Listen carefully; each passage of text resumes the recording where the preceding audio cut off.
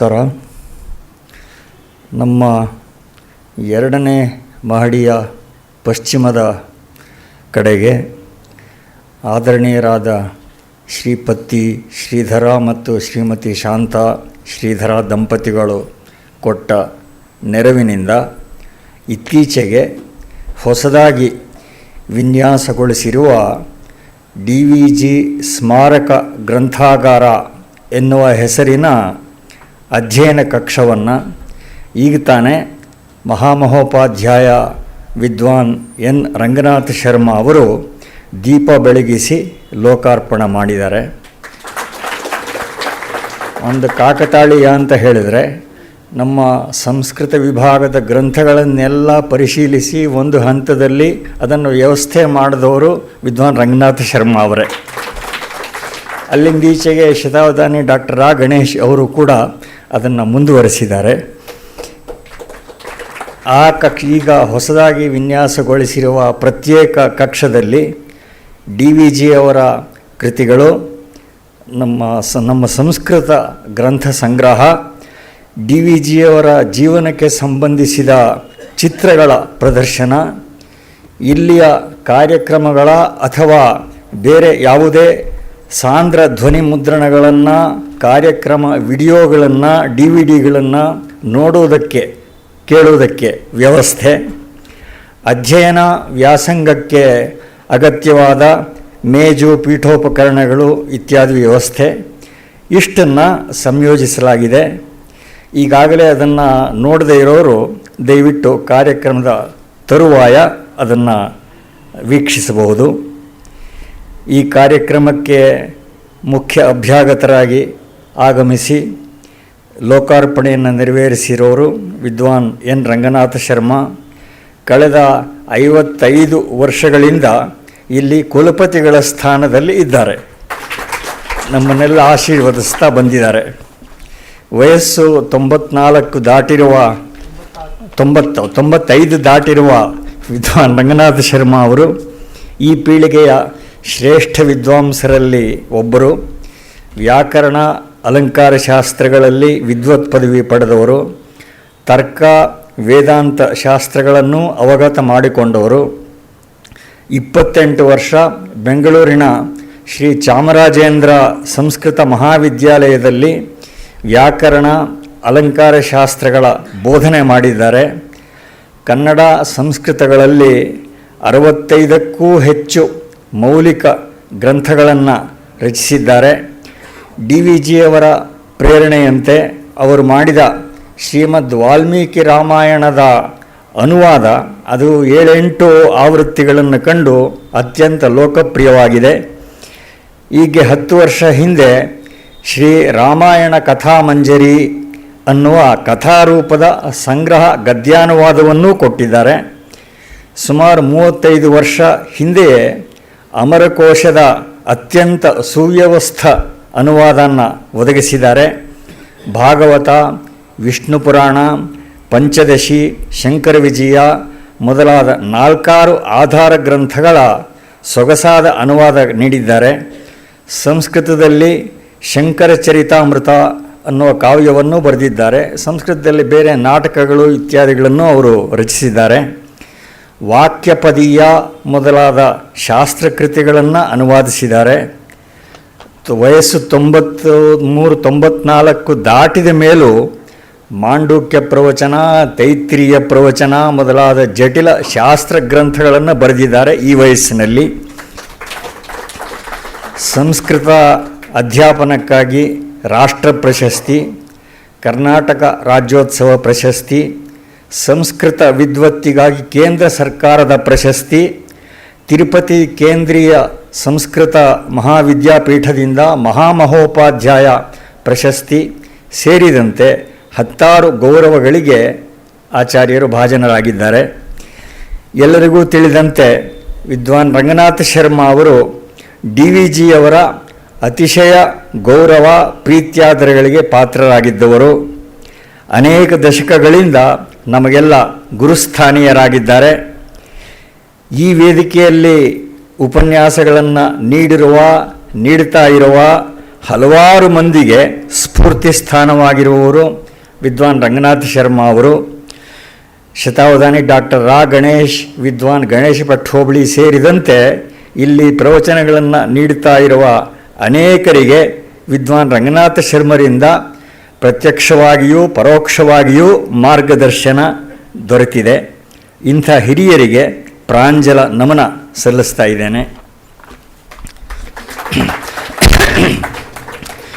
DVG ಸ್ಮಾರಕ ಗ್ರಂಥಾಗಾರ ವಿನ್ಯಾಸದ ನಮ್ಮ ಕನಸು ಸಾಕಾರಗೊಳ್ಳೋದಕ್ಕೆ ನೆರವಾದ ಶ್ರೀ ಪತ್ತಿ ಶ್ರೀಧರ ಮತ್ತು ಶ್ರೀಮತಿ ಶಾಂತಾ ಶ್ರೀಧರ ದಂಪತಿಗಳು, ಬೆಂಗಳೂರಿನ ಗಣ್ಯ ಉದ್ಯಮಿ ಮನೆತನಗಳಲ್ಲೊಂದಾದ ಪತ್ತಿ ಪರಿವಾರದವರು, ಶ್ರೀ ಶ್ರೀಧರ ಅವರ ತೀರ್ಥರೂಪರಾದ ಶ್ರೀ ಆದಿನಾರಾಯಣಯ್ಯ, ಶ್ರೀಮತಿ ರಾಮಲಕ್ಷ್ಮಮ್ಮ ಅವರ ಮಾತೋಶ್ರೀಯವರು, ಅವರ ಮಾರ್ಗದರ್ಶನದಲ್ಲಿ ಅಂಕುರವಾದ ರೇಷ್ಮೆ ಉದ್ಯಮ ಸಂಸ್ಥೆಗಳು ವಿಶಾಲವಾಗಿ ಬೆಳೆದು ಈಗ ರಾಷ್ಟ್ರೀಯ ಅಂತಾರಾಷ್ಟ್ರೀಯ ಮಟ್ಟದಲ್ಲೂ ಮನ್ನಣೆ ಪಡ್ಕೊಂಡಿವೆ.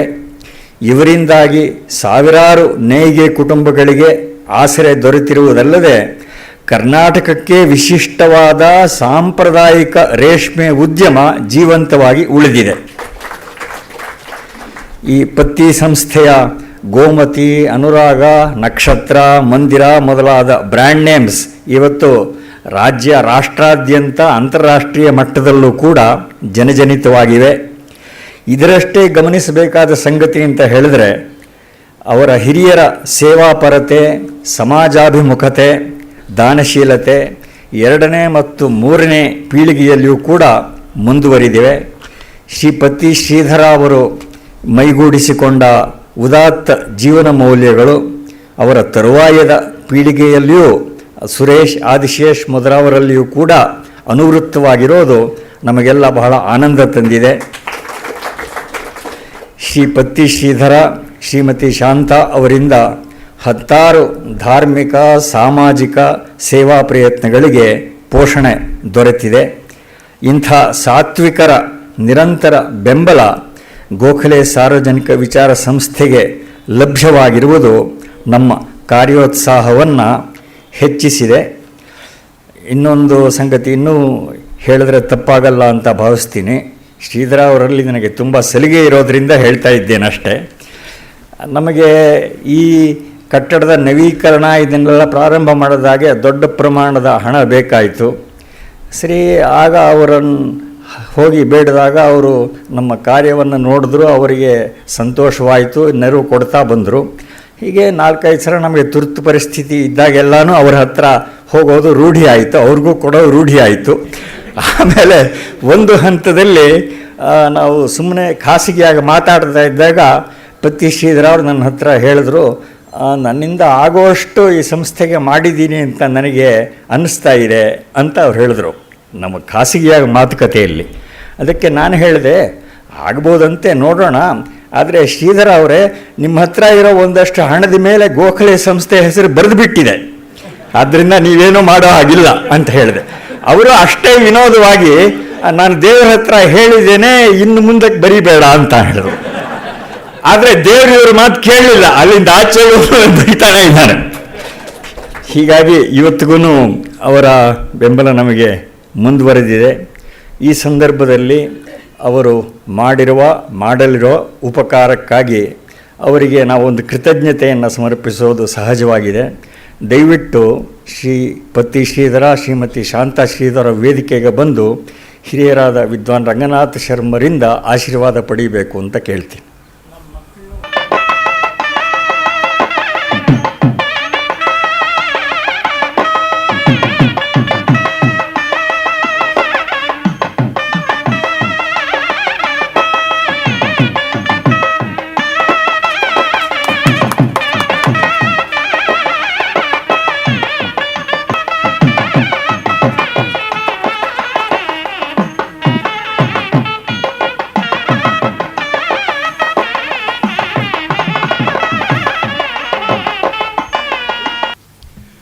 ಪೂಜ್ಯ DVG ಅವರ ಸ್ಮರಣಾರ್ಥವಾಗಿ ಈ ದಿನದ ಒಂದು ಕಾರ್ಯಕ್ರಮ ನಡೆದಿದೆ ಅಂತ ನಾನು ಭಾವಿಸ್ತೇನೆ.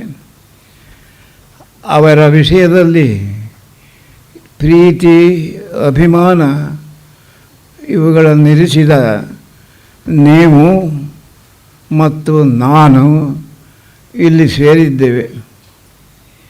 ಈ ಕಟ್ಟಡವನ್ನು ನೋಡಿ ನನಗೆ ತುಂಬ ಸಂತೋಷವಾಗಿದೆ. ಬಹಳ ವರ್ಷಗಳಿಂದ ನಾನು ಈ ನಾರಾಯ ಕಾಲೋನಿ ಕಡೆಗೆ ಬರಲೇ ಇಲ್ಲ. ಇದು ನನಗೆ ಗುರುತೇ ಸಿಗಲಿಲ್ಲ. ಅಷ್ಟೊಂದು ವಿಚಿತ್ರತೆಯಿಂದ ಈ ಕಟ್ಟಡ ಬೆಳೆದು ನಿಂತಿದೆ. ಇದು DVಜಿಯವರ ಪುಣ್ಯ ವಿಶೇಷ, ಭಾಗ್ಯ ವಿಶೇಷ. ಅವರಲ್ಲಿರುವ ಪ್ರೀತಿ ವಿಶ್ವಾಸಗಳಿಂದ ಅಭಿಮಾನಿಗಳು ಇಷ್ಟು ದೊಡ್ಡದಾಗಿ ಈ ಕಟ್ಟಡವನ್ನು ನಿರ್ಮಿಸಿದ್ದಾರೆ. ಈ ಕಟ್ಟಡದಲ್ಲಿ ಹಾಗೆಯೇ ಪುಸ್ತಕಗಳನ್ನು ಜೋಡಿಸಿದ್ದಾರೆ, ಉಪನ್ಯಾಸಾದಿಗಳಿಗೆ ಅವಕಾಶ ಕಲ್ಪಿಸಿದ್ದಾರೆ. ಇದು ಆರಂಭದಲ್ಲಿ ಯಾವ ಸ್ಥಿತಿಯಲ್ಲಿತ್ತು ಅನ್ನುವುದನ್ನು ನಾನು ನೋಡಿದ್ದೇನೆ. ನೆಟ್ಕಲಪ್ಪ ಸರ್ಕಲ್ನಲ್ಲಿ ಸ್ವಲ್ಪ ಮುಂದೆ ಹೋದರೆ ಅದು ಬಲಕ್ಕೆ ತಿರುಗಿಕೊಂಡ್ರೆ ಒಂದು ಮೂಲೆ ಜಾಗ ಸಿಗ್ತದೆ. ಅದು ಒಂದು ಸುಮಾರು 10 ಗಜದಷ್ಟು ಉದ್ದ ಇದೆ, ಒಂದು 4 ಗಜದಷ್ಟು ಅಗಲ ಇದೆ. ಅದರಲ್ಲಿ ಈ ಗೋಖಲೆ ಸಾರ್ವಜನಿಕ ವಿಚಾರ ಸಂಸ್ಥೆ ಅನ್ನೋದು ಸ್ಥಾಪಿತವಾಯಿತು. ಹಾಗೆ ಸ್ಥಾಪಿತವಾದದ್ದು ಸ್ವಲ್ಪ ವರ್ಷಗಳಲ್ಲಿಯೇ ಈ ಸ್ಥಳಕ್ಕೆ ಬಂತು. DVಜಿಯವರು ತಮ್ಮ ಸಂಕಲ್ಪ ವಿಶೇಷದಿಂದ ಈ ದೊಡ್ಡ ಜಾಗವನ್ನು ತೆಗೆದುಕೊಂಡರು. ಅನಂತರ ಇಲ್ಲಿ ಕಟ್ಟಡ ಬೆಳೀತು. ಅವರ ಕಾಲದಲ್ಲಿ ಎಷ್ಟು ಬೆಳೀತು ಅಂತನ್ನೋದನ್ನು ನಾನು ನೋಡಿದ್ದೇನೆ. ಹಾಗೆಯೇ ಇತ್ತು ಅವರ ಸಾಮರ್ಥ್ಯ ಒಂದು, ಅದರಿಂದ ಪ್ರೋತ್ಸಾಹ ಸಿಕ್ಕಿತು. ಆದರೆ ಅವರ ಜೀವಿತದಲ್ಲಿ ಹೆಚ್ಚಾಗಿ ಬೆಳೆಯಲಿಲ್ಲ. ಎಷ್ಟು ಬೆಳೆಸಲು ಸಾಧ್ಯವೋ ಅಷ್ಟನ್ನು ಅವರು ಬೆಳೆಸಿದರು. ಅನಂತರ ಕೈವಿಲಿದನ್ನು ಸೇರಿಕೊಂಡರು. ಅದಷ್ಟನ್ನು ನಾನು ಕಣ್ಣಾರೆ ಕಂಡಿದ್ದೇನೆ. ಅನಂತರ ಅವರು ದಿವಂಗತರಾದ ಮೇಲೆ ಕೆಲವು ದಿವಸ ನೋಡಿದಾಗ ಈ ಸಂಸ್ಥೆ ಇನ್ನೂ ಹೀನವಾಗಿ ಹೋಗ್ತಾ ಇದೆ, ಇದು ಕ್ಷೀಣದಶೆಗೆ ಹೋಗ್ತಾ ಇದೆ ಅಂತ ನನ್ನ ಮನಸ್ಸಿಗೆ ಅನಿಸಿತ್ತು. ಆದರೆ ಹಾಗಾಗಲಿಲ್ಲ. ಬಹಳ ದೊಡ್ಡದಾಗಿ ಬೆಳೀತಾ ಬಂದ್ಬಿಟ್ಟು ಇಂಥದ್ದನ್ನು ನಾನು ನೋಡಿ ತುಂಬ ಹೃಷ್ಟನಾಗಿದ್ದೇನೆ, ಸಂತೋಷ ಪಡ್ತಾ ಇದ್ದೇನೆ. ಯಾವ ಸ್ಥಿತಿಯಿಂದ ಯಾವ ಸ್ಥಿತಿಗೆ ಏರಬಲ್ಲದು ಒಬ್ಬ ಮನುಷ್ಯನ ಕರ್ತೃತ್ವ ಶಕ್ತಿ. ಅದು ಸ್ಪಷ್ಟವಾಗಿ ಜೀವಿತದಲ್ಲಿಯೇ ಫಲ ಕೊಡಬಹುದು, ಅನಂತರವೂ ಫಲವನ್ನು ಕೊಡಬಹುದು. ಹಾಗೆ ಅವರ ಜೀವಿತ ಕಾಲದಲ್ಲಿ ಇಷ್ಟು ಫಲವನ್ನು ಕೊಟ್ಟಿದ್ದರೆ ತುಂಬ ಸಂತೋಷ ಪಡ್ತಿದ್ದೆ. ಅವರ ಜೊತೆಗೆ ನಾನು ಇಲ್ಲಿ ಜೀವಿಸಿದ್ದರಿಂದ ಬಂದದ್ದರಿಂದ. ಹಾಗಾಗಲಿಲ್ಲ. ಆದರೆ ಅವರ ಆತ್ಮವು ಸಂತೋಷ ಪಡುತ್ತದೆ ಅಂತನ್ನೋದು ನಿಶ್ಚಯ.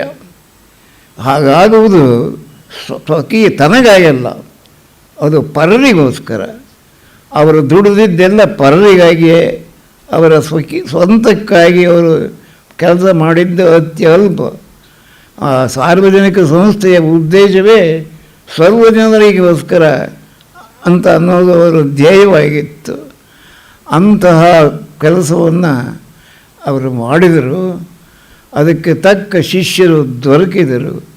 ನನಗೆ ತೋರುವಲ್ಲಿ ಶ್ರೀ ರಾಮಸ್ವಾಮಿ ಮತ್ತು ಶ್ರೀರಾಮು ಇವರಿಬ್ಬರ ದುಡಿತ ಬಹಳ ದೊಡ್ಡದು. ಅವರು ಇಷ್ಟು ಕೆಲಸ ಮಾಡದಿದ್ದರೆ ಅಭಿಮಾನದಿಂದ ಈ ಸಂಸ್ಥೆ ಈ ರೂಪಕ್ಕೆ ಬರುತ್ತಿತ್ತೆ ಇಲ್ಲ, ನನಗಂತೂ ನಂಬಿಕೆ ಇಲ್ಲ. ಅವರಿಬ್ಬರೇ ಇದಕ್ಕೆ ಆಗಿ ದುಡಿದು ಇಷ್ಟು ದೊಡ್ಡದಾಗಿ ಮಾಡಿದ್ದಾರೆ. ಭಗವಂತನವರನ್ನು ಅನುಗ್ರಹಿಸಲಿ, ದೀರ್ಘಾಯುಗಳಾಗಿ ಮಾಡಲಿ, ಇನ್ನೂ ಅನೇಕ ಉಪಕಾರಗಳು ಪರರಿಗೆ ಅನ್ಯರಿಗೆ ಅವರಿಂದ ನಡೆಯಲಿ. ನಿಮ್ಮೆಲ್ಲರ ಆಶೀರ್ವಾದವು ಅವರಿಬ್ಬರ ಮೇಲೆ ಸ್ಥಿರಕಾಲ ಇರಲಿ ಅಂತ ನಾನು ಹಾರೈಸ್ತೇನೆ. ಅವರಿಬ್ಬರು ಮಾತ್ರವೇ ಅಲ್ಲ, ಇನ್ನೂ ಅನೇಕರು ದುಡಿದವರು ಇರಬೇಕು. ಅನೇಕರ ದುಡಿತವಿಲ್ಲದೆ ಹೀಗಾಗುವುದಿಲ್ಲ. ನನಗೆ ತಿಳಿದಿದ್ದ ಮೂಲ ಕಾರಣ ಅವರಿಬ್ಬರೇ ನಿಂತ.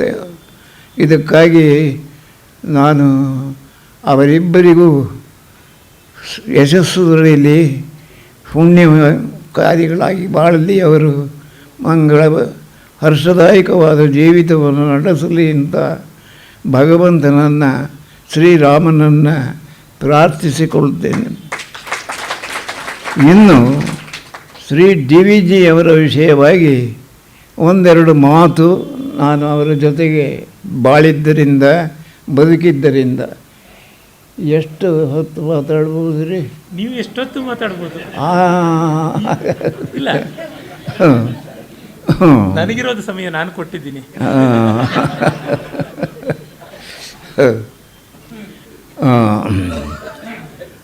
ನನಗೆ ಅವರ ಪರಿಚಯವಾದದ್ದು ನನ್ನ ಭಾಗ್ಯ ವಿಶೇಷದಿಂದ. ಡಿ ವಿ ಜಿ ರಸ್ತೆ ಅಂತ ಏನಿದೆ, ನಾಗಸಂದ್ರ ರಸ್ತೆ ಅಂತ ಅದರ ಹೆಸರು. ಅವರ ಮನೆಗೆ 3ನೇ ಮನೆಯಲ್ಲೇ ನಾನು ವಾಸವಾಗಿದ್ದೆ, ಬಾಡಿಗೆ ಮನೆಯಲ್ಲಿ. ಹಾಗೆ ಅಲ್ಲಿ ವಾಸವಾಗಿರುವಾಗ ಅಲ್ಲಿವರೆಗೆ ನನ್ನ ಪರಿಚಯ ಅವರಿಗಿರಲಿಲ್ಲ. ಅವರ ಪರಿಚಯ ಗುರುತು ದೂರದಲ್ಲಿ ನನಗಿದ್ದೇ ಇತ್ತು. ವಿಶೇಷ ಸನ್ನಿವೇಶ ಬದುಕಿತು. ಒಂದು ಸಮಯದಲ್ಲಿ ನಾನು ಶಿರಸಿಗೆ ಹೋಗಬೇಕಾಗಿ ಬಂತು. ಶಿರಸಿಯಲ್ಲಿ ವಿಶ್ವಾಮಿತ್ರ ಅಂತ ಒಬ್ಬ ವಕೀಲರಿದ್ದರು. ಅವರು ವಾಸಿಷ್ಠದ ಭಕ್ತರು. ಅವರ ಮನೆಗೆ ನಾನು ಹೋದಾಗ ಅವರು ವಾಸಿಷ್ಠರ ವಿಷಯವೆಲ್ಲ ಆಯಿತು. ಕಡೆಗೆ ನೀವು ಬೆಂಗಳೂರಲ್ಲಿ ಎಲ್ಲಿದ್ದೀರಿ ಅಂತ ಕೇಳಿದರು. ನಾನು ಹೀಗೆ ಎಂಥ ಡಿ ವಿ ಜಿಯವರ ಮನೆ 3ನೇ ಮನೆಯೇ ನಂದು ಅಂತಂದೆ. ಓ, ಹಾಗಾದರೆ ಒಳ್ಳೆಯದಾಯಿತು, ಈ ಪುಸ್ತಕ ಅವರಿಗೆ ಕೊಡ್ತೀರಾ ಅಂತ ಒಂದು ಪುಸ್ತಕ ಕೊಟ್ಟರು. ಆಗ್ಬೋದು ಅಂತಂದೆ. ಅದನ್ನು ಕೊಡೋದಕ್ಕಾಗಿ ಡಿ ವಿ ಜಿಯವರು ಮನೆಗೆ ಹೋಗಿ ಆ ಪುಸ್ತಕ ಅವರಿಗೆ ಅರ್ಪಿಸಿದೆ. ಈ ಶಿರಸಿಯಲ್ಲಿರುವ ವಿಶ್ವಾಮಿತ್ರರು ಇದನ್ನು ಕಳಿಸಿದ್ದಾರೆ ಹಾಗೆ ಅಂತಂದೆ. ನೋಡಿಕೊಂಡ್ರು. ಆಮೇಲೆ ನೀವು ಯಾರು, ನೀವು ಎಲ್ಲಿದ್ದೀರಿ, ಏನು ಮಾಡ್ತೀರಿ ಅಂತ ಕೇಳಿದರು. ಆಗ ನನ್ನ ಪರಿಚಯ ಹೇಳಿದೆ. ಆಗ ನಾನು ಸಂಸ್ಕೃತ ಕಾಲೇಜಿನಲ್ಲಿ ವ್ಯಾಕರಣಶಾಸ್ತ್ರದ ಅಧ್ಯಾಪಕ ಅಂತ ಹೇಳಿದೆ. ಅದನ್ನು ಕೇಳಿ ಅವರಿಗೆ ಭಾರಿ ಖುಷಿಯಾಗೋಯಿತು.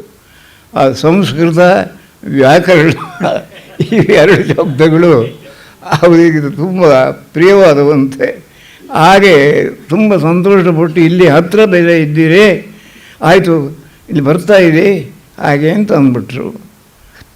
ಅಲ್ಲಿಂದ ಆರಂಭ ಆಯಿತು ನೋಡಿ. ಕ್ರಮೇಣ ಅದು ವೃದ್ಧಿ ಹೊಂತಾ ಹೋಯಿತು. ನಾನು ಅನೇಕ ಸಲ ಅವ್ರ ಮನೆಗೆ ಹೋಗ್ತಿದ್ದೆ, ಅವರು ನನಗೆ ಬರುವಂತೆ ಹೇಳಿ ಕಳಿಸ್ತಿದ್ದರು. ಹೀಗೆಲ್ಲ ಆಯಿತು. ಕಡೆಗೆ ಇದು ರಾಮಾಯಣ ಪ್ರಸಂಗದಿಂದ ಇನ್ನೂ ಹೆಚ್ಚಾಯಿತು. ಅಲ್ಲಿ ರಾಮ ಮಂದಿರದವರು ರಾಮಾಯಣವನ್ನು ಕನ್ನಡಿಸಬೇಕು, ಮೊದಲು ಸುಂದರಕಾಂಡ ಆಗಲಿ ಅಂತ ಹೇಳಿದರು. ಅದರಂತೆ ಅವರು ಹೋಗಿ ಡಿ ವಿ ಜಿಯವರನ್ನ ಕಂಡು ಕೇಳಿ ಯಾರಿಂದ ಕನ್ನಡಿಸೋದು ಅಂದರು. ಅವರು ತುಂಬ ಸಂತೋಷಪಟ್ಟರು, ರಾಮಾಯಣ ಕನ್ನಡಕ್ಕಾಗ್ತದೆ ಅನ್ನೋ. ಕಡೆಗೆ ಅವರು ನನ್ನ ಹೆಸರು ಸೂಚಿಸಿದರು. ಅಲ್ಲಿಂದ ಶುರುವಾಯಿತು ನಮ್ಮ ಪರಿಚಯ ವಿಶೇಷಗಳೆಲ್ಲವೂ. ಅನಂತರ ಬೆಳೆದವು. ಅವು 7 ಕಾಂಡಗಳು ಅವರ ಮಾರ್ಗದರ್ಶನದಲ್ಲಿಯೇ ಆದವು. ಅಷ್ಟಕ್ಕೂ ಮುನ್ನುಡಿಯನ್ನು ಅವರೇ ಅನುಗ್ರಹಿಸಿದ್ದಾರೆ. ಆ ಮುನ್ನುಡಿಯನ್ನು ಬರೆದುಕೊಂಡವರು ನಮ್ಮ ರಾಮಸ್ವಾಮಿಯವರು. ವ್ಯಾಸರಿಗೆ ಗಣಪತಿ ಇದ್ದಂತೆ ಅವರು ಲೇಖಕರಾಗಿ ಅಷ್ಟನ್ನು ಬರೆದಿದ್ದಾರೆ. ಅದು ಅವರಿಗೆ ಗೊತ್ತಿದೆ, ನನಗೆ ಹೇಗೋ ಗೊತ್ತಿದೆ. ಈ ರೀತಿಯಲ್ಲಿ ನಮ್ಮ ಪರಿಚಯ ಬೆಳ್ಕೊಂಡು ಹೋಯಿತು. ಅವರ ಅನುಗ್ರಹದಿಂದ ನಾನು ಸ್ವಲ್ಪ ಉತ್ತಮ ಸ್ಥಿತಿಗೆ ಬಂದೆ ಅಂತ ನಾನು ಹೇಳಬೇಕಾಗಿ ಬಂದಿದೆ. ಏನಂದರೆ, ಬರೆಯುವ ವಿಷಯದಲ್ಲಿ ಪ್ರೇರಣೆಯನ್ನಿತ್ತು ನನ್ನನ್ನು ಆಶೀರ್ವದಿಸಿದವರು ಡಿ ವಿ ಜಿಯವರು. ಆದ್ದರಿಂದ ನಾನು ಅನೇಕ ಪುಸ್ತಕಗಳನ್ನು ಮುಂದೆ ಬರೆಯುವುದಕ್ಕೆ ಅವಕಾಶ ಆಯಿತು. ಅದಕ್ಕೆ ಡಿ ವಿ ಜಿಯವರೇ ಮೂಲ ಕಾರಣ ಅಂತ ನಾನು ಹೇಳ್ತೇನೆ. ಅದರಿಂದ ಇವತ್ತು ನನಗೆ ಏನಾದರೂ ಸ್ವಲ್ಪ ಹೆಸರಿದ್ದರೆ ಇವನು ಒಬ್ಬ ಲೇಖಕ ಕೆಲವು ಪುಸ್ತಕಗಳನ್ನು ಬರೆದಿದ್ದಾನೆ ಹಾಗೆ ಅಂತ, ಅದಕ್ಕೆ ಮೂಲ ಕಾರಣ ಡಿ ವಿ ಜಿ. ಆದರೆ ಈ ದಿನ ಈ ವೈಭವವನ್ನು ನೋಡುವುದಕ್ಕೆ ಡಿ ವಿ ಜಿಯವರು ಇಲ್ಲ, ಇದು ನನ್ನ ಮನಸ್ಸಿಗೆ ತುಂಬ ವ್ಯಥೆಯನ್ನುಂಟು ಮಾಡುತ್ತದೆ. ಅವರು ನೋಡಿದರೆ ಎಷ್ಟು ಬಹಳ ಚೆನ್ನಾಗಿತ್ತು, ಆದರೆ ನನಗಾದರೂ ಆ ಭಾಗ್ಯ ಒದಗಿಸಲ್ಲ. ಅದು ಡಿ ವಿ ಜಿಯವರು ಆಗಿರುವುದರಿಂದ ಇವತ್ತು ನನಗೆ ಕಣ್ಣು ಸರಿಯಾಗಿ ಕಾಣೋದಿಲ್ಲ, ಹೆಜ್ಜೆ ಸರಿಯಾಗಿ ಇಡೋದಕ್ಕಾಗೋದಿಲ್ಲ. ಇಂಥ ಸಮಯದಲ್ಲಿಯೂ ರಾಮಸ್ವಾಮಿಯವರು ನನ್ನನ್ನು ಇಲ್ಲಿಗೆ ಬರಮಾಡಿಕೊಂಡು ಇಷ್ಟು ಜಾಗಗಳನ್ನೆಲ್ಲ ತೋರಿಸಿ ಇದರ ಅಭಿವೃದ್ಧಿ ಹೇಗಾಗಿದೆ ಅನ್ನೋದನ್ನು ತೋರಿಸಿಕೊಟ್ರು. ನನಗೆ ಪೂರ್ತಿ ಗೊತ್ತಾಗಲಿಲ್ಲ, ಆದರೂ ಕೂಡ ಊಹಿಸಿಕೊಳ್ಳಬಲ್ಲೆ. 2 ಮಾಡಿ ಆಯಿತು ಅಂದರೆ ಇದಕ್ಕೆ ಏನು ಹೇಳಿ, ಇದಕ್ಕೂ ಲಿಫ್ಟ್ ಆಗ್ತದೆ. ಸಂಸ್ಕೃತ ಲೈಬ್ರರಿ ಮೇಲೆ ಇವತ್ತು ಇದು ಆಯಿತು, ಏನು air condition library, air condition ಆಗಿದೆ. ಅಲ್ಲಿ ಆರಂಭ ಆಯಿತು. ಇದಕ್ಕೆ ಅವರಿಗೆ ಸಂಸ್ಕೃತ ಮತ್ತು ವ್ಯಾಕರಣದಲ್ಲಿ ತುಂಬ ಅಭಿಮಾನ ಇತ್ತು. ಅದಕ್ಕೆ ನಿದರ್ಶನ ರೂಪವಾಗಿ ಶಿರಸ್ಸಿನ ಸ್ಥಾನದಲ್ಲಿ ಲೈಬ್ರರಿ ಅಲ್ಲಿ ಕೂತ್ಕೊಂಡಿದೆ. ಇನ್ನೊಂದು ಕಾರಣ ಇದೆ, ಆಗಲೂ ಸಂಸ್ಕೃತ ಲೈಬ್ರರಿ ಇತ್ತು ಅವರ ಕಾಲದಲ್ಲಿಯೂ. ಅದನ್ನು ನೀನು ನೋಡ್ಕೊ ಅಂತ ನನ್ನನ್ನು ಕುಂಡ್ರಿಸಿ ಸಂಸ್ಕೃತ ಭಾಗಕ್ಕೆ ಇವರು ಅಧ್ಯಕ್ಷರು ಅಂತ ಹೇಳಿದರು. ಹಾಗೆ ನನ್ನ ಕಾಲದಲ್ಲಿ ಏನಂತ ವಿಶೇಷ ನಡೆಯಲಿಲ್ಲ. ಏನಂದರೆ ಕೆಲವು ಪುಸ್ತಕಗಳನ್ನೆಲ್ಲ ಇದು ಮಾಡಿ ಇಲ್ಲಿಗೆ ಕೊಂಡುಕೊಂಡು ತಂದು ಸೇರಿಸಿ ಅದನ್ನು ವಿಷಯ ವಿಭಾಗ ಮಾಡಿದ್ದೆ, ಅಷ್ಟು ನಾನು ಬಲ್ಲೆ. ಇನ್ನು ಸಂಸ್ಕೃತ ಪುಸ್ತಕ ಯಾವುದು ಮುದ್ರಿತವಾಗುತ್ತದೆಯೋ ಅದನ್ನೆಲ್ಲ ಇಲ್ಲಿಗೆ ಒಂದು ಪುಸ್ತಕ ಕಳಿಸ್ಬೇಕು ಅಂತ ಒಂದು ಸರ್ಕಾರದ ಆಜ್ಞೆ ಹೊರಟಿತ್ತು. ಅದನ್ನು ಯಾರು ಡಿ ವಿ ಜಿಯವರೇ ಮಾಡಿಸಿದ್ರೋ ಏನೋ ಗೊತ್ತಿಲ್ಲ. ಇಲ್ಲಿ ವೆಂಕಟಾಚಲಪತಿಗಳು ಇಲ್ಲಿ ಬಹಳ ಕೆಲಸ ಮಾಡಿದ್ದಾರೆ. ಅನೇಕ ಸಲ ಆ ರೀತಿ ಬಂದದ್ದನ್ನು ನಾನು ನೋಡಿದ್ದೇನೆ. ಸಂಸ್ಕೃತ ಪುಸ್ತಕ ಚೌಕಾಂಬ ಇವರೆಲ್ಲ ಮಾರ್ತಾ ಇದ್ದಾರೆ ಈಗಲೂ. ಇಲ್ಲಿ ಹೊಸ ಪುಸ್ತಕ ಯಾವುದು ಮುದ್ರಿತವಾಗುತ್ತದೆ ಅದನ್ನು ಇಲ್ಲಿ ಕಳಿಸ್ತಾ ಇದ್ದಿದ್ದನ್ನು ನಾನು ನೋಡಿದ್ದೇನೆ. ಅನಂತರ ಏನಾಯಿತೋ ಗೊತ್ತಿಲ್ಲ, ಆ ಪುಸ್ತಕಗಳು ಬರ್ತೀವಿಯೋ ಇಲ್ವೋ, ಯಾರು ಇರಲಿ. ಸದ್ಯಕ್ಕೆ ಒಂದು ಲೈಬ್ರರಿ ಎನ್ನುವುದು ಸ್ಥಾಪಿತವಾಯಿತು ಇವತ್ತು. ಅದು ಡಿ ವಿ ಜಿಯವರ ಅನುಗ್ರಹದಿಂದ, ಅವರ ಶಿಷ್ಯರ ಪ್ರೇರಣೆಯಿಂದ. ಇದೊಂದು ತುಂಬ ಸಂತೋಷದ ವಿಷಯ. ಡಿ ವಿ ಜಿಯವರು ಅತ್ಯಂತ ಧೀಮಂತರು ಅಂತ ನಮ್ಮ ಪ್ರಸಿದ್ಧಿ ಉಂಟು. ಅದಕ್ಕೆ ಕಾರಣ ಮೊದಲನೆಯದು ಸ್ಮರಣಶಕ್ತಿ. ಓದಿದ್ದೆಲ್ಲ ಸ್ಮರಣದಲ್ಲಿ ಇರುವುದಾದರೆ, ನೋಡಿದ್ದೆಲ್ಲ ಸ್ಮರಣೆಯಲ್ಲಿ ಉಳಿಯುವುದಾದರೆ ಅವನು ನಿಜವಾಗಿಯೂ ಧೀಮಂತನೇ ಆಗುತ್ತಾನೆ, ಬಹಳ ಬುದ್ಧಿವಂತನಾಗುತ್ತಾನೆ. ಅದಕ್ಕೆ ನಮ್ಮ ಶತಾವಧಾನಿ ಗಣೇಶ್ ಅವರಿಗೆ ಪ್ರತ್ಯಕ್ಷ ನಿದರ್ಶನ. ಯಾರಿಗೆ ಸ್ಮರಣ ಶಕ್ತಿ ಮರೆತು ಹೋಗೇ ಬಿಡ್ತದೆಯೋ ಅವನು ಅತ್ಯಂತ ದಡ್ಡನು ಅವಿವೇಕಿ ಆಗಿರ್ತಾನೆ. ಅದಕ್ಕೆ ನಾನೇ ಉದಾಹರಣೆ. ಯಾಕೆಂದರೆ ನನಗೆ ಸ್ಮರಣ ಶಕ್ತಿ ಪೂರ್ತಿ ಹೋಗ್ಬಿಡ್ತು, ವಿಷಯಗಳೆಲ್ಲ ಮರೆತು ಹೋಗ್ತಾ ಇವೆ. ಕೇವಲ ಒಂದೊಂದು ವಿಷಯ ಅಲ್ಲಲ್ಲಿ ನೆನಪಿರ್ತದೆ, ಇನ್ನೆಂಥದ್ದು ಇಲ್ಲ. ಎಷ್ಟು ಮರವು ಅಂತಂದರೆ ನನ್ನ ಬಂಧುಗಳ ಹೆಸರೇ ಮರೆತು ಹೋಗಿರ್ತದೆ. ಅವ್ರು ಯಾರು ಅವರ ಹೆಸರು ಹೇಳುವಂತ ಕೇಳಿಕೊಂಡೇ ನಾನು ಮುಂದುವರಿಬೇಕಾಗ್ತದೆ. ಆ ಪರಿಸ್ಥಿತಿಗೆ ನಾನು ಬಂದಿದ್ದೇನೆ. ಸ್ಮರಣ ಶಕ್ತಿಗೆ ಒಂದು ಉದಾಹರಣೆ ನಾನು ಕೊಡ್ತೀನಿ, ಡಿ ವಿ ಜಿಯವರದ್ದು. ಏನಂದರೆ, ನಾನು ದೀಪಾವಳಿ ದಿನ ಒಂದು ಸಲ, ಯುಗಾದಿ ದಿನ ಒಂದು ಸಲ ಹೋಗಿ ಅವರ ಸಂದರ್ಶನ ಮಾಡಿ ಅವರ ಆಶೀರ್ವಾದ ಪಡೆದು ಬರ್ತಿದ್ದೆ ನಿಯಮೇನ. ಹೀಗಿರುವಾಗ ಒಂದು ಸಲ ಅವರ ದೀಪಾವಳಿ ಹಬ್ಬದಲ್ಲಿ ಒಂದು ಸಲ ಅವರ ಬಳಿಗೆ ಹೋಗಲೇ ಇಲ್ಲ. ಒಂದು 4-6 ದಿವಸ ತಡೆದು ಹೋದೆ. ಆಗ ಅನಂತರ ಹೋದಾಗ, ಏನು ನೀವು ಹೀಗೆ ಮಾಡಿಬಿಟ್ರೆ, 2 ದಿನವಾದರೂ ನಿಮ್ಮ ದರ್ಶನವಾಗಬೇಕಂತ ನನ್ನ ಇಚ್ಛೆ. ಈ ಸಲ ದೀಪಾವಳಿ ದಿನ ಬರಲಿಲ್ಲ ಯಾಕೆ ಅಂತ ಆಕ್ಷೇಪ ಮಾಡಿದರು.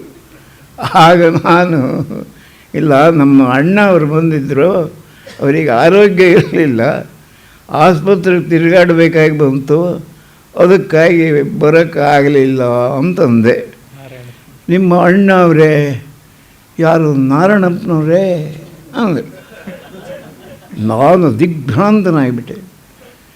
ನನ್ನ ಅಣ್ಣ ನಾರಾಯಣಪ್ಪ ಹೌದು, ಆದರೆ ಅವರು ಹೇಗೆ ನೆನಪಿಟ್ಟುಕೊಂಡಿದ್ರು, ನಾನು ಯಾವಾಗ ಹೇಳಿದ್ದೆ ನನಗೆ ಗೊತ್ತಿಲ್ಲ ಯಾವಾಗ ಹೇಳಿದ್ದೆ ಅಂತ. ಹೊಸ ಪರಿಚಯದಲ್ಲಿ ನೀವು ಎಷ್ಟು ಜನ ಅಣ್ಣ ತಮ್ಮಂದರು ಅಂತ ಏನಾದ್ರು ಕೇಳಿದ್ರೋ ಏನೋ ನಾನು ಹೇಳಿದ್ದಿರಬಹುದು. ಇದು ಹೇಗೆ?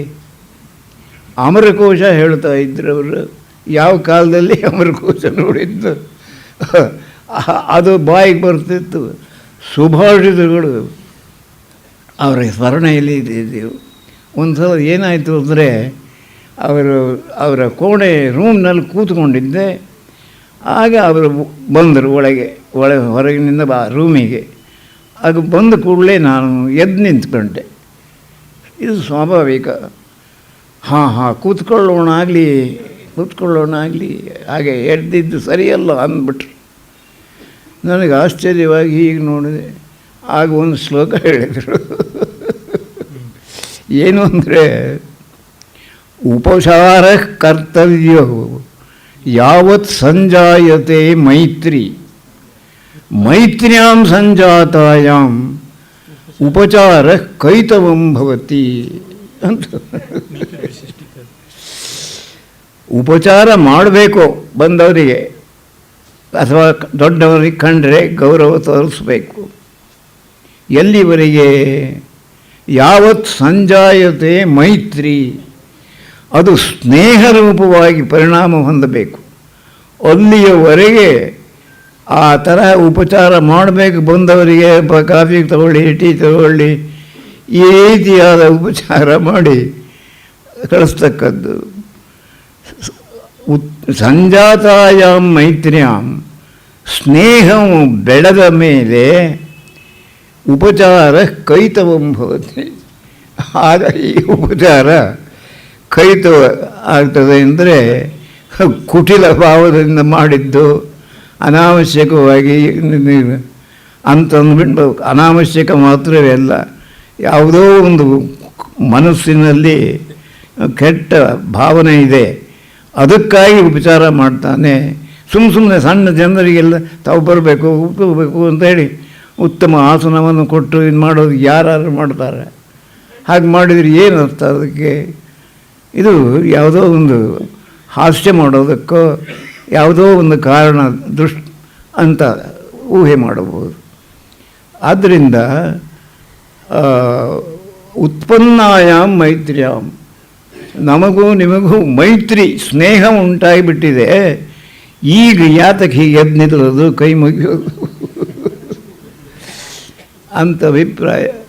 ಈ ಥರ ನೀತಿ ಶ್ಲೋಕಗಳು ಇವುಗಳನ್ನೆಲ್ಲ ಲೀಲಾಜಾಲವಾಗಿ ಹೇಳ್ತಿದ್ರು. ಏನು ಸ್ವಲ್ಪ ವ್ಯತ್ಯಾಸ ಆಗಿದೆ. ಹೀಗೆ ಅವರ ಧೀಮಂತಿಕೆ ಬಹಳ ದೊಡ್ಡದು.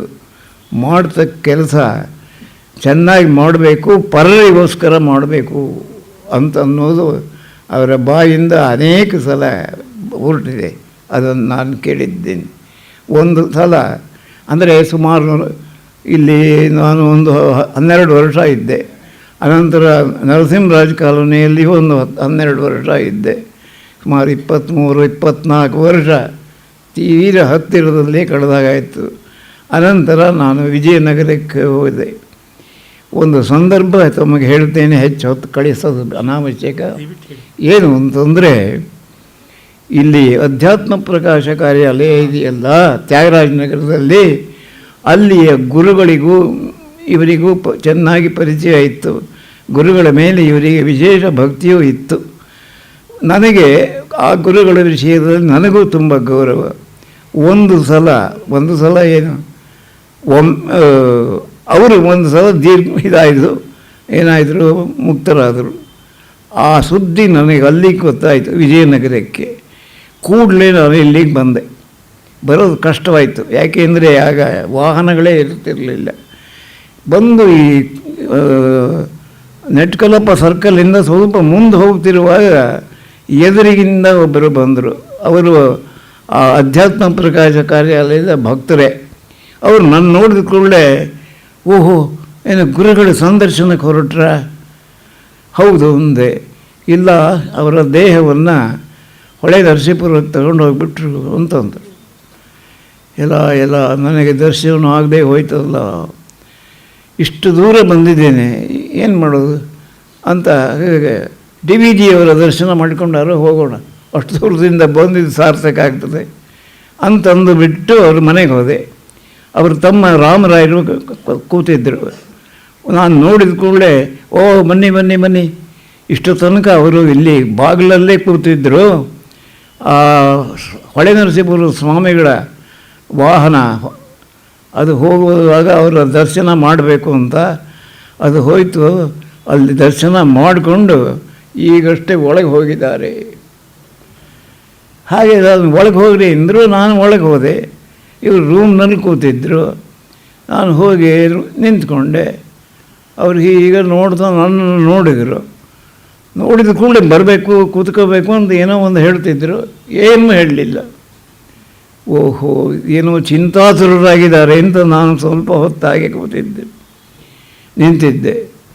ಸ್ವಲ್ಪ ಹೊತ್ತಿನ ಮೇಲೆ ಒಳಗೆ ಬನ್ನಿ, ಕೂತ್ಕೊಳ್ಳಿ ಅಂತ ಕೈ ಮಾಡಿ ತೋರಿಸಿದರು. ಹೋಗಿ ಕೂತ್ಕೊಂಡೆ. ಆಮೇಲೆ ಸ್ವಲ್ಪ ಹೊತ್ತಿನ ನಂತರ ಶರ್ಮಾ ಅವರೇ, ಅವ್ರ ಮಾತಿನ ಶೈಲಿ, ನನ್ನ ತಂದೆಯವರು ತೀರಿ ಹೋದಾಗಲೂ ನಾನು ಇಷ್ಟು ಅಳಲಿಲ್ಲ, ಇವತ್ತು ಹತ್ತು ಬಿಟ್ಟೆ ಅಂದರು. ಅದು ಈ ಸ್ವಾಮಿಗಳು ತೀರಿ ಹೋದಕ್ಕೆ ಅಂತ ನಾನು ಅಂದ್ಕೊಂಡೆ. ಹಾಗೆ ಆಗಿತ್ತು. ಅವರು ಅಳ್ತಾನೇ ಇದ್ದರು, ಕಣ್ಣಲ್ಲಿ ನೀರು ತುಂಬಿಕೊಂಡೇ ಇತ್ತು. ನೋಡಿ, ಗುರುಗಳು ಹೋಗಿಬಿಟ್ರು, ಇವತ್ತಿನ ನನ್ನ ದುಃಖ ತಡೆಯಲಾರದು ಅಂದರು. ಯಾಕಷ್ಟಿರಬಹುದು ಅಂತ ನನ್ನ ಕಲ್ಪನೆ. ಏನಂದರೆ, ಅವರು ದುಡಿದದ್ದು ಹೊಳೆ ನರಸೀಪುರದ ಸ್ವಾಮಿಗಳು ಪೂರ್ತಿ ವೇದಾಂತಕ್ಕಾಗಿ. ಅವರಿಗೆ ಎಷ್ಟು ಗ್ರಂಥಗಳನ್ನು ಬರೆದರು ವೇದಾಂತದ ವಿಷಯದಲ್ಲಿ, ಎಷ್ಟು ಉಪನ್ಯಾಸಗಳನ್ನು ಇಟ್ಟರು, ಲೆಕ್ಕವಿಲ್ಲದಷ್ಟು. ವೇದಾಂತದಲ್ಲಿ, ಅದ್ವೈತ ವೇದಾಂತದಲ್ಲಿ ಅವರು ನೋಡಿದಷ್ಟು ಪುಸ್ತಕಗಳು, ಅವರು ಬರೆದಷ್ಟು ಇನ್ಯಾರು ಕನ್ನಡದಲ್ಲಿ ಬರೆದಿಲ್ಲ ಇವತ್ತಿನವರೆಗೆ. ನಾನು ಹೇಳ್ತೀನಿ, ಅಂಥ ಸ್ವಾಮಿಗಳವರು. ಆ ರೀತಿಯಲ್ಲಿ ಕೆಲಸ ಮಾಡತಕ್ಕಂಥ ಏಕಸ್ಮಿನ್ ಜನ್ಮನಿ ಏಕಾ ವಿದ್ಯಾ ಅಂತ ಒಂದು ಗಾದೆ ಇದೆ. ಒಂದು ಜನ್ಮದಲ್ಲಿ ಒಂದು ವಿದ್ಯೆಯನ್ನು ಚೆನ್ನಾಗಿ ಗಟ್ಟಿಯಾಗಿ ಹಿಡ್ಕೋಬೇಕು ಅಂತ. ಹಾಗೆ ಏಕಸ್ಮಿನ್ ಜನ್ಮನಿ ಏಕಾ ವಿದ್ಯಾ ಎಂಬಂತೆ ಆ ಹೊಳೆ ನರಸೀಪುರದ ಸ್ವಾಮಿಗಳು ವೇದಾಂತವನ್ನು ಗಟ್ಟಿಯಾಗಿ ಹಿಡ್ಕೊಂಡಿದ್ದರು. ಅವರನ್ನು ನಾನು ಚಿಕ್ಕ ವಯಸ್ಸಿನಲ್ಲಿಂದಾಗೂ ನೋಡ್ತಾನೆ ಇದ್ದೀನಿ. ನಾನು ವಿದ್ಯಾರ್ಥಿ ಆಗಿದ್ದಾಗ ಇತ್ತು, ವೈ ಸುಬ್ರಾಯರು ಅಂತ, ಅವರು ಅಧ್ಯಾತ್ಮ ಪ್ರಕಾಶ ಅಂತ ಒಂದು ಪತ್ರಿಕೆ ಹೊರಡಿಸ್ತಿದ್ದರು. ಕಡೆಗೆ ಸನ್ಯಾಸಿಗಳಾದರು. ಎಷ್ಟೋ ಮಠ ಇದೆ, ಎಷ್ಟೋ ಸ್ವಾಮಿಗಳಿದ್ದಾರೆ. ಆದರೆ ಅವರಂಥವ್ರನ್ನ ಒಬ್ಬರನ್ನು ತೋರಿಸಿ ನಮ್ಮ ಕನ್ನಡ ದೇಶದಲ್ಲಿ ಅಷ್ಟು ಪುಸ್ತಕಗಳನ್ನು ಬರೆದು ಸನ್ಯಾಸಿಗಳಾಗಿ ಯಾವ ಆಧಾರವೂ ಇಲ್ಲದೇನೆ ಒಂದು ದೊಡ್ಡ ಸಂಸ್ಥೆಯನ್ನೇ ಸ್ಥಾಪಿಸಿಬಿಟ್ರು. ಹಿಂದಿನ ಮಠದವರು ಎಷ್ಟೋ ಜನ ರಾಜಾಧಿರಾಜರ ಸಹಾಯದಿಂದ ಮಠ ಕಟ್ಟಿಕೊಂಡಿರ್ತಾರೆ. ಇವರು ಯಾವುದಿತ್ತು ಸಹಾಯ ಇತ್ತು? ಇವರು ಸ್ವತಃ ತಮ್ಮ ಬುದ್ಧಿಶಕ್ತಿಯಿಂದ ಇದರಿಂದ ಅಂಥ ಒಂದು ಸಂಸ್ಥೆಯನ್ನೇ ಸ್ಥಾಪಿಸಿ ಹೆಸರುವಾಸಿಯಾದರು. ಅದೇ ರೀತಿಯಲ್ಲಿ ನಮ್ಮ DVGಯವರು ಕೂಡ ಇಂಥ ಒಂದು ಸಂಸ್ಥೆಯನ್ನು ಸ್ಥಾಪಿಸಿ ದಿವಂಗತರಾದರು. ಆದರೆ ಈ ಕೆಲಸ ಅಷ್ಟಕ್ಕೆ ನಿಂತು ಹೋಗಿತ್ತು, ಪೂರ್ತಿ ಆಗಲಿಲ್ಲ. ಕಾಲ ವಿಶೇಷವಾಗಿತ್ತು. ಅದಕ್ಕೆ ಪ್ರತಿಯೊಂದಕ್ಕೂ ಕಾಲ ಒದಗಬೇಕು ಅಂತಾರಲ್ಲ, ಹಾಗೆ ಅಂಥ ಒಂದು ಸಮಯ ಒದಗಬೇಕು. ಅಂಥ ಸಮಯ ಒದಗಿತ್ತು. ಅಂಥ ಅಭಿಮಾನಿಗಳಾದ ಶಿಷ್ಯರು ಸಿಕ್ಕಿದರು. ಅದೇ ರೀತಿಯಲ್ಲಿ ಅಭಿಮಾನಿಗಳಾದ ಸ್ನೇಹಿತರು, ವಿದ್ಯಾಭಿಮಾನಿಗಳು ಬೇಕಾದಷ್ಟು ಸಹಾಯ ಮಾಡಿದರು. ಅದರ ಬಲದಿಂದ ಈ ಒಂದು ಸಂಸ್ಥೆ ಇಷ್ಟೊಂದು ದೊಡ್ಡದ ರೀತಿಯಲ್ಲಿ ಬೆಳೆದು ನಿಂತಿದೆ. ಇದನ್ನು ನೋಡುವ ಭಾಗ್ಯ ನನಗೆ ಈ ದಿನ ಒದಗಿತು. ಬಹುಶಃ ಇವತ್ತು ಅವರು ಕರೆದು ವಿಶ್ವಾಸದಿಂದ ಒತ್ತಾಯದಿಂದ ಕರೆದುಕೊಂಡು ಬರೆದಿದ್ದರೆ ನಾನು ಈ ಕಡೆ ಬರ್ತಿರಲಿಲ್ಲ, ಸಾಧ್ಯವಾಗ್ತಾನೂ ಇರಲಿಲ್ಲ. ಇದನ್ನು ಕಣ್ಣಲ್ಲಿ ನೋಡದೆ ನಾನು ಕಣ್ಣು ಮುಚ್ಚಬೇಕಾಗುತ್ತಿತ್ತು. ಹಾಗಾಗಲಿಲ್ಲ. ಇವತ್ತು ನಾನು ನನ್ನ ಭಾಗ್ಯದಿಂದ ಡಿ ವಿ ಜಿಯವರ ಆಶೀರ್ವಾದದಿಂದ ಇಂಥ ಒಂದು ಕಟ್ಟಡವನ್ನು ನೋಡಿದಂತಾಯಿತು. ಈ ಸಂಸ್ಥೆ ಇದೇ ರೀತಿಯಲ್ಲಿ ಬೆಳೀಲಿ, ಇನ್ನೂ ಜನರ ಅಭಿಮಾನದಿಂದ ಬಹಳ ಒಳ್ಳೆಯ ಕಾರ್ಯವನ್ನು ಮಾಡಲಿ. ಬಹಳ ಜನಗಳು ಇಲ್ಲಿ ಬಂದು ಉಪನ್ಯಾಸಾದಿಗಳನ್ನು ಕೇಳ್ತಿದ್ದಾರೆ. ಒಳ್ಳೊಳ್ಳೆಯ ಉಪನ್ಯಾಸಕರು ದೊರಕ್ತಾ ಇದ್ದಾರೆ. ಇದರಿಂದ ಜನರ ಜ್ಞಾನಾಭಿವೃದ್ಧಿ ಹೆಚ್ಚಲಿ ಅಂತ ನಾನು ಸಂತೋಷದಿಂದ ಈ ದಿನ ಹೇಳ್ತಾ ಇದ್ದೇನೆ. ನನ್ನ ಆಶೆಯನ್ನು ಈ ರೀತಿಯಲ್ಲಿ ತೋಡಿಕೊಳ್ತಾ ಇದ್ದೇನೆ. ಇದರಲ್ಲಿ ಮುಖ್ಯವಾಗಿ ಡಿ ವಿ ಜಿಯವರಿಗೆ ನಮ್ಮ ಪ್ರಾಚೀನ ಭಾರತೀಯ ಸಂಸ್ಕೃತಿ ಅತ್ಯಂತ ಪ್ರಿಯವಾಗಿತ್ತು. ಉಳಿದ ರಾಜಕೀಯ ವಿಷಯಗಳನ್ನ ಹೇಳ್ತಕ್ಕಂಥವ್ರು ಬೇಕಾದಷ್ಟು ಜನ ಸಿಗ್ತಾರೆ, ಕೇಳ್ತಕ್ಕಂಥವರು ಸಿಗ್ತಾರೆ. ಪತ್ರಿಕೆಗಳಂತೂ ಅದಕ್ಕಾಗಿಯೇ ತಮ್ಮ ಜೀವಿತವನ್ನು ಧಾರೆ ಎರೆದು ಬಿಟ್ಟಿದ್ದಾವೆ. ಅದು ಹೋಗಲಿ. ಭಾರತೀಯ ಸಂಸ್ಕೃತಿಯನ್ನು ಚೆನ್ನಾಗಿ ಸ್ಪಷ್ಟವಾದ ರೀತಿಯಲ್ಲಿ ಜನರಿಗೆ ಗೊತ್ತಾಗುವಂತೆ, ಅದಕ್ಕೆ ಸರಿಯಾದ ಅಭಿಮಾನವು ಅದರಲ್ಲಿ ಹುಟ್ಟುವಂತೆ ಈ ಉಪನ್ಯಾಸಗಳು ನಡೀಲಿ. ಅದರಿಂದ ಜನರು ನಮ್ಮ ಸಂಸ್ಕೃತಿಯ ಬೆಲೆ ಎಂಥದ್ದು ಅನ್ನೋದನ್ನು ತಿಳ್ಕೊಂಡು ಬಾಳುವಂತಾಗಲಿ. ಆಗ ಇಂತಹ ಸಂಸ್ಥೆಯನ್ನು ಸ್ಥಾಪಿಸಿದ್ದು ಸಾರ್ಥಕವಾಗುತ್ತದೆ. ಡಿ ವಿ ಜಿಯವರ ಆತ್ಮವು ಸಂತೋಷ ಪಡುತ್ತದೆ. ಆ ರೀತಿ ಆಗಲಿ ಅಂತ ಆಶಿಸಿ ಡಿ ವಿ ಜಿಯವರ ಆತ್ಮವನ್ನು ಅದೇ ರೀತಿಯಲ್ಲಿ ನಾನು ಬೇಡಿಕೊಂಡು ಭಗವಂತನ ಆಶೀರ್ವಾದದಿಂದ ಇದು ಇನ್ನೂ ಉತ್ತಮವಾಗಲಿ ಅಂತ ಹಾರೈಸ್ತೇನೆ. ಈ ದಿನ ನನ್ನನ್ನು ಇಷ್ಟು ದೂರ ಕರ್ಕೊಂಡು ಬಂದು 4 ಮಾತುಗಳನ್ನು ಆಡುವಂತೆ ಮಾಡಿದ್ದಕ್ಕಾಗಿ ಮತ್ತು ನನ್ನನ್ನು ಸನ್ಮಾನಿಸುವಂತೆ ಮಾಡಿದ್ದಕ್ಕಾಗಿ ಇಲ್ಲಿಯ ಕಾರ್ಯಕರ್ತರುಗಳನ್ನು ಮತ್ತು ತಮ್ಮೆಲ್ಲರನ್ನು ಅಭಿನಂದಿಸಿ ನನ್ನ ಕೃತಜ್ಞತೆಯನ್ನು ಸೂಚಿಸುತ್ತಾ ವಿರಮಿಸುತ್ತೇನೆ.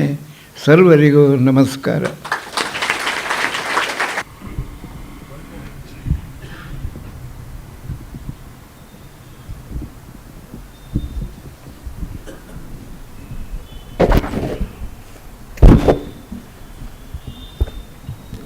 ಇವತ್ತಿನ ಕಾರ್ಯಕ್ರಮದ ಮೊದಲ ಭಾಗ ಮುಗಿದಿದೆ. ಈ ಕಾರ್ಯಕ್ರಮದ ಮೊದಲ ಭಾಗದ ಕೇಂದ್ರ ಬಿಂದುಗಳು ನಮ್ಮನ್ನೆಲ್ಲ ಇವತ್ತಿನ ಈ ಲೋಕಾರ್ಪಣೆ ಕಾರ್ಯಕ್ರಮವನ್ನು ನಡೆಸಿಕೊಟ್ಟು ನಮ್ಮನ್ನೆಲ್ಲ ಆಶೀರ್ವದಿಸಿದ ನಮ್ಮ ಗುರುಗಳಾದ ಮಹಾಮಹೋಪಾಧ್ಯಾಯ ವಿದ್ವಾನ್ ಎನ್ ರಂಗನಾಥ ಶರ್ಮಾ ಅವರಿಗೆ ವಂದನೆಗಳನ್ನು ಸಲ್ಲಿಸ್ತಾ ಇದ್ದೇನೆ.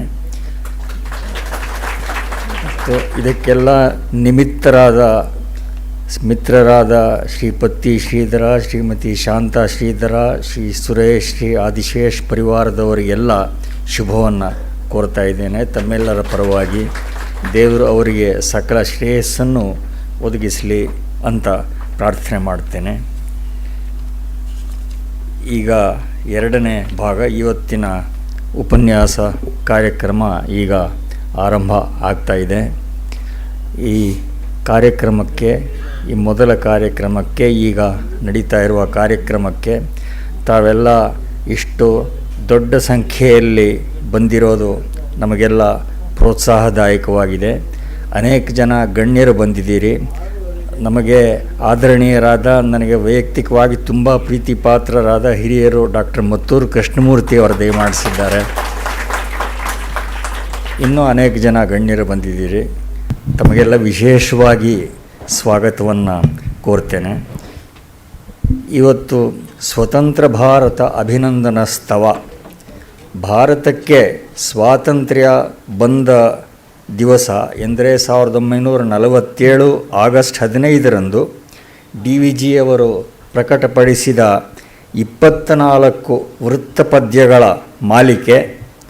ಸಾಮಾನ್ಯವಾಗಿ DVG ಅವರ ಮಂಕುತಿಮ್ಮನ ಕಗ್ಗ, ಜೀವನಧರ್ಮ ಯೋಗ, ಜ್ಞಾಪಕ ಚಿತ್ರಶಾಲೆ ಈ ಕೆಲವೇ ಕೃತಿಗಳ ಬಗ್ಗೆ ವ್ಯಾಖ್ಯಾನಗಳು ನಡೆದಿರುತ್ತವೆ. DVG ಅವರ ಉಳಿದ 10 ಶ್ರೇಷ್ಠ ಕೃತಿಗಳ ಸ್ಮರಣೆ ಆಗುವುದೇ ಅಪರೂಪ.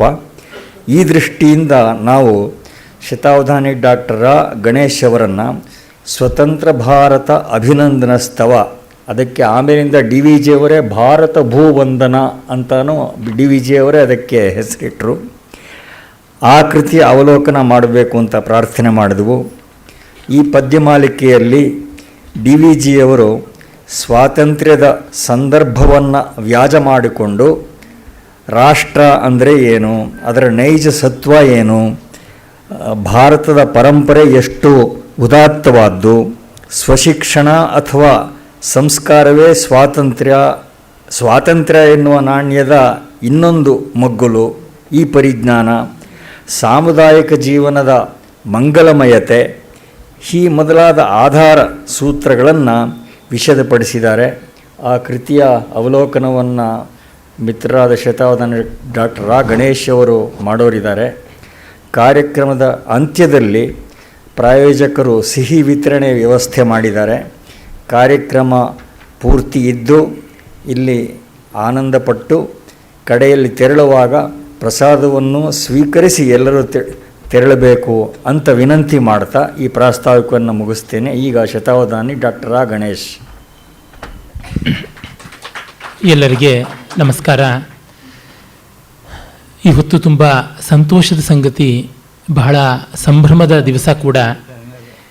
ಈ ಒಂದು ಒಳ್ಳೆಯ ಸಮಾರಂಭ ಆಯೋಜಿತವಾಗುವಲ್ಲಿ, ವಿಶೇಷವಾಗಿ ಸಂಸ್ಕೃತ ಶಾರದೆಗೆ ಒಂದು ದೇವಸ್ಥಾನ ಕಟ್ಟುವಲ್ಲಿ ತುಂಬ ದೊಡ್ಡ ಪಾತ್ರವನ್ನು ವಹಿಸಿದಂತಹ ಶ್ರೀಯುತ ಪತ್ತಿ ಶ್ರೀಧರ ಅವರಿಗೆ, ಅವರ ಧರ್ಮಪತ್ನಿ ಶ್ರೀಮತಿ ಪಾರ್ವತಿಯವರಿಗೆ, ಅವರ ಸುಪುತ್ರ ಶಾಂತ ಅವರಿಗೆ, ಅವರ ಮಕ್ಕಳಾದ ಶ್ರೀಯುತ ಆದಿಶೇಷ ಮತ್ತು ಸುರೇಶ್ ಅವರೆಲ್ಲರಿಗೂ ಕೂಡ ಸಂಸ್ಥೆಯ ಪರವಾಗಿ, ಆಯೋಜಕರ ಪರವಾಗಿ, ಸಾರ್ವಜನಿಕರ ಪರವಾಗಿ ಮತ್ತು ಎಲ್ಲಕ್ಕಿಂತ ಆ ರೀತಿಯಾದ ಗ್ರಂಥಾಲಯದ ಎಲ್ಲ ಸಂಪನ್ಮೂಲಗಳನ್ನು, ಉಪಯೋಗಗಳನ್ನು ಹೊಂದುವ ಜನತೆಯ ಪ್ರತಿನಿಧಿಯಂತೆ ನಾನು ಅವರಿಗೆ ನನ್ನ ನಮಸ್ಕಾರಗಳನ್ನು, ಕೃತಜ್ಞತೆಯನ್ನು ಅರ್ಪಿಸ್ತಾ ಇದ್ದೀನಿ.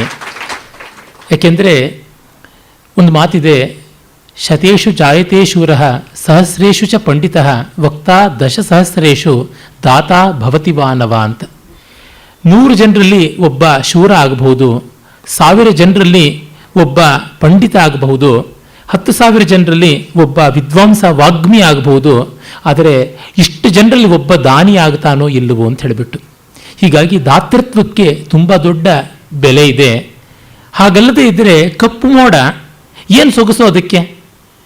ಕಾಲಿಮಾನಂ ಕಿಲಾಲಂಬ್ಯ ಕಾಲಮೇಘ ಇತಿ ಸ್ತುತಿ ಅಂತ. ಯಾಕೆ ಅಂದರೆ ದಾತೃತ್ವಕ್ಕೆ ತುಂಬ ದೊಡ್ಡ ಗುಣ ಇರತಕ್ಕಂಥದ್ದು. ಕೊಡುವಂಥ ಮೋಡ ಎತ್ತರಕ್ಕೆ ಹೋಯಿತು, ತಗೊಳ್ಳುವಂಥ ಸಮುದ್ರ ಕೆಳಕ್ಕೆ ಹೋಯಿತು ಅಂತ ಕೂಡ ಒಂದು ಮಾತು ಉಂಟು. ಯಾಕೆಂದರೆ ಸಮುದ್ರಕ್ಕೆ ಎಷ್ಟಿದ್ರೂ ಸಾಲದು, ತಾ ತಾ ತಾ ತಾ ಅಂತ ಅನ್ನೋದ್ರಿಂದ ಅದರ ನೀರು ಉಪ್ಪಾಯಿತು, ಅದು ಕೂಡ ಕಪ್ಪಾಯಿತು, ಅರೆ ಕೆಳಗೆ ಹೋಯಿತು. ಅರೆ ಕೊಡುವಂಥ ಗುಣ ಇರೋದ್ರಿಂದ ವಿತರಣಶೀಲತೆ, ಔದಾರ್ಯ ತುಂಬ ದೊಡ್ಡದಾದದ್ದು. ಅದನ್ನು ಆಗಮಾಡಿಸಿಕೊಟ್ಟಿದ್ದಾರೆ. ಈ ಸಂಸ್ಥೆಗೆ ಅನೇಕರು ಆ ರೀತಿಯಾದ ಸಹಕಾರಗಳನ್ನು ಕೊಟ್ಟಿದ್ದಾರೆ.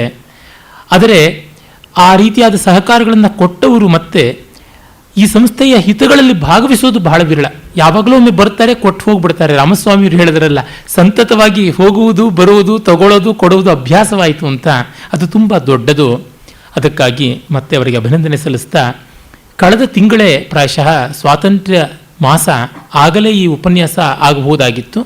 ಆದರೆ ಕಾರಣಾಂತರಗಳಿಂದ ಆಗದ ಕಾರಣ ಈಗ ಸ್ವಾತಂತ್ರ್ಯ ಭಾರತಕ್ಕೆ ದಕ್ಕಿದ ರಾತ್ರಿ 1947 ಆಗಸ್ಟ್ 14 ಮಧ್ಯರಾತ್ರದಲ್ಲಿ ಈ 24 ಪದ್ಯಗಳನ್ನು DVG ಅವರು ಬರೆದರು. ಅವರ ಜೀವನ ಚರಿತ್ರೆ ಬರೆದಂಥ DVG ಅವರ ಮತ್ತೊಬ್ಬ ಶಿಷ್ಯರಾದ ವೆಂಕಟರಮಣನವರು ತಮ್ಮ ವಿರಕ್ತ ರಾಷ್ಟ್ರಕ ಅನ್ನುವ ಕೃತಿಯಲ್ಲಿ ಒಂದು ಹೇಳ್ತಾರೆ ಮಾತನ್ನು. ಗುರುವಾರ ಅವತ್ತು ಆಗಸ್ಟ್ 14, 1947 ಗುರುವಾರ ರಾತ್ರಿ 12 ಗಂಟೆಯ ಹೊತ್ತಿನಲ್ಲಿ ಆದ ಭರತಖಂಡದ ಸ್ವರಾಜ್ಯ ಸ್ಥಾಪನೆಯನ್ನು ಕುರಿತು ಅದೇ ಹೊತ್ತಿನಲ್ಲಿ ಗೋಖಲೆ ಸಂಸ್ಥೆಯ ಮಂದಿರದಲ್ಲಿ ಮಹಾಜನಸಭೆ ನಡೆಯಿತು. 11:30ಕ್ಕೆ ಪ್ರಾರಂಭವಾದ ಸಭೆಯಲ್ಲಿ ಪಾಲ್ಗೊಂಡಿದ್ದ DVG ಬೆಳಗಿನ ಜಾವ 1 ಗಂಟೆಗೆ ಕಲಾಮಂದಿರದಲ್ಲಿ, ಆನಾ ಸುಬ್ಬರಾಯರ ಕಲಾಮಂದಿರದಲ್ಲಿ, 8 ಗಂಟೆಗೆ ಲಾ ಅಸೋಸಿಯೇಷನ್ನಲ್ಲಿ, 9 ಗಂಟೆಗೆ ನರಸಿಂಹರಾಜ ಕಾಲೋನಿ ಅಸೋಸಿಯೇಷನ್ನಲ್ಲಿ, 10ವರೆಗೆ ಮಹಾರಾಷ್ಟ್ರ ಮಹಿಳಾ ವಿದ್ಯಾಲಯದಲ್ಲಿ, ಸಂಜೆ 4:15ಕ್ಕೆ ಗಾಂಧಿನಗರದಲ್ಲಿ, 5:30ಕ್ಕೆ ಕನ್ನಡ ಸಾಹಿತ್ಯ ಪರಿಷತ್ನಲ್ಲಿ, 6 ಗಂಟೆಗೆ ಗಾಂಧಿ ಬಜಾರಲ್ಲಿ, 6ವರೆಗೆ ಅಶಕ್ತ ಪೋಷಕ ಸಭೆಯಲ್ಲಿ ನಡೆದ ಸ್ವಾತಂತ್ರ್ಯ ಆಹ್ವಾನ ಸಮಾರಂಭಗಳಲ್ಲಿ ಪಾಲ್ಗೊಂಡಿದ್ದರು ಅಂತ. ಎಷ್ಟು ಕಡೆಗಳಲ್ಲಿ ಹಗಲು ರಾತ್ರಿ ಅಂತ ಇಲ್ಲದೆ ಅವರು ಓಡಾಡಿ ಮಾಡಿದ್ದಾರೆ. ಆಗೆಲ್ಲ ಓಡಾಟಕ್ಕೆ ಕಾರು ಗೀರು ಇಲ್ಲದ ಕಾಲ ಟಾಂಗಾದಲ್ಲಿ ಓಡಾಡಬೇಕಾಗ್ತಿತ್ತು ಅನಿಸುತ್ತೆ. ಅಂದು ಅವರು ಸ್ವತಂತ್ರ ಭಾರತ ಅಭಿನಂದನ ಸ್ತವ ಎಂಬ 24 ವೃತ್ತಗಳ ಪದ್ಯ ಪ್ರಬಂಧವನ್ನು ರಚಿಸಿಕೊಟ್ಟರು. ಭಾರತದ ಹಿರಿಮೆ ಏನು, ಅದರಿಂದ ಲೋಕಕ್ಕಾಗಬೇಕಾಗಿರುವ ಕೆಲಸ ಏನು, ಭಾರತ ಸ್ವಾತಂತ್ರ್ಯ ಪಡೆದುಕೊಂಡ ರೀತಿ ಹೇಗೆ, ಭಾರತ ಪುತ್ರರ ಮುಂದಿರುವ ಕರ್ತವ್ಯವೇನು ಮುಂತಾದ ಅನೇಕ ವಿಷಯಗಳನ್ನು ಒಳಗೊಂಡ ಗಂಭೀರವಾದ ಕೃತಿ ಇದು ಅಂತ ಈ ಮಾತನ್ನು ಹೇಳ್ತಾರೆ. ಈ ಸಂದರ್ಭದಲ್ಲಿ ನೋಡಿ, ಆಗ ಅನೇಕ ಕವಿಗಳು ರಚನೆ ಮಾಡಿದ್ರು. ಭಾರತಕ್ಕೆ ಸ್ವಾತಂತ್ರ್ಯ ಬಂದಾಗ ಏನು ಹಾಡಬೇಕು ಅಂತ ತಮಿಳುನಾಡಿನಲ್ಲಿ ಸುಬ್ರಹ್ಮಣ್ಯ ಭಾರತಿಯವರು ಕೂಡ ಅವರು 30ರ ನಡುವಿನಲ್ಲೇ ತೀರ್ಕೊಂಡು ಬಿಟ್ರು, ಅವರು ರಚನೆ ಮಾಡಿದರು. ಹೀಗೆ ಅನೇಕ ಕವಿಗಳು ಅನೇಕತ್ರ ರಚನೆ ಮಾಡಿದ್ರು. ಭಾರತಕ್ಕೆ ಸ್ವಾತಂತ್ರ್ಯ ಬಂದ 60 ವರ್ಷದ ಸಂತೋಷದ ಸಮಾರಂಭಕ್ಕಾಗಿ ಕೇಂದ್ರ ಸರ್ಕಾರ ಡಾಕ್ಟರ್ ಪದ್ಮಾ ಸುಬ್ರಹ್ಮಣ್ಯಂ ಅವ್ರನ್ನ ಭಾರತ ವಂದನೆಗೆ ಒಂದು ದೊಡ್ಡ ನೃತ್ಯ ಆಯೋಜನೆ ಮಾಡಬೇಕು ಅಂತ ಕೇಳಿಕೊಂಡಾಗ ಅವರು ಈ ಥರ ಆ ರಾತ್ರಿಯ ಹೊತ್ತಿನಲ್ಲಿ ಯಾರ್ಯಾರು ಪದ್ಯ ಬರೆದ್ರು ಅವರುಗಳ ಸಾಹಿತ್ಯವನ್ನೇ ತಗೊಳ್ಬೇಕು ಅಂತ ಬಂದರು. ಆಗ ನನ್ನನ್ನು ಕೇಳಿದ್ರು, ಇಲ್ಲಿ ಕರ್ನಾಟಕದಲ್ಲಿ ಯಾರಾದರೂ ಆ ಥರ ಕನ್ನಡದಲ್ಲಿ ರಚನೆ ಮಾಡಿದವರು ಇದ್ದಾರಾ? ನಾನು ಅಖಿಲ ಭಾರತ ಮಟ್ಟದ ಎಲ್ಲ ಭಾಷೆಗಳನ್ನು ತಗೋಬೇಕು ಅಂತಿದ್ದೀನಿ, ನಮ್ಮ ಸುಬ್ರಹ್ಮಣ್ಯ ಭಾರತಿ ಆ ಥರದವ್ರದ್ದು ತಗೊಳ್ತಾ ಇದ್ದೀನಿ ಅಂತಂದರು. ಆಗ ನಾನು ಈ ಸ್ವಾತಂತ್ರ್ಯ ಭಾರತ ಅಭಿನಂದನ ಸ್ತವ ಅಂತ ಯಾವುದಿದೆ, ಅದೇ ಭಾರತ ಭೂವಂದನಂ, ಅದನ್ನು ಕುರಿತು ನಾನು ಹೇಳಿದೆ. ಅವರಷ್ಟು ಪದ್ಯಗಳನ್ನು ಓದಿಸಿ ಕೇಳಿ, ಇಡೀ ಭಾರತೀಯ ಭಾಷೆಗಳಲ್ಲಿ ಇಷ್ಟು ಉದಾತ್ತ ಗಂಭೀರವಾದದ್ದು ಯಾವುದೂ ಇಲ್ಲ, ಇದರೊಳಗಿರೋ ಒಂದು 4-5 ಪದ್ಯ ಮಾಡಿದ್ರೆ ನಾನು ಎಲ್ಲ ಮಾಡ್ದಂಗೆ ಆಗಿಬಿಡುತ್ತೆ, ನನಗಿನ್ನೇನು ಬೇರೆ ಬೇಕಾಗಿಲ್ಲ ಅಂತ ಹೇಳಿಬಿಟ್ಟಿದ್ನು. 1-2 ಭಾಷೆ ಬಿಟ್ಟು ಮಿಕ್ಕಿ ಯಾವ ಭಾಷೆಗಳನ್ನು ಮುಟ್ಟಲೇ ಇಲ್ಲ, ಪುನರುಕ್ತಿ ಆಗುತ್ತೆ. ಈ ಅರ್ಥ ಗಾಂಭೀರ್ಯ, ಈ ಶಬ್ದ ಸೌಂದರ್ಯ ಇನ್ನೆಲ್ಲಿ ಕಾಣಿಸೋದಕ್ಕೆ ಸಾಧ್ಯ ಅಂತ ಹೇಳಿಬಿಟ್ಟು. ಆಗ ಅದೇ ರಾತ್ರಿಯಲ್ಲಿ ಕಂಚಿ ಪರಮಾಚಾರ್ಯರು ಭಾಷಣ ಮಾಡಿದ್ರಂತೆ. ಅಂದರೆ ದೊಡ್ಡ ವಿಚಾರಗಳು ಎಲ್ಲರೂ ಕೂಡ ದೊಡ್ಡವರು ಒಂದೇ ರೀತಿಯಾಗಿ ಭಾವಿಸ್ತಾರೆ ಅನ್ನೋದಕ್ಕೆ ಒಂದು ದೊಡ್ಡ ದೃಷ್ಟಾಂತ. ಆ ರೀತಿಯಾದ ಒಂದು ಐತಿಹಾಸಿಕ ಸಂದರ್ಭದ ಸ್ಮರಣೆ. ಜೊತೆಗೆ ಇದನ್ನು ಎಂದೋ ಬರೆದರು DVG ಅವರು. ಹಾಗೆ ಆ ಸಂದರ್ಭಕ್ಕೆ ಬರೆಯೋದು ಮತ್ತೆ ಅದನ್ನು ಕುರಿತು ಯೋಚನೆಯೇ ಮಾಡೋದಿಲ್ಲ. ಯಾವಾಗಲೂ 23-24ನೇ ಇಸ್ವಿಯಲ್ಲಿ ಪರಶುರಾಮ ಅಂತ ಒಂದು ನಾಟಕ ಬರೆದರು. ಅದು ಒಂದು ಓಜಸ್ವಿಯಾದ ನಾಟಕ, ಮತ್ತೆ ಅದರ ಬಗ್ಗೆ ಗಮನವೇ ಇರಲಿಲ್ಲ. 70-72ನೇ ಇಸ್ವಿನಲ್ಲಿ ಅದು ಅಚ್ಚು ಮಾಡಿದ್ದಾಯಿತು. ಹೀಗೆ ಅವರು ಆಮೇಲೆ ರಾಜರತ್ನಂ ಅವರಿಗೆ ಅವರು ತಮ್ಮ ಸಾವಿಗೆ ಕೆಲವು ತಿಂಗಳುಗಳಿರುವಾಗ ಒಂದು ಪತ್ರ ಬರೆದರು. ಆ ಬಗ್ಗೆ GP ರಾಜರತ್ನಂ ತುಂಬ ಚೆನ್ನಾದ ಒಂದು ಲೇಖನವನ್ನು ಬರೆದಿದ್ದಾರೆ. ಭರತಂ ಭಾರತಮೆಂಬುದೇಂ ಅಂತ ಒಂದು ಪದ್ಯ, ಅದು ನಿಮಗೆ ಗೊತ್ತಾ ಅಂತ ಕೇಳಿದ್ರು. ಇವರು ಭಾರತಮೆಂಬುದೇಂ ಬರೆಯ ಮೃತ್ಸನೆಯೇ ಅಂತ ಈ ಸ್ವತಂತ್ರ ಭಾರತ ಅಭಿನಂದನ ಸ್ತವ ಪುಸ್ತಕದ್ದಿರಬೇಕು ಅಂತ ಅಂದ್ಕೊಂಡು ಕಳಿಸಿದ್ರೆ, ಇಲ್ಲ ಅಂತ ಹೇಳ್ಬಿಟ್ಟು ಇನ್ನೊಂದು ಪದ್ಯ ಅಂತ ಕಳಿಸ್ಕೊಟ್ರು. ಆಮೇಲೆ ಗೊತ್ತಾಯಿತು DVG 25ನೇ ಪದ್ಯ ಬರೆದಿದ್ದಾರೆ ಅಂತ. ಆಮೇಲೆ GP ರಾಜರತ್ನಂ ಅವರಿಗೆ ನೀವು ಇದಕ್ಕೆ ಅರ್ಥ ಟಿಪ್ಪಣಿ ಬರೀರಿ, ವ್ಯಾಖ್ಯಾನ ಬರೀರಿ, ಇದರ ಜೊತೆಗೆ ವನಸುಮ ಅದನ್ನು ಸೇರಿಸಬೇಕು, ಯಾಕೆಂದರೆ DVG ಅವರ ಆದರ್ಶ ಅದಾಗಿತ್ತಲ್ವ. ಹೀಗೆ ಮಾಡಿದ್ರು. ಆ ರೀತಿಯಾಗಿ ಭಾರತ ಭೂವಂದನಂ ಅಂತ GP ರಾಜರತ್ನಂ ಅವರ ಸಂಪಾದಕತ್ವದ ವ್ಯಾಖ್ಯಾನ ವೈಶಿಷ್ಟ್ಯದಿಂದ ಬಂತು. ಇದು ಒಂದು ರೀತಿ ಭಾರತದ ಆದರ್ಶವನ್ನು ಕುರಿತು, ಭಾರತದ ಮುಂದಿರುವ ಸವಾಲನ್ನು ಕುರಿತು ಹೇಳುವಂಥದ್ದು. ಕನ್ನಡ ಸಾಹಿತ್ಯವೂ ಸೇರಿದಂತೆ ಅನೇಕ ಭಾಷಾ ಸಾಹಿತ್ಯಗಳಲ್ಲಿ ಸ್ವಾತಂತ್ರ್ಯ ಪೂರ್ವದಲ್ಲಿ ಒಂದು ದೊಡ್ಡ ಉತ್ಸಾಹ ಇತ್ತು, ಹಾಗೆ ಮಾಡಬೇಕು ಹೀಗೆ ಮಾಡಬೇಕು ಅಂತೆಲ್ಲ ಚಿಂತನೆ ಕಡಿಮೆ ಇತ್ತು. DVG ಅವರೊಬ್ಬರೇ ಸಾಮಾನ್ಯ ಒಂದು ದೊಡ್ಡ ಅಪವಾದ, ಚಿಂತನ ಪ್ರಧಾನವಾಗಿ ಸಾಹಿತ್ಯವನ್ನು ಬರೆದಂಥವ್ರು. ಹಾಗಾಗಿ ಕಟ್ಟುವೆವು ನಾವೊಂದು ಹೊಸನಾಡನು ರಸದ ಬೀಡೊಂದನು ಅಂತ ಗೋಪಾಲಕೃಷ್ಣ ಅಡಿಗರು ಕೂಡ ತುಂಬ ಕೋಲಾಹಲವಾಗಿ ಅವರು ಕನಸುಗಳನ್ನು ಕಂಡ್ರೆ DVG ಆ ಥರ ಕನಸುಗಳನ್ನು ಕಾಣಲಿಲ್ಲ. ವಾಸ್ತವ ಏನಿದೆ ಅನ್ನೋದನ್ನು ನೋಡಿದ್ರು. 1950ನೇ ಇಸ್ವಿ ಜನವರಿ 26ನೇ ತಾರೀಕು ಗಣರಾಜ್ಯ ಮಹೋತ್ಸವ ನಮಗೆ ಆವಾಗ ಆಗಿದ್ದು. ಆಗ ಅವರು ಡೆಕ್ಕನ್ ಹೆರಾಲ್ಡ್ಗೆ ಒಂದು ಲೇಖನ ಬರೆದರು ಇಂಗ್ಲೀಷ್ನಲ್ಲಿ, Moses and Marx two world views ಅಂತ. ಆಗಲೇ ಅವರು ನೆಹರು ಅವಿವೇಕ ಎಂಥದ್ದು ಅನ್ನೋದನ್ನು ತೋರ್ಪಡಿಸ್ತಾರೆ. ಗಾಂಧಿಯವರ ದೃಷ್ಟಿ ಬೇರೆ ಇತ್ತು ಅನ್ನೋದನ್ನು ಹೇಳ್ತಾರೆ. ಮೋಸಸ್ ಮತ್ತು ಮಾರ್ಕ್ಸ್ ಅಂದರೆ ಒಂದು ಶ್ರದ್ಧಾ ಕೇಂದ್ರಿತವಾದದ್ದು, ಒಂದು ಹಕ್ಕು ಅಧಿಕಾರ ಕೇಂದ್ರಿತವಾದದ್ದು, ಈ ಎರಡು ವ್ಯವಸ್ಥೆಗಳ ಅಂತರ ಏನು, ಈ ಸೋಷಿಯಲಿಸ್ಟಿಕ್ ಪ್ಯಾಟರ್ನ್ ಕಮ್ಯುನಿಸ್ಟಿಕ್ ಪ್ಯಾಟರ್ನಲ್ಲಿರುವ ಅನಾಹುತ ಏನು ಅನ್ನೋದನ್ನೆಲ್ಲ ತುಂಬ ಚೆನ್ನಾಗಿ ಅದರೊಳಗೆ ಚರ್ಚೆ ಮಾಡಿದ್ದಾರೆ. ಅಂದರೆ ದೈವ ಕೇಂದ್ರಿತವಾದ ಶ್ರದ್ಧಾ ಕೇಂದ್ರಿತವಾದ ಸಮಾಜಕ್ಕಿರುವ ನೆಮ್ಮದಿ ಇನ್ಯಾವುದಕ್ಕೂ ಇಲ್ಲ ಅಂತ. ಅವರು 1933ನೇ ಇಸ್ವಿನಲ್ಲೇ ಭಾರತ ದೇಶ ವಿಭಾಗವಾಗುತ್ತೆ, ಪಾಕಿಸ್ತಾನ ಆಗುತ್ತೆ ಅಂತ ಒಂದು ನೋಟ್ ಬರೆದಿಟ್ಕೊಂಡಿದ್ರು. ಇವತ್ತು ಬೆಳಗ್ಗೆ ಕೂಡ ಅದರ ಬಗ್ಗೆ ನಾನು ನೋಡ್ತಾ ಇದ್ದೆ. ಅವರು ಆಗಲೇ ಮೊಹಮ್ಮದ್ ಇಕ್ಬಾಲ್, ನಮಗೆಲ್ಲ ಗೊತ್ತು, ಸಾರೇ ಜಹಾಸೆ ಅಚ್ಚಾ ಆಹಾ ಓಹೋ ಅಂತೀವಿ, ಆತ ಮಾಡಿದ ಒಂದು ಭಾಷಣ ಹೌ ಮಿಸ್ಚಿವಸ್ ಇಟ್ ಈಸ್ ಅಂತ ಅವ್ರು ನೋಟ್ ಮಾಡ್ಕೊಂಡಿದ್ದಾರೆ. ಅಂದರೆ ಎಷ್ಟು ಕಪಟವಾದದ್ದು ಅನ್ನುವಂಥ ದೇಶದ ವಿಭಜನೆ ಆಗಿಬಿಡುತ್ತಲ್ಲ ಅನ್ನುವ ದುಃಖ. ಅವರು ಅಷ್ಟು ದೂರದೃಷ್ಟಿಯಿಂದ ಆಗಲೇ ಅವರು ಹೇಳಿದರು, ಚಿಕ್ಕ ಚಿಕ್ಕ ರಾಜ್ಯಗಳಾದರೆ ಒಳ್ಳೆಯದು, ಭಾಷಾವಾರು ಪ್ರಾಂತಗಳಾಗಬಾರದು, ಒಂದು ಭಾಷೆ ಮಾತಾಡ್ತಕ್ಕಂಥ ಹಲವು ರಾಜ್ಯಗಳಿದ್ದರೆ ಒಳ್ಳೆಯದು, ಮತ್ತು ಉತ್ತರ ಕರ್ನಾಟಕ ದಕ್ಷಿಣ ಕರ್ನಾಟಕ ಸ್ವತಂತ್ರವಾಗಿ ಬೆಳೆಯಬೇಕು, ಇಲ್ಲದೇ ಇದ್ದರೆ ಅಸಾಮಂಜಸ್ಯ, ಅಲ್ಲಿದ್ದವರಿಗೆ ಅನ್ಯಾಯ ಅಥವಾ ಇಲ್ಲಿದ್ದವರಿಗೆ ಅನ್ಯಾಯ ಆಗುತ್ತೆ ಅಂತ. ಆಗ ಕನ್ನಡದ ಏಕೀಕರಣದ ಮುಂಚೂಣಿಯಲ್ಲಿದ್ದಂಥ BM ಶ್ರೀಯವರು ಸೇರಿದಂತೆ ಯಾರೂ DVG ಅವ್ರನ್ನ ಇಷ್ಟಪಡಲಿಲ್ಲ. ಆದರೆ ಈಗ ಜಾರ್ಖಂಡ, ಬಿಹಾರ ಮತ್ತು ಛತ್ತೀಸ್ಗಢ, ಮಧ್ಯಪ್ರದೇಶ, ಹಾಗೆಯೇ ಉತ್ತರಾಂಚಲ, ಉತ್ತರ ಪ್ರದೇಶ ಅಂತ ಬಗೆ ಬಗೆಯಾಗಿ ರಾಜ್ಯಗಳು ಬಡ್ಕೊಂಡು ಹೋಗ್ತಾ ಇವೆ. ಪೊಟ್ಟಿ ಶ್ರೀರಾಮುಲು ತೆಲುಗು ನಾಡನ್ನು ಕೂಡಿಸಬೇಕು ಅಂತ ಮಾಡಿದ, ಈಗ ತೆಲಂಗಾಣ ಬೇರೆ ಮಾಡೋಣ, ಸರ್ಕಾರ ಬೇರೆ ಮಾಡೋಣ, ರಾಯಲಸೀಮಾ ಬೇರೆ ಮಾಡೋಣ ಅನ್ನುವ ಆಗ್ರಹಗಳವರೆಗೆ ಬಂದಿದೆ. ಅಂದರೆ ಎಷ್ಟು ಪ್ರಾಫಿಟಿಕ್ ಆದದ್ದು DVG ಅವರ ದೃಷ್ಟಿ. ಕಾರಣ ಏನೆಂದರೆ ಅವರು ಕೇವಲ ಅಭಿಮಾನದಿಂದ ನಡೆಯುವಂಥದ್ದಲ್ಲ, ವಾಸ್ತವ ವ್ಯವಹಾರ ಅಚ್ಚುಕಟ್ಟು ಒಪ್ಪ ಓರಣೆಗಳಿಂದ ನಡೆಯಬೇಕಾಗುತ್ತದೆ. ಆಗ ಚಿಕ್ಕ ಚಿಕ್ಕ ರಾಜ್ಯಗಳು ಸುವ್ಯವಸ್ಥೆ ಬೇಕು ಅಂತ. ಹೀಗಾಗಿ ಅವರು ವಾಸ್ತವದ ನೆಲೆಗಟ್ಟಿನ ಮೇಲೆಯೇ ಆದರ್ಶಗಳನ್ನು ಕಟ್ಟಿದ್ರೆ ಅಷ್ಟೇ ಹೊರತುನುವೆ ಸುಮ್ಮನೆ ಏರ್ ಕ್ಯಾಸಲ್ಸ್ ವಿಂಡ್ ಕ್ಯಾಸಲ್ಸ್ ಅಂತಾರಲ್ಲ, ಗಾಳಿ ಗೋಪುರಗಳನ್ನು ಅವರು ಎಂದೂ ಕಟ್ಟಲಿಲ್ಲ. ಇಲ್ಲಾದರೂ ಅದೇ ಕಾಣಿಸುತ್ತದೆ. ಅವರು 24 ಪದ್ಯಗಳನ್ನು ಅರ್ಥಪೂರ್ಣವಾದ ಸಂಖ್ಯೆ ಅಂತ ಮಾಡಿಕೊಂಡ್ರು. ರಾಜರತ್ನಂ ಅವರು 24 ಸಂಖ್ಯೆಯನ್ನು ಹೇಗೆ ಊನ ಮಾಡೋದು, 25 ಮಾಡಿಬಿಟ್ರೆ ಕಷ್ಟ ಅಲ್ವಾ ಅಂದರೆ, ಹೌದು ನನಗೂ ಗೊತ್ತು, ಅದು ಚತುರ್ವಿಂಶತ್ಯಕ್ಷರ ಗಾಯತ್ರಿ ಅಂತ 24 ಅಕ್ಷರಗಳ ಗಾಯತ್ರಿ, ಮತ್ತು ಅಶೋಕ ಚಕ್ರಕ್ಕಿರುವ 24 ಅರಗಳು, ಸಾಂಖ್ಯ ತತ್ವಗಳು ಅಂತೆಲ್ಲ ಇದೆ, ಆದರೆ ಅದಕ್ಕೆ ಪೀಠಿಕೆಯಾಗಿ ಇಟ್ಕೊಳ್ಳೋಣ ಅಂತ. ಅಲ್ಲಿ ಭಾರತ ಅನ್ನೋದು ಭರತನಿಂದ ಬಂದದ್ದು ಅಂತ ಗೊತ್ತಲ್ಲ, ಅದನ್ನು ಹೇಳ್ತಾರೆ. ಭರತಂ ಭಾರತಮೆಂಬುದೇಂ ಬರಿಯ ಮಾತೋ, ಮೃತ್ತೋ ಚೈತನ್ಯಮೋ, ಧರೆಗೆ ಆಕಾಶದ ದೀಪಮೋ, ಪರಕೆ ಇಹಂ ಪತ್ತಲ್ಕೆ ಸೋಪಾನಮೋ, ನರ ಸೌಭ್ರಾತ್ರಕ್ಕೆ ಸಾಕ್ಷ್യമೋ, ವಿವಿಧ ಭೇದಾತೀತದ ಔದಾರ್യമೋ, ಭರತ ಸ್ಮಾರಕ ರಾಜ್യമೋ, ಜನನಿ ವಿಶ್ವಸ್ನೇಹಾಬ್ಧಿಯೋ ತೇ ನಮೋ ಅಂತ ಹೇಳ್ತಾ, ಈ ಭರತನಿಂದ ಬಂದ ಭಾರತ ಬರೀ ಮಾತ, ಒಂದು ಶಬ್ದ ಮಾತ್ರವ, ಅದು ಮೃತ್ತೋ ಮಣ್ಣ, ಅಥವಾ ಅದು ಚೈತನ್ಯವೋ, ಅಥವಾ ಜಗತ್ತು ಒಂದು ಮಾರ್ಗದರ್ಶನವಾಗಿ ತಗೊಳ್ತಕ್ಕಂಥ ಆದರ್ಶವೋ. ಭರತಂ ಭಾರತಮೆಂಬುದೇಂ ಬರಿಯ ಮಾತೋ ಮಣ್ಣೋ ಚೈತನ್യമೋ ಅಂತ ಮತ್ತೊಂದು ರೀತಿ ತಿದ್ದುತ್ತಾರೆ. DVG ಅವರಷ್ಟು ತಿದ್ದಾವಣೆಗಳು, ಡ್ರಾಫ್ಟ್ಸ್ ಮೇಲೆ ಡ್ರಾಫ್ಟ್ಸ್ಗಳು ಇನ್ಯಾರೂ ಮಾಡಿದ್ದಿಲ್ಲ. ಒಮ್ಮೆ ರಾಮಸ್ವಾಮಿಯವರು ಹೇಳಿದರು, ಅವರ ಬರವಣಿಗೆ ಹೇಗೆ ತಯಾರು ಮಾಡ್ಕೊಳ್ತಾ ಇದ್ರು ಅಂದರೆ, ಒಂದು ದೊಡ್ಡ ಟ್ರೇ ತುಂಬ ಬಣ್ಣ ಬಣ್ಣದ ಪೆನ್ಸಿಲ್ಗಳು, ಬಣ್ಣ ಬಣ್ಣದ ಪೆನ್ನುಗಳು, ಕತ್ತರಿ, ಗೋಂದು, ಹಾಳೆ ಇವನ್ನೆಲ್ಲ ಇಟ್ಟುಕೊಂಡು ಅವರು ಕಟ್ ಮಾಡಿ ಪೇಸ್ಟ್ ಮಾಡಿ ತಿದ್ದಿ ತೀಡಿ ಮಾಡ್ತಾ ಇದ್ರಂತೆ. ಅಂದರೆ ಪರ್ಫೆಕ್ಷನ್ ಅಂತ ಅನ್ನೋದಿದೆಯಲ್ಲ, ಆ ರೀತಿಯಾದದ್ದು. ಹಾಗಾಗಿ ಪರಿಷ್ಕಾರ. ನನಗೆ ನೆನಪಾಗುತ್ತೆ, ಅದೊಮ್ಮೆ ಮಂಕುತಿಮ್ಮನ ಕಗ್ಗದ ಮೊದಲನೇ ಆವೃತ್ತಿ ಬಂದ ಮೇಲೆ 2ನೇ ಆವೃತ್ತಿಯಲ್ಲಿ ಸಾಕಷ್ಟು ಬದಲಾವಣೆ ಮಾಡಿದ್ರು DVG. ಆಗ ಜಸ್ಟಿಸ್ ನಾಗೇಶ್ವರ ಅಯ್ಯರ್ ಅವರು ಇರಬೇಕು ಅನ್ಸುತ್ತೆ, CB ಶ್ರೀನಿವಾಸರಾಯರು ಅವರು, ಏನು ಸ್ವಾಮಿ ನಾವು ಏನು ಅನ್ಯಾಯ ಮಾಡಿದ್ದೀವಿ ನಿಮಗೆ ಅಂತಂತೆ. ಯಾಕೆ ಅಂದರೆ ಎಲ್ಲ ಬಾಯ್ಪಾಠ ಮಾಡಿದ್ವಿ ಕಗ್ಗ, ಈಗ ಬದಲಾವಣೆ ಮಾಡಿಬಿಟ್ಟಿದ್ದೀರಾ, ಪದಗಳನ್ನೆಲ್ಲ ಬದಲಾಯಿಸಿದ್ದೀರಾ, ಸಾಲನ್ನು ಬದಲಾಯಿಸಿದ್ದೀರಾ, ನಾವು ಮತ್ತೆ ಎಲ್ಲವನ್ನೂ ಕಂಠಪಾಠ ಮಾಡಬೇಕಲ್ಲ, ಏನು ಕಷ್ಟ ಕೊಟ್ಬಿಟ್ರಿ ಅಂತ. DVG ಅವರದು ಅಂತಃಪುರ ಗೀತೆಯಲ್ಲೂ ನಾವು ನೋಡ್ತೀವಿ, ಅಲ್ಲಿ ಇಲ್ಲಿ ಪರಿಷ್ಕಾರಗಳನ್ನು ಮಾಡ್ತಾ ಇದ್ದಿದ್ದು. ಅಲ್ಲಿ ನೋಡಿ ಅವ್ರು ಹೇಳ್ತಾರೆ, ಈ ಪರಿಷ್ಕೃತವಾದ ಪದ್ಯ ತುಂಬ ನನಗೆ ಮುಖ್ಯವಾದದ್ದು ಅಂತ.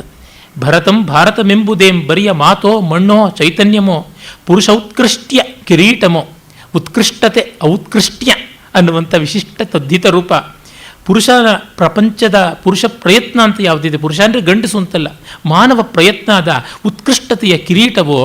ಯಾಕೆ ವಿಷ್ಣು ಪುರಾಣದಲ್ಲೇ ಬರುತ್ತದಲ್ಲ, ಮಿಕ್ಕವೆಲ್ಲ ಭೋಗಭೂಮಿಗಳು ಅಂತಾದಾಗ ಇದು ಕರ್ಮಭೂಮಿ ಅಂತ ಅನಿಸಿಕೊಳ್ತದೆ. ಕಾರಣ ಮಿಕ್ಕ ದೇಶಗಳಲ್ಲಿ ಹಕ್ಕುಗಳ ಬಗ್ಗೆನೇ ಹೆಚ್ಚು ಪ್ರಯತ್ನ ನಡೆಯಿತು, ಆದರೆ ಇಲ್ಲಿ ಮಾತ್ರ ಕರ್ತವ್ಯದ ಬಗ್ಗೆ ಹೆಚ್ಚಿನ ಪ್ರಯತ್ನ ನಡೆಯಿತು. ಮತ್ತು ಇಂಡಸ್ಟ್ರಿಯಲ್ ರೆವಲ್ಯೂಷನ್, ಔದ್ಯೋಗಿಕ ಕ್ರಾಂತಿಯವರೆಗೆ ಭಾರತ ದೇಶಕ್ಕೆ ಜಗತ್ತಿನ ಜನ ಎಲ್ಲ ಬರಬೇಕು ಅಂತ ಆಸೆ ಪಟ್ಟರೆ ಹೊರತುನುವೆ ಮಿಕ್ಕ ಕಡೆಗಳಲ್ಲಿ ಅಲ್ಲ ಅನ್ನುವುದು ಕೂಡ ನಮಗೆ ಗೊತ್ತಾಗುತ್ತೆ. ಮತ್ತು ಯಾವ ಶಾಸ್ತ್ರವಾಗಲಿ ಯಾವ ವಿಚಾರವಾಗಲಿ ಅದರೊಳಗೆ ಸ್ವಯಂಪೂರ್ಣವಾಗಿ ಬೆಳವಣಿಗೆ ನಡೆದದ್ದು ಗೊತ್ತಾಗುತ್ತೆ. ಆ ಕಾರಣದಿಂದ ಅವರು ಹೇಳ್ತಾರೆ, ಪರಕ್ಕೆ ಇಹಂ ಕಟ್ಟಿರ್ಪ ಸೋಪಾನಮೋ, ಇಹ ಪರಕ್ಕೆ ಎರಡಕ್ಕೂ ಕೂಡ ಸಂಧಾನವಾದ ಸೋಪಾನವೇ ಭಾರತ ದೇಶವ ಅಂತ. ಅದನ್ನೇ ಮನು ಹೇಳ್ತಾನೆ, ಏತದ್ದೇಶ ಪ್ರಸೂತಸ್ಯ ಸಕಾಶಾದ ಅಗ್ರಜನ್ಮನಃ ಸ್ವಂ ಸ್ವಂ ಚರಿತ್ರಂ ಶಿಕ್ಷೇರನ್ ಪೃಥಿವ್ಯಾಂ ಸರ್ವಮಾನವಾಹ ಅಂತ. ಧರಣೀಜಾಪ್ರಿಯ ಕೀರ್ತಿ ಮಂಡಲ ಲಸತ್ ಸೌಭ್ರಾತ್ರ ಮಾಣಿಕ್ಯಮೋ, ಧರಣೀಜ ಸೀತೆ, ಅವಳ ಪ್ರಿಯನಾದ ರಾಮನ ಕೀರ್ತಿಯ ಅಲಂಕಾರದ ಅತ್ಯಂತ ರಮಣೀಯವಾದ ಸೌಭ್ರಾತೃತ್ವದ ಮಾಣಿಕ್ಯವು ಅಂತ. ಆ ಫ್ರೇಸಿಂಗು ಡಿ ವಿ ಜಿ ಅವರದೇನೆ. ಅವರಿಗೆ ಮತ್ತೆ ಭವಿಕ್ರೀಡಿತ ಅಂದರೆ ತುಂಬ ಇಷ್ಟವಾದ ಛಂದಸ್ಸು. ಸೀತಾಪ್ರಿಯನಾದ ರಾಮನ ಕೀರ್ತಿಯ ಅಲಂಕಾರದ ಆ ಒಂದು ಭ್ರಾತೃತ್ವ ಪ್ರೇಮದ ರತ್ನವ ಇದು ಅಂತ. ಯಾಕೆ ಅಂದರೆ ಭರತ, ಡಿ ವಿ ಜಿ ಅವರಿಗೆ ತುಂಬ ಇಷ್ಟ. ಭರತನ ಅಸ್ವಾರ್ಥ ಚರಿತನ್ ಅಂತ ಒಂದು ಮಾತನ್ನು ಹೇಳ್ತಾರೆ ಅವರು. ಭರತನ ಬಗ್ಗೆ ವ್ಯಾಸರು ಹೇಳಿದಂಥ ಊರ್ಧ್ವಬಾಹುರು ವಿರೋಮೇಶ ಅನ್ನೋದ್ರ ಬಗ್ಗೆ, ಕಾಳಿದಾಸನ ಬಗ್ಗೆ ಎಲ್ಲ ಒಂದೊಂದು ಪದ್ಯ ಬರೆದು ಅದನ್ನು ಪ್ರೈವೇಟ್ ಸರ್ಕ್ಯುಲೇಷನ್ಗೆ ಪ್ರಿಂಟ್ ಮಾಡಿಸಿ ಅವರು ಎಲ್ರಿಗೂ ಹಂಚಿಸಿದ್ರಂತೆ. ವ್ಯಾಸರ ಊರ್ಧ್ವಬಾಹುರು ವಿರೋಮೇಶ ಅವ್ರಿಗಿಷ್ಟ, ಭರತನದು ಅಷ್ಟೇ. ರಂಗನಾಥ್ ಶರ್ಮರು ತುಂಬ ಸೊಗಸಾಗಿ ಹೇಳಿದ್ರು, ಚೆನ್ನಾಗಿ ಕೆಲಸ ಮಾಡಬೇಕು, ಅದು ಬೇರೆಯವ್ರಿಗಾಗಿ ಮಾಡಬೇಕು ಅಂತ. ಅದೇ ಆದರ್ಶ ಭರತನದು. ತನ್ನ ರಾಜ್ಯವಲ್ಲ, ತನ್ನ ಬೊಕ್ಕಸವಲ್ಲ, ತನ್ನ ಕೋಶವಲ್ಲ, 14 ವರ್ಷ ಆದಮೇಲೆ ರಾಮನಿಗೆ ಕೊಡಬೇಕು. ಆದರೆ ತನ್ನದೇ ಎಂಬಂಥ ಕಾಳಜಿಯಿಂದ ಪಾದುಕೆಗಳನ್ನು ರಾಮನ ಪ್ರತಿನಿಧಿಯಾಗಿ ಇಟ್ಟುಕೊಂಡು ಅವನ ರಾಜ್ಯವನ್ನು ಕೃತಂ ದಶಗುಣಮ್ಮಯ್ಯ ಅಂತ, ಅಪ್ಪ ಕೊಟ್ಟಿದ್ದ ಆಸ್ತಿ 10 ಪಟ್ಟು ಬೆಳೆಸಿದೆ ಅಂತ ಆ ಥರ ಮಾಡೋದನ್ನಲ್ಲ. ಅದು ತುಂಬ ಭರತೋದಾಹರಣೆ ಅಂತ ಮಂಕುತಿಮ್ಮನ ಕಗ್ಗದಲ್ಲಿಯೂ 4-5 ಪದ್ಯಗಳನ್ನೇ ಅದಕ್ಕೆ ಮೀಸಲಾಗಿಟ್ಟಿದ್ದಾರೆ. ನಮ್ಮಲ್ಲಿ ಭರತರು ಅನೇಕ ಜನ. ಒಬ್ಬ ಅಂತೂ ಶಕುಂತಲೆಯ ಮಗ ಶಾಕುಂತಲ ಭರತ ಇದ್ದಾನೆ. ಮತ್ತು ಇನ್ನೊಬ್ಬ ಅಂತೂ ಭರತ ಚಕ್ರವರ್ತಿ ಅಂತ ವೃಷಭದೇವ ತೀರ್ಥಂಕರನ ಮಗ. ಭಾಗವತದಲ್ಲಿ ಕೂಡ ವೃಷಭದೇವ ಬರ್ತಾನೆ ವಿಷ್ಣುವಿನ ಅವತಾರಗಳಲ್ಲಿ ಒಬ್ಬನಾಗಿ, ಅವನು ಒಬ್ಬ ಭರತ. ಹಾಗೆಯೇ ರಾಮನ ತಮ್ಮ ಒಬ್ಬ ಭರತ ಇದ್ದಾನೆ. ಹೀಗಲ್ಲದೆ ವೇದದಲ್ಲಿ ತ್ರತ್ಸುಗಣದ ನಾಯಕನಾದಂಥ ಮತ್ತೊಬ್ಬ ಭರತ ಬರ್ತಾನೆ. ಹೀಗೆ ಅನೇಕ ಭರತರಿದ್ದಾರೆ.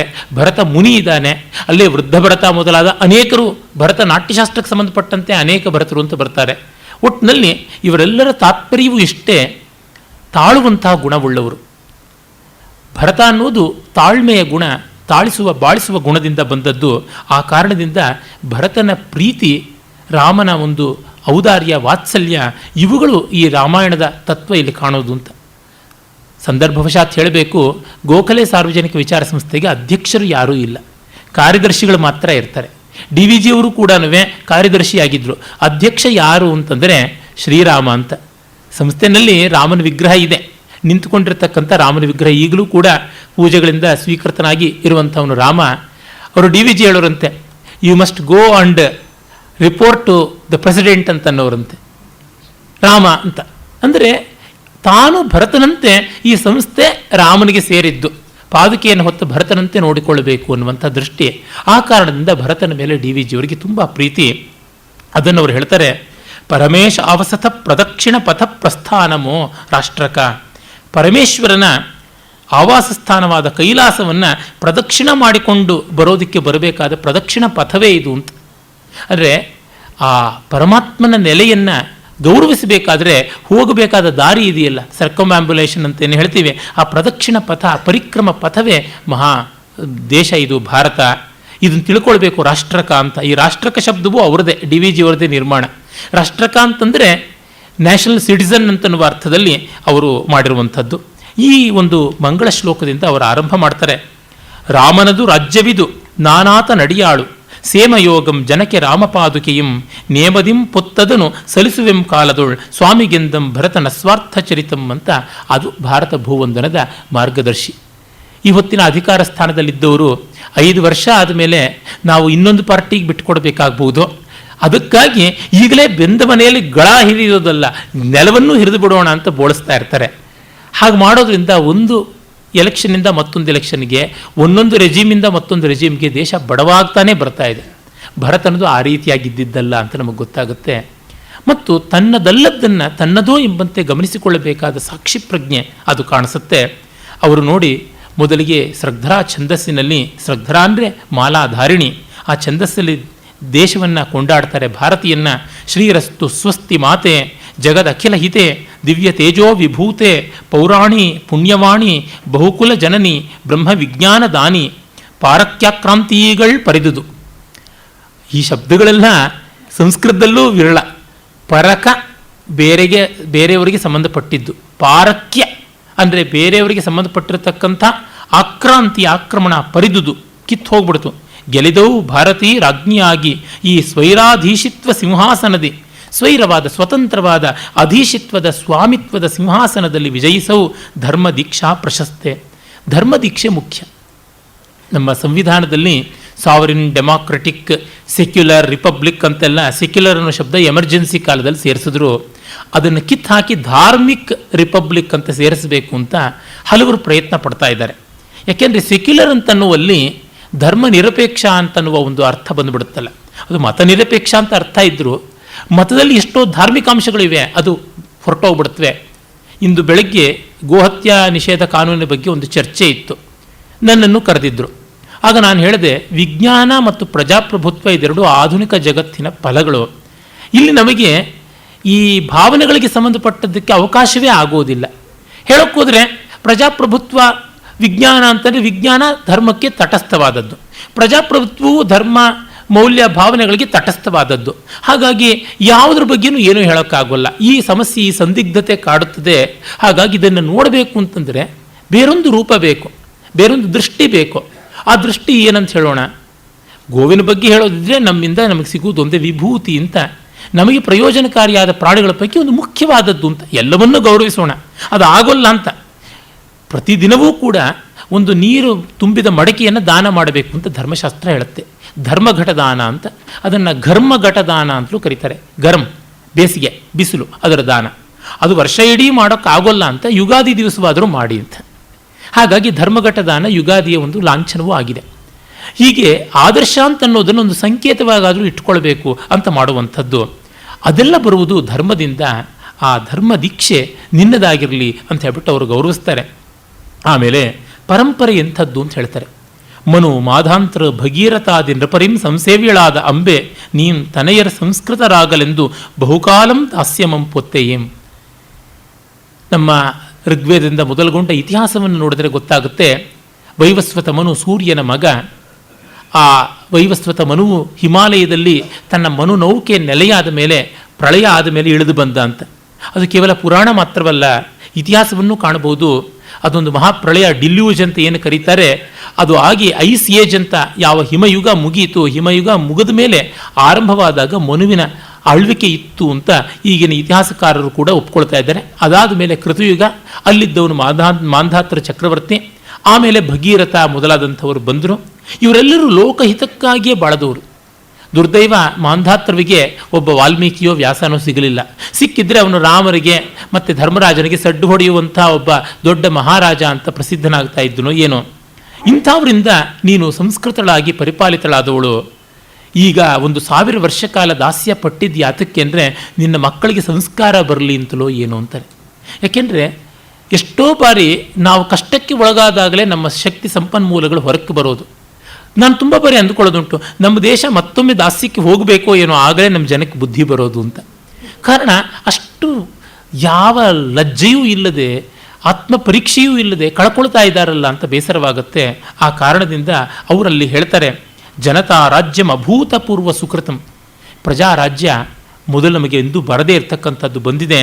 ಹಾಗಾಗಿ ಜನನೀ ನೀನದು ನಿಲ್ವವೋಲ್ ಕರುಣಿಸೋವು ಚೈತನ್ಯ ನೈರ್ಮಲ್ಯಮಂ. ನಮ್ಮ ಅಂತರಂಗಕ್ಕೆ ಒಂದು ನಿರ್ಮಲತೆಯನ್ನು ಕೊಡು, ಆಗ ಮಾತ್ರ ಈ ಸ್ವಾತಂತ್ರ್ಯ ಬರೋದಕ್ಕೆ ಉಳಿಸ್ಕೊಳ್ಳೋದಕ್ಕಾಗತ್ತೆ ಅಂತ. ಇದು ನೋಡಿ ವಿಚಾರ ಅಂತ ಹೇಳಿದ್ರಲ್ಲ ಡಿ ವಿ ಜಿಯವರ ಮಾತು ಇಲ್ಲಿ ಕಾಣಿಸುತ್ತೆ. ಅವರು ನಿನಗೆ ಅಭಿನಂದನೆ ಅಂತ ಮೊದಲಿಗೆ ಹೇಳಿದ 2ನೇ ಪದ್ಯದಲ್ಲೇನೆ ಈ ಸ್ವಾತಂತ್ರ್ಯ ನಿಲ್ಲುವಂತೆ ನೀನು ನಮಗೆ ಚೈತನ್ಯ ಕೊಡಬೇಕು. ಅದು ಚೈತನ್ಯ ಮಾತ್ರವಲ್ಲ, ಚೈತನ್ಯ ನೈರ್ಮಲ್ಯ. ನಮ್ಮಲ್ಲಿ ಎಷ್ಟೋ ಬಾರಿ ಶಕ್ತಿ ಇರುತ್ತೆ, ಶಕ್ತಿಯಲ್ಲಿ ನಿರ್ಮಲತೆ ಇರೋಲ್ಲ. ನೈರ್ಮಲ್ಯವಿಲ್ಲದ ಶಕ್ತಿಯಿಂದ ಲೋಕಕ್ಕೆ ಪೀಡೆ ಇಲ್ಲದೆ ಇನ್ನೇನು. ವಿದ್ಯಾ ವಿವಾದಾಯ ಧನಂ ಮದಾಯ ಶಕ್ತಿ ಪರೇಶಾಂ ಪರಿಪೀಡನಾಯ ಖಲಸ್ಯ ಸಾಧೋರ್ ವಿಪರೀತಮೇತತ್ ಜ್ಞಾನಾಯ ದಾನಾಯ ಚ ರಕ್ಷಣಾಯ. ದುಷ್ಟನಿಗೆ ವಿದ್ಯೆ ವಿವಾದಕ್ಕಾಗಿ, ದುಷ್ಟನಿಗೆ ಸಂಪತ್ತು ಬೇರೆಯವರನ್ನ ಗೇಲಿ ಮಾಡ್ತಾ ತಾನು ಲಾಂಪಟ್ಯದಲ್ಲಿ ತೇಲಾಡೋದಕ್ಕೋಸ್ಕರ, ಅಹಂಕಾರಕ್ಕಾಗಿ.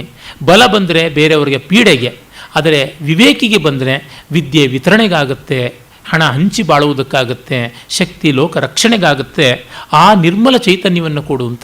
ಅವರ ಜ್ಞಾಪಕ ಚಿತ್ರಶಾಲೆಯಲ್ಲಿ ಮೈಸೂರಿನ ದಿವಾನರು ಸಂಪುಟದಲ್ಲಿ ಕಡೆಗೆ ಹೇಳ್ತಾರೆ, ಪಾರ್ಟಿ ರಾಜ್ಯವೋ ಪ್ರಜಾಪ್ರಭುತ್ವವೋ ಅಂತ. ಕೇತಾಂಡ ಪಟ್ಟಿಗೆ ಕಲಹಮೇ ಕಲ್ಯಾಣಂ ಅಂತ ಯಾವ ರಾಜ್ಯ ವ್ಯವಸ್ಥೆಯಲ್ಲಿ ರಾಜಕೀಯವೇ ಒಂದು ಫುಲ್ ಟೈಮ್ ಜಾಬ್ ಆಗಿಬಿಡುತ್ತೋ ಹಾಗೆ ಅನರ್ಥಗಳು ತಪ್ಪೋದಿಲ್ಲ ಅಂತಂತಾರೆ. ಅದು ಇಲ್ಲಿ ನಾವು ಗಮನಿಸಬಹುದು. ಆಮೇಲೆ ಅವರೊಂದು ಕಡೆ ಹೇಳ್ತಾರೆ, ಭಾರತಮೆಂಬುದೇಂ ಬರಿಯ ಮೃತ್ಸನೆಯೇ ಭೌತಮೇ ಭಾವಸೃಷ್ಟಿಯೇ. ಇದು ಬರೀ ಮಣ್ಣ ಅಥವಾ ಬರೀ ಭಾವನೆಯ? ಆರಯಲ್ ಒಂದು ಚೇತನಮದು ತೇಜಮದು ಪೂಜ್ಯ ಹಿಮಾಚಲ ರಾಮಸೇತು ವಿಸ್ತಾರ ನಿಕೇತವಾಸಿ ಜನತಾ ವಯವೋಲ್ಲಸದಾತ್ಮತತ್ವಂ ಆ ಕಾರಣದಿಂದಲ್ ಈ ನೆಲದ ಧೂಳಿಯಂ ಎಮ್ಮ ಶಿರಕ್ಕೆ ಸೇಸೆಯೈ. ಭಾರತ ಅನ್ನೋದು ಬರೀ ಮಣ್ಣ ಭಾವ ಏನದು? ಹಾಗಲ್ಲ, ಅದೊಂದು ತೇಜಸ್ಸು. ಅದು ಹಿಮಾಲಯದಿಂದ ರಾಮಸೇತುವಿನವರೆಗೆ ವಿಸ್ತಾರವಾದಂಥ ಜನತೆಗಳ ಎಲ್ಲ ಬಿಡಿ ಬಿಡಿ ಭಾಗಗಳು ಚೆಲ್ಲಾಪಿಲ್ಲಿಯಾಗಿ 56 ರಾಷ್ಟ್ರಗಳು ಅಂತ ಆಗಿಬಿಟ್ಟಿಲ್ಲ. ನಮಗೆ ಗೊತ್ತಿದೆ 56 ದೇಶಗಳು.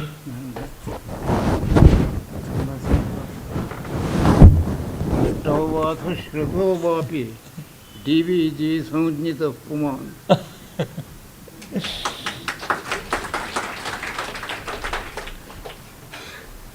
ನನ್ನ ಪೂಜ್ಯ ಗುರುಗಳು ಡಿ ವಿ ಜಿಯವರ ಬಗ್ಗೆ ಒಂದು ಸಂಸ್ಕೃತ ಸೂಕ್ತಿಯನ್ನು ಹೇಳಿದ್ರು. ದೃಷ್ಟೋವಾಪಿ ಶ್ರುತೋವಾಪಿ ಡಿ ವಿ ಜಿ ಸಂಗೀತ ಪುಮಾನ್. ಡಿ ವಿ ಜಿ ಅಂತ ವ್ಯಕ್ತಿ ಹಿಂದೆ ಆಗಲಿ ಮುಂದೆ ಆಗಲಿ ಕಂಡಿದ್ದಾರಾ ಅಂತ. ಅವರು ಸದಾ ಹೇಳ್ತಿರ್ತಾರೆ, ಹಿಂದೆ ಹುಟ್ಟಲಿಲ್ಲ ಮುಂದೆ ಹುಟ್ಟೋಲ್ಲ ಅಂತ ಡಿ ವಿ ಜಿಯವರ ಬಗ್ಗೆ. ಅವ್ರು ಹೇಳ್ತಾರೆ, ಡಿ ವಿ ಜಿ ಈ ದೇಶದ ಎಲ್ಲ ಅವಯವಗಳಲ್ಲಿಯೂ ಕೂಡ ಕೂಡಿಕೊಂಡಿರುವಂಥ ಒಂದು ತೇಜಸ್ಸದು. ಮತ್ತು ಇಷ್ಟು ಜನತೆಯನ್ನು, ಇಷ್ಟು ಸಂಸ್ಕೃತಿಗಳನ್ನು, ಇಷ್ಟು ಭಾಷೆಗಳನ್ನು, ಇಷ್ಟು ಜೀವನ ಪದ್ಧತಿಗಳನ್ನು ಅಖಂಡವಾಗಿ ಬೆಸೆದು ಇಟ್ಟಿದೆಯಲ್ಲ, ಆ ಕಾರಣದಿಂದ ಈ ನೆಲದ ಧೂಳು ಕೂಡ ನಮ್ಮ ಶಿರಕ್ಕೆ ಸೇಸೆ, ನಮ್ಮ ತಲೆಗೆ ಹರಕೆಯ ಒಂದು ಮಂತ್ರಾಕ್ಷತೆಯಾಗುತ್ತದೆ ಅಂತನ್ನುವ ಮಾತು. ಡಿ ವಿ ಜಿಯವರು ಒಮ್ಮೆ ಮುಧೋಳಕ್ಕೆ ಹೋಗಿದ್ದರು. ಮುಧೋಳ ಜಮಖಂಡಿ ಹತ್ರ ಇರುವಂಥ ಗ್ರಾಮ, ಮಧುವಳಲು ಅಂತ ಕರೀತಾರೆ ಅದನ್ನು ಹಳಗನ್ನಡದಲ್ಲಿ. ಅಲ್ಲಿ ಬಂದದ್ದು ನಮ್ಮ ರನ್ನ ಕವಿ, ಅಲ್ಲಿಂದಲೇ ಹುಟ್ಟಿದ್ದವನು. ಡಿ ವಿ ಜಿ ಒಮ್ಮೆ ಮುಧೋಳಕ್ಕೆ ಹೋದಾಗ ಆ ರನ್ನನ ಊರು ಅಂತ ಗೊತ್ತಾಗಿ ಅಲ್ಲಿಯ ಮಣ್ಣನ್ನು ತಲೆ ಮೇಲೆ ಹಾಕ್ಕೊಂಡ್ರಂತೆ. ಇದೇನು ಅಂತಂದರೆ, ನನಗೆ ತುಂಬ ಇಷ್ಟನಾದ ಕವಿ, ಆತ ನಡೆದಾಡಿದಂಥ ಜಾಗ ಅದು ತುಂಬ ದೊಡ್ಡದು ಅಂತ. ಈ ಭಾವನೆಗೆ ಬೆಲೆ ಇಲ್ವಾ? ಖಂಡಿತ ಬೆಲೆ ಇದೆ. ಭಾವ ಇಲ್ಲದೇ ಇದ್ದರೆ ಯಾವುದೂ ನಡೆಯೋಲ್ಲ. ಆದರೆ ಭಾವಕ್ಕೆ ಭೌತ ಬೆಂಬಲವಾಗಿ ಬರಬೇಕು. ಹಾಗಾಗದೇ ಇದ್ದರೆ ಅದು ಕ್ರಿಯಾತ್ಮಕವಾಗೋದಿಲ್ಲ. ಡಿ ವಿ ಜಿಯವರು ಅದನ್ನು ಕಗ್ಗದಲ್ಲಿ ತುಂಬ ಚೆನ್ನಾಗಿ ಹೇಳ್ತಾರಲ್ಲ, ರಾಮಣೀಯ ಕವೆಂದು ಬಿಸುಸುಯ್ಯಲ್ಲದು ಕವಿತೆ, ಭೂಮಿಗದ ನೆಟುಕಿಸುವೆ ಬೆಸಕ ರಾಜ್ಯಕತೆ. ಇದು ಸಾಹಿತ್ಯ ಶಕ್ತಿ ಅನ್ನುವ ಪುಸ್ತಕದ್ದು. ಪಾರಿಜಾತದ ಕಥೆಯ ಹಣೆದು ತೃಪ್ತನಹನು ಕವಿ, ಊರಿನುದ್ಯಾನಕದ ತಂದು ನಡೆಸುವನು ರಾಜ್ಯಕನು ಅಂತ. ಪಾರಿಜಾತದ ಕಥೆಯನ್ನು ಒಬ್ಬ ಕವಿ ಬರೀತಾನೆ, ಅದು ಭಾವನೆ. ಆದರೆ ಊರಿನ ಉದ್ಯಾನದಲ್ಲಿ 10 ಪಾರಿಜಾತ ವೃಕ್ಷಗಳಿರಬೇಕು, ಬೀದಿಯಲ್ಲಿ ಇರಬೇಕು ಅಂತ ತಂದು ನಡೆಸ್ತಕ್ಕಂಥದ್ದು ರಾಜ್ಯತಂತ್ರ ದುರಂಧರ ಸ್ಟೇಟ್ಸ್ಮೆನ್ ಮಾಡಬೇಕಾದದ್ದು. ಇವೆರಡೂ ವಿರೋಧಿಯಾದದ್ದಲ್ಲ, ಪೂರಕವಾದದ್ದು, ಭಿನ್ನ ಭಿನ್ನವಾದದ್ದೇ ಹೊರತುನುವೆ ವಿರೋಧಿ ಅಂತ ತತ್ವ ಅಲ್ಲ ಅಂತ. D V ಜಿಯವರು ಎರಡರೊಳಗೂ ನಿಸ್ಸೀಮರಾದಂಥ ಸವ್ಯಸಾಚಿ. ಲೋಕನೀತಿಯಲ್ಲಿ, ರಾಜಕೀಯದಲ್ಲಿ, ಈ ಅರ್ಥದಲ್ಲಿ, ಈ ಕಾಲದ ಅರ್ಥದಲ್ಲೆಲ್ಲ ರಾಜಕೀಯ, ಪ್ರಾಚೀನ ಅರ್ಥದಲ್ಲಿ ಅವರು ಪಳಗಿದಂಥವ್ರು. ಎಷ್ಟು ನಿಸ್ವಾರ್ಥಿಗಳಂದರೆ, ಅವರು ಬಹಳ ಸುಲಭವಾಗಿ ಸ್ವತಂತ್ರ ಭಾರತದ ಮೊದಲ ಮಂತ್ರಿಮಂಡಲದಲ್ಲಿ ಸ್ಥಾನವನ್ನು ಗಿಟ್ಟಿಸಬಹುದಾಗಿತ್ತು. ಯಾಕೆಂದರೆ ಕಾಂಗ್ರೆಸ್ಸಿನ ಅಧ್ಯಕ್ಷರುಗಳೆಲ್ಲ ಕೂಡ ಬರೀತಾರೆ, ನೀವು ಈ ಪ್ರಿನ್ಸ್ಲಿ ಸ್ಟೇಟ್ಸ್ ಅಂತ ಯಾವುದನ್ನು ಕರೀತಾರೆ ಸಂಸ್ಥಾನಗಳು, 550ಕ್ಕೂ ಹೆಚ್ಚು ದೇಶೀಯ ಸಂಸ್ಥಾನಗಳು, ಅವುಗಳ ಸಮಸ್ಯೆಗಳನ್ನು ಆಮೂಲಾಗ್ರವಾಗಿ ಬಲ್ಲಂಥ ಏಕಮೇವ ಭಾರತೀಯ, ನಿಮ್ಮ ಬೆಂಬಲ ನಮಗಿರಬೇಕು ಅಂತ ಹೇಳಿಬಿಟ್ಟು. ಅಷ್ಟಿದ್ದರೂ ಕೂಡ ಅವರದು ಯಾವುದಕ್ಕೂ ರಾಜಕೀಯಕ್ಕೆ, ಅಧಿಕಾರಕ್ಕೆ ಕೈ ಹಾಕಲಿಲ್ಲ ಅಂತಂದಾಗ ನಮಗೆ ಗೊತ್ತಾಗುತ್ತೆ ಎಷ್ಟು ನಿರ್ಮಮತೆಯಿಂದ ಮಾಡಿದ್ದಾರೆ ಅಂತ. ಅದರಿಂದಲೇ ಅವರು ಹೇಳ್ತಾ ಇದ್ದಾರೆ, ಈ ಸಂಸ್ಕೃತಿ ಭಾವನೆಯಿಂದ ಬಾಳಬೇಕಾದದ್ದು, ಆದರೆ ಅದಕ್ಕೆ ಕ್ರಿಯಾತ್ಮಕವಾದ ರಾಜ್ಯತಂತ್ರ ವ್ಯವಸ್ಥೆನೂ ಬೇಕು ಅಂತಂತಾರೆ. ಆಮೇಲೆ ಈ ಭಾರತ ದೇಶ ಒಂದಾಗಿದ್ದು ಬ್ರಿಟಿಷರಿಂದ ಅಂತ ಇಂದೂ ಹೇಳ್ತಾರೆ, ತುಂಬ ಜನ ಹೇಳ್ತಾರೆ. ಅದು ತುಂಬ ತಪ್ಪು. ಭಾರತ ದೇಶಕ್ಕೆ ಅಖಂಡತ್ವ ಬರೋದಕ್ಕೆ ಎಷ್ಟೋ ರೀತಿಗಳು ಉಂಟು. ಒಂದು ಮಟ್ಟಕ್ಕೆ ಲೆಫ್ಟಿಸ್ಟ್ ಲೀನಿಂಗ್ಸ್ ಇರತಕ್ಕಂಥವರೇ ಭಗವತ್ ಶರಣ ಉಪಾಧ್ಯಾಯ ಅಂತ ದೊಡ್ಡ ವಿದ್ವಾಂಸರು. ಅವರು 1947ರಲ್ಲಿ ಇಂಡಿಯಾ ಇನ್ ಕಾಳಿದಾಸ ಅಂತ ಒಂದು ಮಹಾಪ್ರೌಢ ಗ್ರಂಥ ಬರೆದರು. ಅಲ್ಲಿ ಅವರು ಹೇಳ್ತಾರೆ, ಕಾಳಿದಾಸ ರಘುವಂಶದ 4ನೇ ಸರ್ಗದಲ್ಲಿ ರಘು ದಿಗ್ವಿಜಯಕ್ಕಾಗಿ ಎಲ್ಲ ಇಡೀ ಭಾರತದ ವರ್ಣನೆ ಮಾಡ್ತಾನೆ. ಮಾಡುವಲ್ಲಿ ಆ ಸಂದರ್ಭದಲ್ಲಿ ಅವ್ರು ಹೇಳ್ತಾರೆ, Kalidasa none to second in nationalistic approach, he frames the frontiers of India which are traditional ಅಂತಂತಾರೆ. ಅಂದರೆ ಕಾಳಿದಾಸನೇ ಆ ಕಾಲದಲ್ಲಿ ಇಡೀ ಅಖಂಡ ಭಾರತದ ಚಿತ್ರಣ ಎಂಥದ್ದು ಅನ್ನೋದನ್ನು ಕೊಟ್ಟಿದ್ದಾನೆ ಅಂತ. ಈ ಥರದ್ದು ನಮ್ಮ ವೇದಗಳಲ್ಲಿ, ಪುರಾಣಗಳಲ್ಲಿ, ಇತಿಹಾಸಗಳಲ್ಲಿ, ನಾನಾತ್ರಗಳಲ್ಲಿ ನೋಡ್ತೀವಿ ನಾವು. ಹಾಗಾಗಿ ಭಾರತಕ್ಕೆ ಬ್ರಿಟಿಷರೇ ಏಕಮತವನ್ನು ತಂದುಕೊಟ್ಟಿದ್ದು ಅನ್ನೋದು ತುಂಬ ತುಂಬ ತಪ್ಪು, ಒಡೆದು ಹೋದಂಥವರು ಅವರು ಅಂತ ಗೊತ್ತಾಗುತ್ತೆ. ಕಾರಣ ಅವರಿಗೆ ಅವರ ಲಾಭ ಮುಖ್ಯವಾಗಿತ್ತು. ನಾವು ಅವ್ರನ್ನ ಬೈಬೇಕಾಗಿಲ್ಲ, ನಮ್ಮ ಪೆದ್ದತನವನ್ನು ನಾವು ಬೈಕೋಬೇಕು. ಶತ್ರುವಾದವನು ನಮ್ಗೆ ಒಳ್ಳೇದು ಮಾಡಲಿಲ್ಲ ಅಂತ ನಾವು ಆಶ್ಚರ್ಯ ಪಡೋದೇ ಅಲ್ಲ. ಅದು ಹಾಗೆ ಈ ರಾಮಾಯಣದಿಂದ ಮೊದಲುಗೊಂಡು ಹೇಗೆ ಐಕಮತ್ಯ ಸಾಧಿತವಾಗಿತ್ತು ಅಂತ ಹೇಳ್ತಾರೆ. ಶ್ರೀ ರಾಮಾಂಘ್ರಿ ಸರೋಜ ಸಂಸ್ಪರ್ಶದಿಂದ ಒಂದಾದುದು ಈ ಭಾರತಂ, ರಾಮನ ಓಡಾಟದಿಂದ ಇದು ಒಂದಾಯಿತು ಅಂತಾರೆ. ರಾಮ ಅಂತನ್ನುವಲ್ಲಿ 3 ರಾಮರನ್ನು ನಾವು ನೋಡಬಹುದು. ಒಬ್ಬ ನಮಗೆ ಗೊತ್ತಿರುವಂತೆ ಸೀತಾರಾಮ, ದಾಶರಥಿ ರಾಮ. ಅವನು ತಾನು ದಕ್ಷಿಣಕ್ಕೆ ಬಂದು ಇಲ್ಲಿವರೆಗೂ ಓಡಾಡಿ ಹೋಗಿದ್ದ ಮತ್ತು ಅವನ ಅಶ್ವಮೇಧಗಳನ್ನು 11 ಮಾಡಿ ಇಡೀ ಅಶ್ವಮೇಧ ಕುದುರೆಯನ್ನು ದೇಶಾದ್ಯಂತ ಓಡಾಡಿಸಿದ್ದ ಅಂತಲೂ ಗೊತ್ತಾಗುತ್ತದೆ. ಶ್ರೀರಾಮಾಂಘ್ರಿ ಸರೋಜ ಸಂಸ್ಪರ್ಶದಿಂದೊಂದಾದುದಿ ಭಾರತಂ. ಜೊತೆಗೆ ಅವನಿಗಿಂತ ಮೊದಲಿದ್ದವನು ಪರಶುರಾಮ.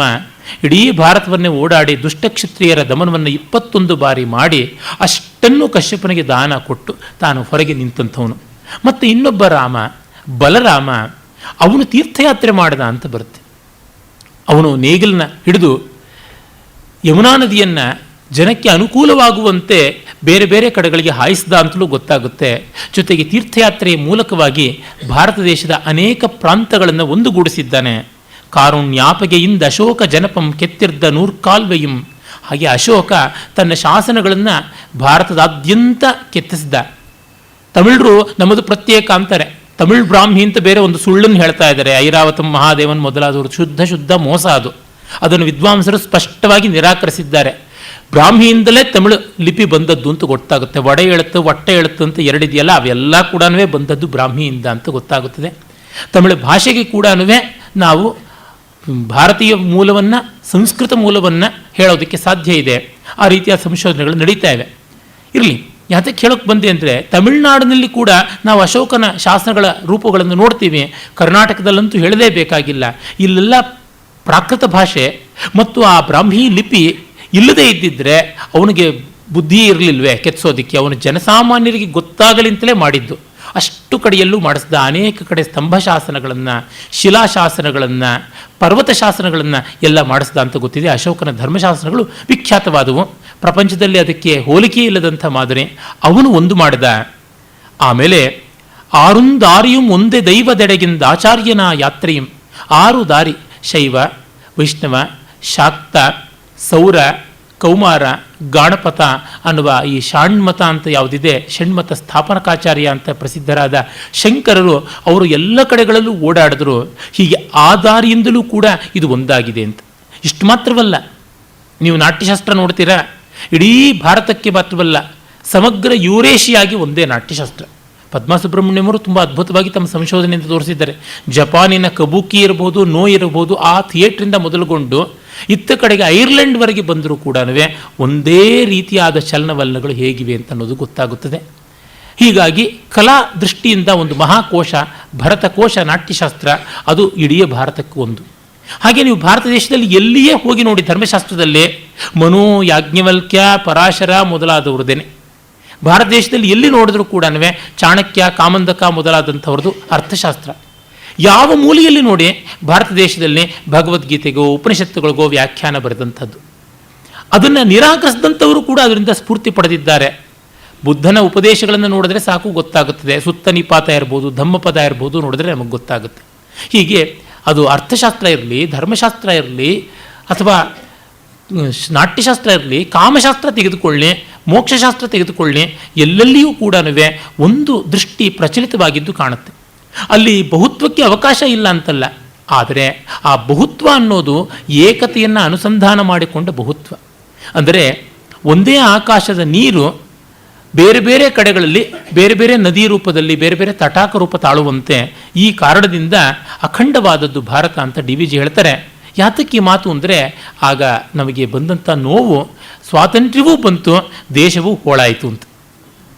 ಓರಂತಿರ್ದುದು ನೈಜ ಸತ್ವದಿನೇ ಗಾಯಂ ಮಾಯಲ್ ಒಂದಾಗದೆ. ಹಾಗಿರುವಾಗ ಈ ಗಾಯ, ಈ ಹೊತ್ತು ಭಾರತ ಪಾಕಿಸ್ತಾನ ಅಂತಾಗಿದೆ, ಈ ವಿಚ್ಛೇದದ ಗಾಯ ಮಾಗಿ ಮತ್ತೆ ಒಂದಾಗದೆ ಹೋಗುತ್ತಾ ಅಂತ ಡಿ ವಿ ಜಿಯವರು ಎಷ್ಟೋ ಭವಿಷ್ಯ ಹೇಳಿದ್ದಾರೆ, ಅಷ್ಟು ನಿಜವಾಗಿದೆ. ಈ ಭವಿಷ್ಯವೂ ನಿಜವಾಗಲಿ ಅಂತ ಹಾರೈಸೋಣ ಅಂತ ಅನಿಸುತ್ತೆ. ಕಾರಣ ತುಂಬ ಸಾಂಸ್ಕೃತಿಕವಾಗಿ ಸಾಮ್ಯ ಬಹಳ ಇದೆ. ಅದು ಹೇಗೆ, ಇವತ್ತು ನಮಗೆ ಪಾಣಿನಿ ಊರು ಅಂತಂದರೆ ಇರತಕ್ಕಂಥದ್ದು ಶಲಾತುರ ಅನ್ನುವಂಥ ಗ್ರಾಮ, ಅದು ಪಾಕಿಸ್ತಾನದಲ್ಲಿದೆ. ಇವತ್ತು ಪುರುಷಪುರ ಕನಿಷ್ಕ ಆಳದಂಥ ಜಾಗ ಪೆಶಾವರ್ ಅಂತ ಅಲ್ಲಿ ಇದೆ. ಅಥವಾ ಇನ್ನೂ ಎಷ್ಟೋ ಪ್ರದೇಶಗಳು ನಮಗಿವತ್ತು ಅಲ್ಲಿ ಉಳ್ಕೊಂಡು ಬಿಟ್ಟಿವೆ. ಹಾಗಿರುವಂಥದ್ದೆಲ್ಲ ಮತ್ತೆ ಅಖಂಡ ಭಾರತವಾದೀತಲ್ವಾ ಅನ್ನುವಂಥ ಭಾವವನ್ನು ಅವರು ವ್ಯಕ್ತಪಡಿಸಿದ್ದಾರೆ. ಆ ಕಾರಣದಿಂದ ತೊಂದರೆ ಆಗಿದೆ. ನಮ್ಮ ದೇಶಕ್ಕೂ ಪಾಕಿಸ್ತಾನಕ್ಕೂ ಈ ದೇಶದ ವಿಭಜನೆಯಿಂದ ಏನೂ ಸುಖ ಸಿಗಲಿಲ್ಲ. ನಮ್ಮ ದೇಶವಂತೂ ಬಹಳ ತಂತ್ರಾಸದಲ್ಲಿದೆ ಅನ್ನೋದು ಗೊತ್ತೇ ಇದೆ. ಅದು ಮತ್ತೆ ನಿವಾರಣೆಯಾಗಿ ಒಳ್ಳೆಯ ರೀತಿಯನ್ನು ಪಡೆಯಲಿ ಎನ್ನುವಂಥದ್ದು ಡಿ ವಿ ಜಿಯವರ ಹಾರೈಕೆಯಾಗಿದೆ. ಮತ್ತು ನೋಡಿ, ಅವರ ಶಬ್ದ ಪ್ರಯೋಗಗಳೇ ಎಷ್ಟು ಚೆನ್ನಾಗಿರುವಂಥದ್ದು. ಆದ್ಯಳ್ ಭಾರತಿ ಭೂದಿವಂಗಳು ಉಭಯ ಸ್ನೇಹಾನುಸಂಧಾನದೊಳ್ ವಿದ್ಯಾ ವೈಭವ ಸಿದ್ಧಿಯೊಳ್ ವಿವಿಧ ವಿಜ್ಞಾನ ಪ್ರಯತ್ನങ്ങളുಳ್ ಖಿದ್ಯತ್ ಸ್ವಪ್ನ ತಮಿಶ್ರಮಂ ಫಲಯುಗಂ ಸೈಸಿರ್ದು ದುರ್ದೈವಮಂ ಖದ್ಯೋತ ಪ್ರಭೆವೊಲ್ ಸ್ವರಜ್ಯ ಮುದಿಸಲ್ ಮತ್ತೀಗಳ್ ಆರಾಜಿಪಳ್ಳಂತ. ಖಿದ್ಯತ್ ಸ್ವಪ್ನ ತಮಿಶ್ರಮಂ ಅಂತಂದರೆ ಖೇದಾರ್ಹವಾಗಿ ಇರುವಂತಹ ಸ್ವಪ್ನದಂತಿರುವ ಕನಸಿನಂತಿರುವ ತಮಿಶ್ರವನ್ನು, ಕತ್ತಲೆಯನ್ನು, ಅಂದರೆ ನೋವುಂಟು ಮಾಡುವ ಕನಸಿನಂತಹ ಕತ್ತಲೆಯನ್ನು ನಿವಾರಿಸುವ ಕಾಲ ಬಂತು. ದಾಸ್ಯದ 1000 ವರ್ಷಗಳ ಆ ಒಂದು ಸಂಕಟ ಹೋಯಿತು. ಅದು ನಮಗೀಗ ಸಂತೋಷವಾಗ್ತಾ ಇದೆ. ಖದ್ಯೋತ ಪ್ರಭೆ, ಸೂರ್ಯ ಪ್ರಭೆಯಂತೆ ಸ್ವಾತಂತ್ರ್ಯ ಉದಿಸ್ತು ಅಂತ. ಹೀಗೆ ಸ್ವಾತಂತ್ರ್ಯದ ಬಗ್ಗೆ ಭರವಸೆ ಇದೆ. ಡಿ ವಿ ಜಿಯವರು ಭಾವನೆಗಳಿಗೆ ಕಣ್ಣು ಮುಚ್ಚಿಕೊಂಡವರಲ್ಲ. ಆದರೆ ಬುದ್ಧಿ ಬೇಕಾದ ಜಾಗದಲ್ಲಿ ಬುದ್ಧಿ, ಭಾವ ಬೇಕಾದಲ್ಲಿ ಭಾವ. ಎಲ್ಲರೂ ಕನ್ನಡಾಂಬೆ, ಕನ್ನಡ ತಾಯಿ ಅಂತನ್ನುವಾಗ ಅವ್ರು ಹೇಳಿದ್ರು, ಜರ್ಮನ್ರು ಫಾದರ್ಲ್ಯಾಂಡ್ ಅಂತಾರೆ, ತಂದೆಯ ಒಂದು ಪೌರುಷ ಅದೂ ನಮಗೆ ಬೇಕಾದದ್ದು, ಆ ದೃಷ್ಟಿಯಿಂದಲೂ ಯೋಚನೆ ಮಾಡೋಣ ಅಂದರು.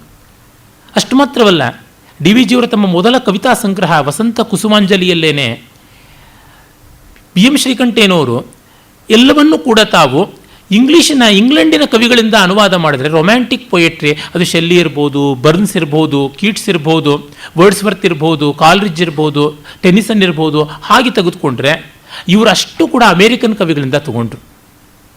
ಅವನು ಲೀವ್ಸ್ ಆಫ್ ಗ್ರಾಸ್ ಬರೆದಂಥ ವಾಲ್ಟ್ ವಿಟ್ಮನ್ ಆಗಲಿ, ಎಮರ್ಸನ್ ಆಗಲಿ, ಥೋರೋ ಆಗಲಿ, ಇವರುಗಳಿಂದ ತಗೊಂಡ್ರು. ಅಂತಂದರೆ ಡಿ ವಿ ಜಿ ಅವ್ರದ್ದು ಏನಂದರೆ, ಇಂಗ್ಲೆಂಡಿನ ಕಾಲನಿಯಾಗಿ ಅಮೆರಿಕವೂ ಇತ್ತು, ಭಾರತವೂ ಇತ್ತು. ಅಮೆರಿಕ ನಮಗಿಂತ 200 ವರ್ಷಕ್ಕೆ ಮುಂಚೆನೇ ಸ್ವಾತಂತ್ರ್ಯ ತಗೊಳ್ಳೋದು 1777ರಲ್ಲಿ. ಅದು ಸ್ವಾತಂತ್ರ್ಯ ತಗೊಂಡು ಅದು ಸ್ವತಂತ್ರವಾಗಿ ಬೆಳೀತು. ಎಲ್ಲಿವರೆಗೆ ಅಂದರೆ ಇಂಗ್ಲೀಷ್ ಭಾಷೆಯನ್ನು ಉಳಿಸಿಕೊಂಡು ತನ್ನದಾದ ಇಂಗ್ಲೀಷ್, ಅಮೆರಿಕನ್ ಇಂಗ್ಲೀಷ್ ಅಂತ ಬೇರೆದು ಮಾಡಿಕೊಳ್ತು. ನಾನು ಪ್ರತ್ಯೇಕ ಅಂತ ತೋರಿಸ್ಕೊಳ್ಳುವಂತೆ ಸ್ವಾತಂತ್ರ್ಯವನ್ನು, ಕೆಚ್ಚನ್ನು ಬೆಳೆಸ್ಕೊಳ್ತು, ಪೌರುಷವನ್ನು. ಅಲ್ಲಿ ವಿಭಿನ್ನವಾದ ಕಾವ್ಯ ಪ್ರಸ್ಥಾನ, ವಿಭಿನ್ನವಾದ ಸಾಹಿತ್ಯ ಪ್ರಸ್ಥಾನ, ವಿಭಿನ್ನವಾದ ಕಲಾ ಪ್ರಕಾರಗಳೆಲ್ಲ ಬೆಳೆದವು. ಇಲ್ಲಿ ಕ್ರಿಕೆಟ್ ಅಂದರೆ ಅಲ್ಲಿ ಬೇಸ್ಬಾಲ್ ಅಂತ ಮಾಡ್ತಾರೆ. ನಮಗೆ ಸಣ್ಣತನ ಅಂತ ಅನಿಸ್ಬೋದು, ಆದರೆ ಅವರ ಅಸ್ಮಿತಾ ಪ್ರತ್ಯಯ ಇದೆಯಲ್ಲ, ಐಡೆಂಟಿಟಿ ಅಂತಕ್ಕಂಥ ಕೆಚ್ಚು ಎಷ್ಟು ದೊಡ್ಡದು ಅಂತ ಗೊತ್ತಾಗುತ್ತೆ. ನಮಗೆ ಇಷ್ಟೊಂದಿದ್ದಾಗ ನಾವು ಇಟ್ಕೊಳ್ತಾ ಇಲ್ವಲ್ಲ ಅಂತ. ಹಾಗಾಗಿ ಅವರು ಇಂಗ್ಲೆಂಡಿನ ಕವಿಗಳ ಕಡೆ ತಿರಸ್ಕಾರ ಮಾಡಲಿಲ್ಲ. ಅವರ ಕೇತಕಿ ವನದಲ್ಲಿ ಹಲವು ಕವಿತೆಗಳು ಆ ಥರ ಕಾಣಿಸುತ್ತವೆ. ಆದರೆ ಮೊದಲು ಬರೆದಂಥ ಕವನ ಸಂಕಲನದಲ್ಲಿ ಜೀವಗೀತೆ, ಆತ್ಮಗೀತೆ ಇತ್ಯಾದಿ, song of soul, song of life ಅಂತ ಆ ಒಂದು ರಚನೆಗಳನ್ನು ಅಮೆರಿಕನ್ ಕವಿಗಳಿಂದ ನೋಡ್ತೀವಿ. ಮತ್ತು ಅಷ್ಟಕ್ಕಲ್ಲದೆ ಅವರು ವಿಶ್ವೇಶ್ವರಯ್ಯನವರ ಬಗ್ಗೆ, ನಾಲ್ವಡಿ ಕೃಷ್ಣರಾಜರವರ ಬಗ್ಗೆ, ಜಗದೀಶ್ ಚಂದ್ರ ಬೋಸರ ಬಗ್ಗೆ, ದಾದಾಬಾಯಿ ನವರೋಜಿಗಳ ಬಗ್ಗೆ, ಗೋಪಾಲಕೃಷ್ಣ ಗೋಖಲೆ, ಗಾಂಧಿ, ರಾಮಕೃಷ್ಣ ಪರಮಹಂಸರು, ವಿವೇಕಾನಂದರು, ಇಂಥವರ ಬಗ್ಗೆ ಕೂಡ ಕವಿತೆ ಬರೆದಿದ್ದಾರೆ. ಅಂದರೆ ನಮಗೆ ದೇಶಕ್ಕೆ ಕವಿಗಳು ಮಾತ್ರ ಮುಖ್ಯವಲ್ಲ, ವಿಜ್ಞಾನಿಗಳು ಮುಖ್ಯ, ಉದ್ಯಮಿಗಳು ಮುಖ್ಯ, ಸ್ವಾತಂತ್ರ್ಯ ಹೋರಾಟಗಾರರು ಮುಖ್ಯ, ಅಧ್ಯಾತ್ಮ ಜೀವಿಗಳು ಮುಖ್ಯ ಅಂತ ಈ ಸಮಗ್ರ ದೃಷ್ಟಿ ಇದೆಯಲ್ಲ. ಪ್ರಾಯಶಃ ಜಗದೀಶ್ ಚಂದ್ರ ಬೋಸರ ಬಗ್ಗೆ ಬಂಗಾಳದಲ್ಲೂ ಆ ಹೊತ್ತಿಗೆ ಕವಿತೆ ಹುಟ್ಟಿತ್ತೋ ಇಲ್ವೋ ಗೊತ್ತಿಲ್ಲ, ಕನ್ನಡದಲ್ಲಿ ಹುಟ್ಟಿತ್ತು. ಯಾಕೆಂದರೆ ವಿಜ್ಞಾನಿಯ ಬಗ್ಗೆ ಕವಿತೆ ಬರೋದು ಕಷ್ಟ, ಇಂಜಿನಿಯರ್ ಬಗ್ಗೆ ಕವಿತೆ ಬರೆಯೋದು ಕಷ್ಟ. ಏನಿದೆ ರೀ, ಕಲ್ಲು ಮಣ್ಣು ಸಿಮೆಂಟು ಗಾರೆ ಅಂತಂತೀವಿ, ರೊಮ್ಯಾಂಟಿಸೈಸ್ ಮಾಡೋಕ್ಕಾಗೋಲ್ಲ ಅಂತ. ಆದರೆ ವಿಶ್ವೇಶ್ವರಯ್ಯನವರ ಬಗ್ಗೆ ಅವರು ಬರೆದಿದ್ದಾರೆ. ಮತ್ತು ಅವರೆಲ್ಲ ಡಿ ವಿ ಜಿಯವರಿಗೆ ತುಂಬ ಹಿರಿಯರಾದ ಸಮಕಾಲೀನರಲ್ಲ. ಒಂದು ಹೆಚ್ಚಂದರೆ 20 ವರ್ಷ 25 ವರ್ಷ ದೊಡ್ಡವರು. ಅಂಥವ್ರ ಬಗ್ಗೆ ಇವರು ಭಾವಪೂರ್ಣವಾದ ಕವಿತೆ ಬರೀಬೇಕು ಅಂತಂದರೆ ಅವರ ದೃಷ್ಟಿ ಎಂಥದ್ದಾಗಿತ್ತು ಅಂತ ಗೊತ್ತಾಗುತ್ತೆ. ಸಮಗ್ರವಾದ ರಾಷ್ಟ್ರಹಿತ ಇತ್ತು ಅಂತ. ಇನ್ನೊಂದು ಪದ್ಯದಲ್ಲಿ ಹೇಳ್ತಾರೆ, ಸ್ವಾತಂತ್ರ್ಯಂ ಜನತಾತ್ಮ ಶಿಕ್ಷೆ ಗಣಧರ್ಮಾವೇಕ್ಷೆ ರಾಷ್ಟ್ರ ಪ್ರಜಾ ನೀತಿ ಪ್ರೀತಿ ಪರೀಕ್ಷೆ ಜೀವ ಮುಕುಲೋನ್ಮೀಲಾರ್ಕ ಸಂವೀಕ್ಷಿತಾನ್ ಐತಂದಂಬಿಕೆ ನಿನ್ನ ನಾದಿ ಕಥೆಯೊಳ್ ನೂತ್ನಾಹಮಂ ತಂದಿರಲ್ ಪ್ರಾತರ್ಗೀತದ ನಿಂತು ಸಂತವಿಡು ನೀಂ ಪ್ರಕ್ಷುಬ್ಧ ಭೂಲೋಕಮಂ ಅಂತ. ಅದ್ಭುತವಾದ ಶೈಲಿ ಇಲ್ಲಿರುವಂಥದ್ದು. ಈಚೆಗೆ ಕನ್ನಡದ ಪದ್ಯಶೈಲಿ ಬಗ್ಗೆ ಒಂದು ಲೇಖನ ಬರೀತಾ ಈ ಪದ್ಯವನ್ನು ನಾನು ಉದಾಹರಣೆ ಮಾಡಿದೆ. ಎಷ್ಟು ಪ್ರೌಢವಾದದ್ದು ಅಂತ ಇದು. ಸ್ವಾತಂತ್ರ್ಯ ಅಂದರೆ ಏನು? ಉಲ್ಲೇಖಾಲಂಕಾರ ಅಂತೀವಲ್ಲ, ಆ ಅಲಂಕಾರದಿಂದ ತುಂಬಿದೆ ಪದ್ಯ. ಜನತಾತ್ಮ ಶಿಕ್ಷೆ, ಸ್ವಾತಂತ್ರ್ಯ ಅಂದರೆ ಇಷ್ಟ ಬಂದಂತೆ ಮಾಡೋದಲ್ಲ, ನಮ್ಮನ್ನು ನಾವು ಆಳಿಕೊಳ್ಳುವ, ನಮಗೆ ನಾವು ಬಾಧ್ಯರಾಗುವಂಥ, ನಮಗೆ ನಾವೇ ಶಿಕ್ಷಣ ಕೊಟ್ಟುಕೊಳ್ಳುವ ಅವಕಾಶ ಅಂತಾರೆ. ಗಣಧರ್ಮ ಆವೇಕ್ಷೆ ಅಂದರೆ ಒಂದು ಕಮ್ಯುನಿಟಿ, ಒಂದು ಸೊಸೈಟಿ ಇದೆಯಲ್ಲ, ಅದರ ಧರ್ಮ ಅಂದರೆ ಅದರ ರೆಸ್ಪಾನ್ಸಿಬಿಲಿಟಿ, ಅದರ ಆಗು ಹೋಗುಗಳು, ಅದರ ಯುಕ್ತ ಅಯುಕ್ತಗಳು ಯಾವುದಿವೆ ಅದನ್ನು ಗಮನಿಸಿಕೊಳ್ತಕ್ಕಂಥದ್ದು ಗಣಧರ್ಮ. ಅಂದರೆ the law, the order of the group ಅಂತೀವಲ್ಲ, order of society, order of community, ಅದನ್ನು ಕುರಿತು ಯೋಚನೆ ಮಾಡುವಂಥದ್ದು. ಮತ್ತು ರಾಷ್ಟ್ರ ಪ್ರಜಾ ನೀತಿ ಪ್ರೀತಿ ಪರೀಕ್ಷೆ. ಏನು ಶಬ್ದ, ಏನು ಅರ್ಥ ಇದರೊಳಗಿದೆ. ರಾಷ್ಟ್ರದ ಪ್ರಜೆಗಳ ನೀತಿ ಪ್ರೀತಿ ಇವುಗಳಿಗೆ ಪರೀಕ್ಷೆ ಅಂತ. ಪ್ರೀತಿ ಪರೀಕ್ಷೆಯಲ್ಲಿ ನೀತಿ ಅನೀತಿ ಆಗ್ಬೋದು, ನೀತಿ ಪರೀಕ್ಷೆಯಲ್ಲಿ ಪ್ರೀತಿ ಹೋಗ್ಬಿಟ್ಟಿದನು ಭೀತಿ ಬರ್ಬೋದು. ಮತ್ತೆ ಮತ್ತೆ ನಮಗೆ ಬರ್ತಕ್ಕಂಥದ್ದು it is the fight between head and heart ಅಂತೀವಿ. ನೀತಿ ಅನ್ನುವಲ್ಲಿ ಹೆಡ್, ಪ್ರೀತಿ ಅನ್ನುವಲ್ಲಿ ಹಾರ್ಟ್. ಈ ಹೃದಯ ಬುದ್ಧಿಗಳ ಸಂಕ್ಷೋಭೆ ಬರುತ್ತಲ್ಲ, ಸೀತಾಪರಿತ್ಯಾಗದಲ್ಲಿ ರಾಮನಿಗೆ ಬಂದದ್ದಂಥದ್ದೇ ತಾನೆ. ಇವುಗಳ ಸಂಘರ್ಷದ ಪರೀಕ್ಷೆ ಬರುತ್ತೆ, ಅದಕ್ಕೆ ಸಿದ್ಧರಾಗಿರಬೇಕು ಅಂತ. ಈ ಒಂದು ಫ್ರೇಸೇ ಸಾಕು. ಈ ಥರದ ಸಮಾಸಗಳನ್ನು ಯಾರು ಹೆಣಿತಾರೆ? ಕೆಲವರು ಹೇಳ್ತಾರೆ DVG ಅವರು ವಾಚ್ಯವಾಗಿ ಬರೀತಾರೆ ಅಂತ. ಅರೆ ಇದು ಜಸ್ಟ್ ಡೈರೆಕ್ಟ್ ಸ್ಟೇಟ್ಮೆಂಟ್ಸ್ ಅಲ್ಲ, ದೇ ಆರ್ ಲೋಡೆಡ್ ಸ್ಟೇಟ್ಮೆಂಟ್ಸ್ ಅಂತ ಕರಿತೀನಿ. ಜೀವ ಮುಕುಲೋನ್ಮೀಲಾರ್ಕ ಸಂವೀಕ್ಷೆ, ಜೀವ ಅನ್ನುವ ಮೊಗ್ಗು ಅರಳುವುದಕ್ಕೆ ಬೇಕಾದ ಸೂರ್ಯ ದರ್ಶನ ಅಂತ ಹೇಳ್ಬಿಟ್ಟಂತಾರೆ. ಅಂದರೆ ನಾವು ದೊಡ್ಡವರಾಗಬೇಕು, ನಾವು ಪಾಕಗೊಳ್ಳಬೇಕು ಅಂತಂದರೆ ಪ್ರಜಾಪ್ರಭುತ್ವದಲ್ಲಿ, ರೆಸ್ಪಾನ್ಸಿಬಲ್ ಗವರ್ಮೆಂಟ್ನಲ್ಲಿ ನಾವು ಇರಬೇಕು. ನಮಗೆ ಬಾಧ್ಯತೆ ಬರದೇ ಇದ್ದರೆ ಸಂಸ್ಕಾರ ಆಗೋದಿಲ್ಲ ಅಂತ. ಸುಮ್ಮನೆ ಮನೆಯೊಳಗೆ ಕೂತು ಮನುಷ್ಯ ಮುಟ್ಟದ ಗುಬ್ಬಿ ಹಂಗಿದ್ರೆ ಏನೂ ಆಗೋದಿಲ್ಲ. ನಮ್ಮಲ್ಲಿ ಎಷ್ಟೋ ಘನ ಪಂಡಿತರು ವಿದ್ವಾಂಸರು ಇರ್ತಾರೆ, ಅವರಿಗೆ ಸಾಮಾಜಿಕವಾದ ಬಾಧ್ಯತೆ ಇರೋಲ್ಲ. ನನ್ನ ಪೂಜನೀಯ ಗುರುಗಳಾದ ರಂಗನಾಥ ಶರ್ಮರು ಎಮರ್ಜೆನ್ಸಿ ಬಂದು ಹೊಸದರೊಳಗೆ ರಾಷ್ಟ್ರೋತ್ಥಾನ ಸಾಹಿತ್ಯಕ್ಕೆ ಅವರು ಬೀಗ ಮುದ್ರೆ ಮಾಡಿದಾಗ, ಸರ್ಕಾರ ತನ್ನ ಕರಾಳ ಬಾಹುವನ್ನು ಚಾಚಿದಾಗ ಅದರ ವಿರುದ್ಧವಾಗಿ ಮೊದಲು ಸಹಿ ಹಾಕಿದವರು ರಂಗನಾಥ ಶರ್ಮರು. ಆಗ ಸರ್ಕಾರಿ ಪಾಠಶಾಲೆಯಲ್ಲಿ ವ್ಯಾಕರಣ ಪ್ರಾಧ್ಯಾಪಕರಾಗಿದ್ದವರು. ಇಬ್ಬರು ಹೆಣ್ಣು ಮಕ್ಕಳಿಗೆ ಮದುವೆ ಮಾಡಬೇಕಾಗಿತ್ತು, ಇಬ್ಬರು ಮಕ್ಕಳನ್ನು ಓದಿಸಬೇಕಾಗಿತ್ತು. ಅವ್ರಿಗೆ ಯಾವುದೂ ಆಸ್ತಿ ಇರಲಿಲ್ಲ. ಅವರು ಕಟ್ಟಿಕೊಂಡು ಬಂದದ್ದು ಬಡತನ, ಅನಾರೋಗ್ಯವನ್ನೇ ಬೆಂಗಳೂರಿಗೆ. ಹಾಗಿದ್ದರೂ ಕೂಡ ನಾನು ಪ್ರಜಾಪ್ರತಿನಿಧಿಯ ವ್ಯವಸ್ಥೆಯಲ್ಲಿದ್ದಂಥವನು ಒಂದಿಷ್ಟು ಮಾಡಬೇಕು ಅನ್ನುವಂಥದ್ದು. ಇದು ಜೀವ ಮುಕುಲ ಅರ್ಕ ಸಂವೀಕ್ಷೆ ಅಂತನ್ನುವಂಥದ್ದು, ಜೀವ ಮುಕುಲ ಉನ್ಮೀಲದ ಅರ್ಕ ಸಂವೀಕ್ಷೆ. ಹೀಗಿರುವಾಗ ಈ ಬೆಳಗಿನ ಹಾಡು ಇದಕ್ಕಾಗಿ ನಮ್ಮನ್ನು ಎಚ್ಚರಿಸಲಿ ಅಂತನ್ನುವ ಒಂದು ಪ್ರಬೋಧ ಗೀತವನ್ನು ಹೇಳ್ತಾರೆ. ಆಮೇಲೆ ನೋಡಿ, ನಾವು ಮತ್ತೆ ಯೂನಿಟಿ ಇನ್ ಡೈವರ್ಸಿಟಿ ಅಂತ ನೆಹರು ಬಹಳ ಜನಪ್ರಿಯಗೊಳಿಸಿದಂಥ ಫ್ರೇಸ್, ಅದು DVG ನೆಹರುಗಿಂತ ಮುಂಚೆನೇ ಹೇಳೋದಕ್ಕೆ ಶುರು ಮಾಡಿದರು.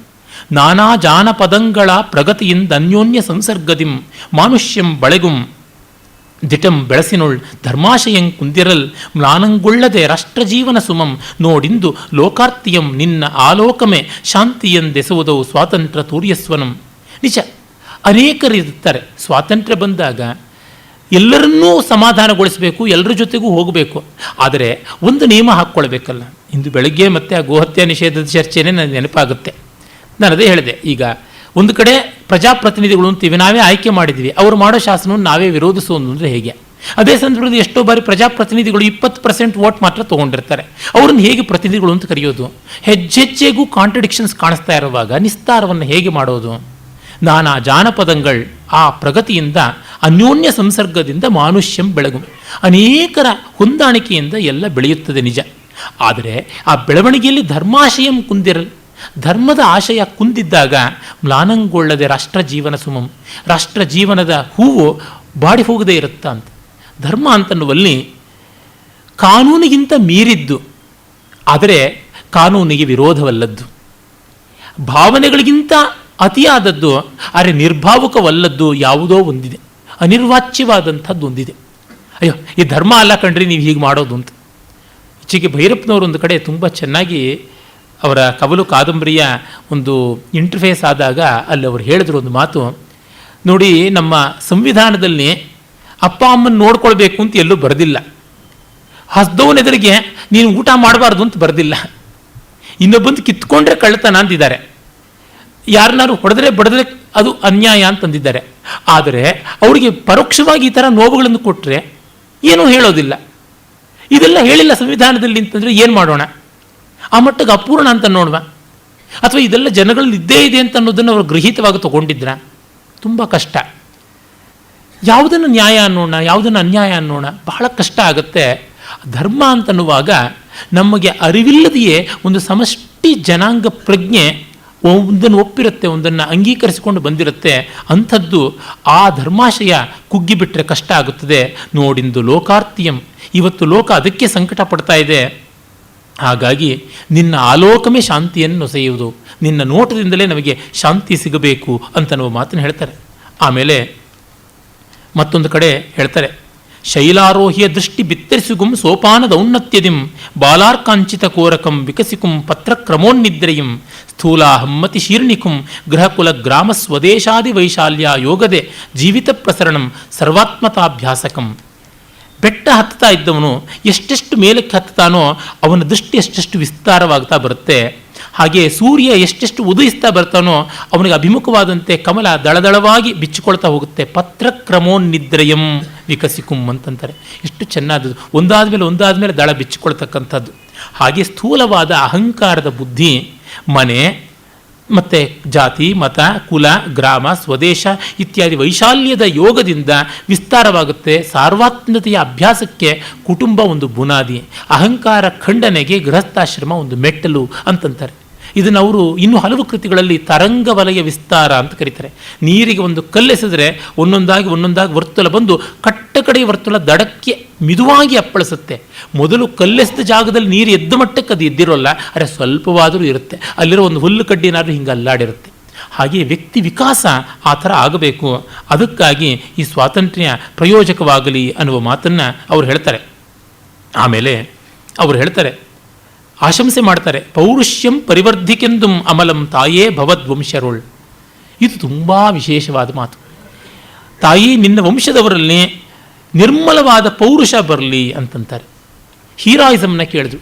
ಸ್ವಾತಂತ್ರ್ಯ ಬಂದ ತಕ್ಷಣ ಪಾಕಿಸ್ತಾನ ಯುದ್ಧ ಮಾಡ್ತು, ಆಮೇಲೆ ನೆಹರು ಅವರ ಕಾಲದಲ್ಲಿಯೇ ಮತ್ತೊಮ್ಮೆ ಚೈನಾ ಯುದ್ಧ ಮಾಡ್ತು, ಆಮೇಲೆ ಶಾಸ್ತ್ರಿ ಕಾಲದಲ್ಲಿ ಮತ್ತು ಇಂದಿರಾ ಗಾಂಧಿ ಕಾಲದಲ್ಲಿ, ಆಮೇಲೆ ವಾಜಪೇಯಿ ಕಾಲದಲ್ಲಿ ಎಲ್ಲ ನಾವು ನೋಡಿದ್ದೀವಿ. ಪ್ರತಿಯೊಂದು ಯುದ್ಧದಲ್ಲಿ ಚೈನಾ ಯುದ್ಧ ಬಿಟ್ಟರೆ ಗೆದ್ವಿ, ಆದರೂ ನಾವು ಗೆದ್ದದ್ದು ಏನೂ ಪ್ರಯೋಜನವಾಗಲಿಲ್ಲ. ಸ್ತ್ರೈಣವಾದ ಹೀನವಾದಂಥ ರೀತಿಯಲ್ಲಿ ಅದು ಎಂಥದ್ದು. ಲಿಯಾಕತ್ ಅಲಿ ಭುಟ್ಟೋ ಹೇಳಲಿಲ್ಲ, ಜುಲ್ಫಿಕರ್ ಅಲಿ ಭುಟ್ಟೋ ಹೇಳಿದ್ನಲ್ಲ, V last the battle but one the treaty ಅಂತ ಶಿಮ್ಲಾ ವಾರಿಗೆ ಸಂಬಂಧಪಟ್ಟಂತೆ 2 ಲಕ್ಷ ಹೋಸ್ಟೇಜಸ್ಸನ್ನು ಯಾವುದೇ ಕಾನೂನು ಕರಾರು ಕಟ್ಟಲಿದ್ದೆ ಬಿಟ್ಟು ಕೊಟ್ಟಿದ್ದಾಯಿತು. ಪಾಕಿಸ್ತಾನದ ಜೊತೆಗಾಗ ಕಾಶ್ಮೀರನ್ನ POK ಪಾಕ್ ಆಕ್ಯುಪೈಡ್ ಕಾಶ್ಮೀರನ್ನ ಸಂಪೂರ್ಣವಾಗಿ ಸೆಟ್ಲ್ ಮಾಡ್ಕೊಳ್ಳೋ ಅವಕಾಶ ಇತ್ತು. ಯಾವ ನೊಬೆಲ್ ಪ್ರೈಸ್ಗೆ ಏಟ್ ಹಾಕಿದ್ಲೋ ಆ ಮಹಾತಾಯಿ ಸರ್ವನಾಶ ಆಯಿತು ದೇಶಕ್ಕೆ.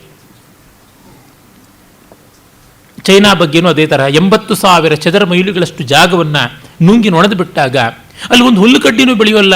ಏನೀಗ ಅಂತಂದರೆ ಕೃಷ್ಣ ಮೆನನ್ ಹೇಳಿದ್ರಂತೆ, ನಿಮ್ಮ ತಲೆಯಲ್ಲಿ ಒಂದು ತಲೆ ಕೂದಲು ಬೆಳೆದಿಲ್ಲ, ಅದಕ್ಕೆ ಅದನ್ನು ನಾವು ಬೇರನ್ ಲ್ಯಾಂಡ್ ಅಂತ ಬಿಸಾಕೋಣ ಅಂತ ನೆಹರುಗೆ. ಅಂದರೆ ಪೌರುಷ ಬೆಳೀಬೇಕು ಅಂತ DVG ಹೇಳಿದ್ರು. ತುಂಬ ಮುಖ್ಯವಾಗಿ ನಾವು ಗಮನಿಸಬೇಕು. ಒಂದಂತೂ ನಿಜ, ಅಹಿಂಸೆ ಅಂತನ್ನೋದ್ರಿಂದ ಯಾವ ದೇಶ ಕೂಡ ಉದ್ಧಾರವಾಗಿಲ್ಲ. ಕಾರ್ಯಪ್ಪನವರು ಆ ಮಾತನ್ನೇ ಗಾಂಧೀಜಿಯವ್ರನ್ನ ಕೇಳಿದ್ರಲ್ಲ, ಸ್ವಾತಂತ್ರ್ಯ ಬಂದ ಮೇಲೆ ನಮ್ಮಂಥ ಸೈನಿಕರ ಗತಿ ಏನು ಹೇಳಿ ಅಂತ. ಹೀಗಾಗಿ ದಂಡ ಅನಿವಾರ್ಯ. ಹಿಂದಿನಲ್ಲೊಂದು ಗಾದೆ ಇದೆಯಲ್ಲ, ಹಾತ್ ಮೇ ರಾಮ್ ರಾಮ್ ಬಗಲ್ ಮೇ ಲಾಠಿ.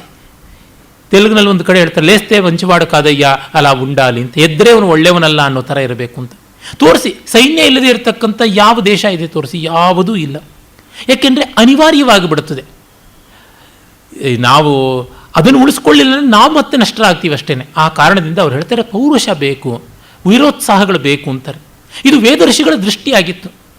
ನಿನ್ನೆ ಕೂಡ ಹಬ್ಬದಲ್ಲಿ, ಗಣಪತಿ ಹಬ್ಬದಲ್ಲಿ ಸುಮ್ಮನೆ ವೇದ ಭಾಗಗಳು ಓದ್ತಾ ಇದ್ದೆ. ನನಗೆ ಬಹಳ ಇಷ್ಟವಾದ ಒಂದು ಭಾಗದಲ್ಲಿ ಯಜುರ್ವೇದದ 7ನೇ ಕಾಂಡದಲ್ಲಿ ಬರ್ತಕ್ಕಂಥ ಅಶ್ವಮೇಧ ಕಾಂಡದಲ್ಲಿ ಬರುವ ವೈದಿಕ ರಾಷ್ಟ್ರಗೀತ. ಮೊದಲಿಗೆ ಅದನ್ನು ಋಷಿಗಳ ರಾಷ್ಟ್ರಗೀತ ಅಂತ DVG ಅವರೇ ಹೇಳಿದ್ದು.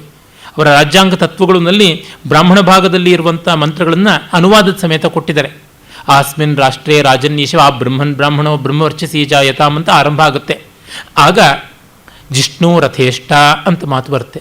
ನಮ್ಮ ಸೈನಿಕರು ಗೆದ್ದು ಬರಲಿ, ನಮ್ಮ ರಥಿಕರು ಸದಾ ಗೆಲುಮೆಯನ್ನೇ ಪಡೆಯಲಿ.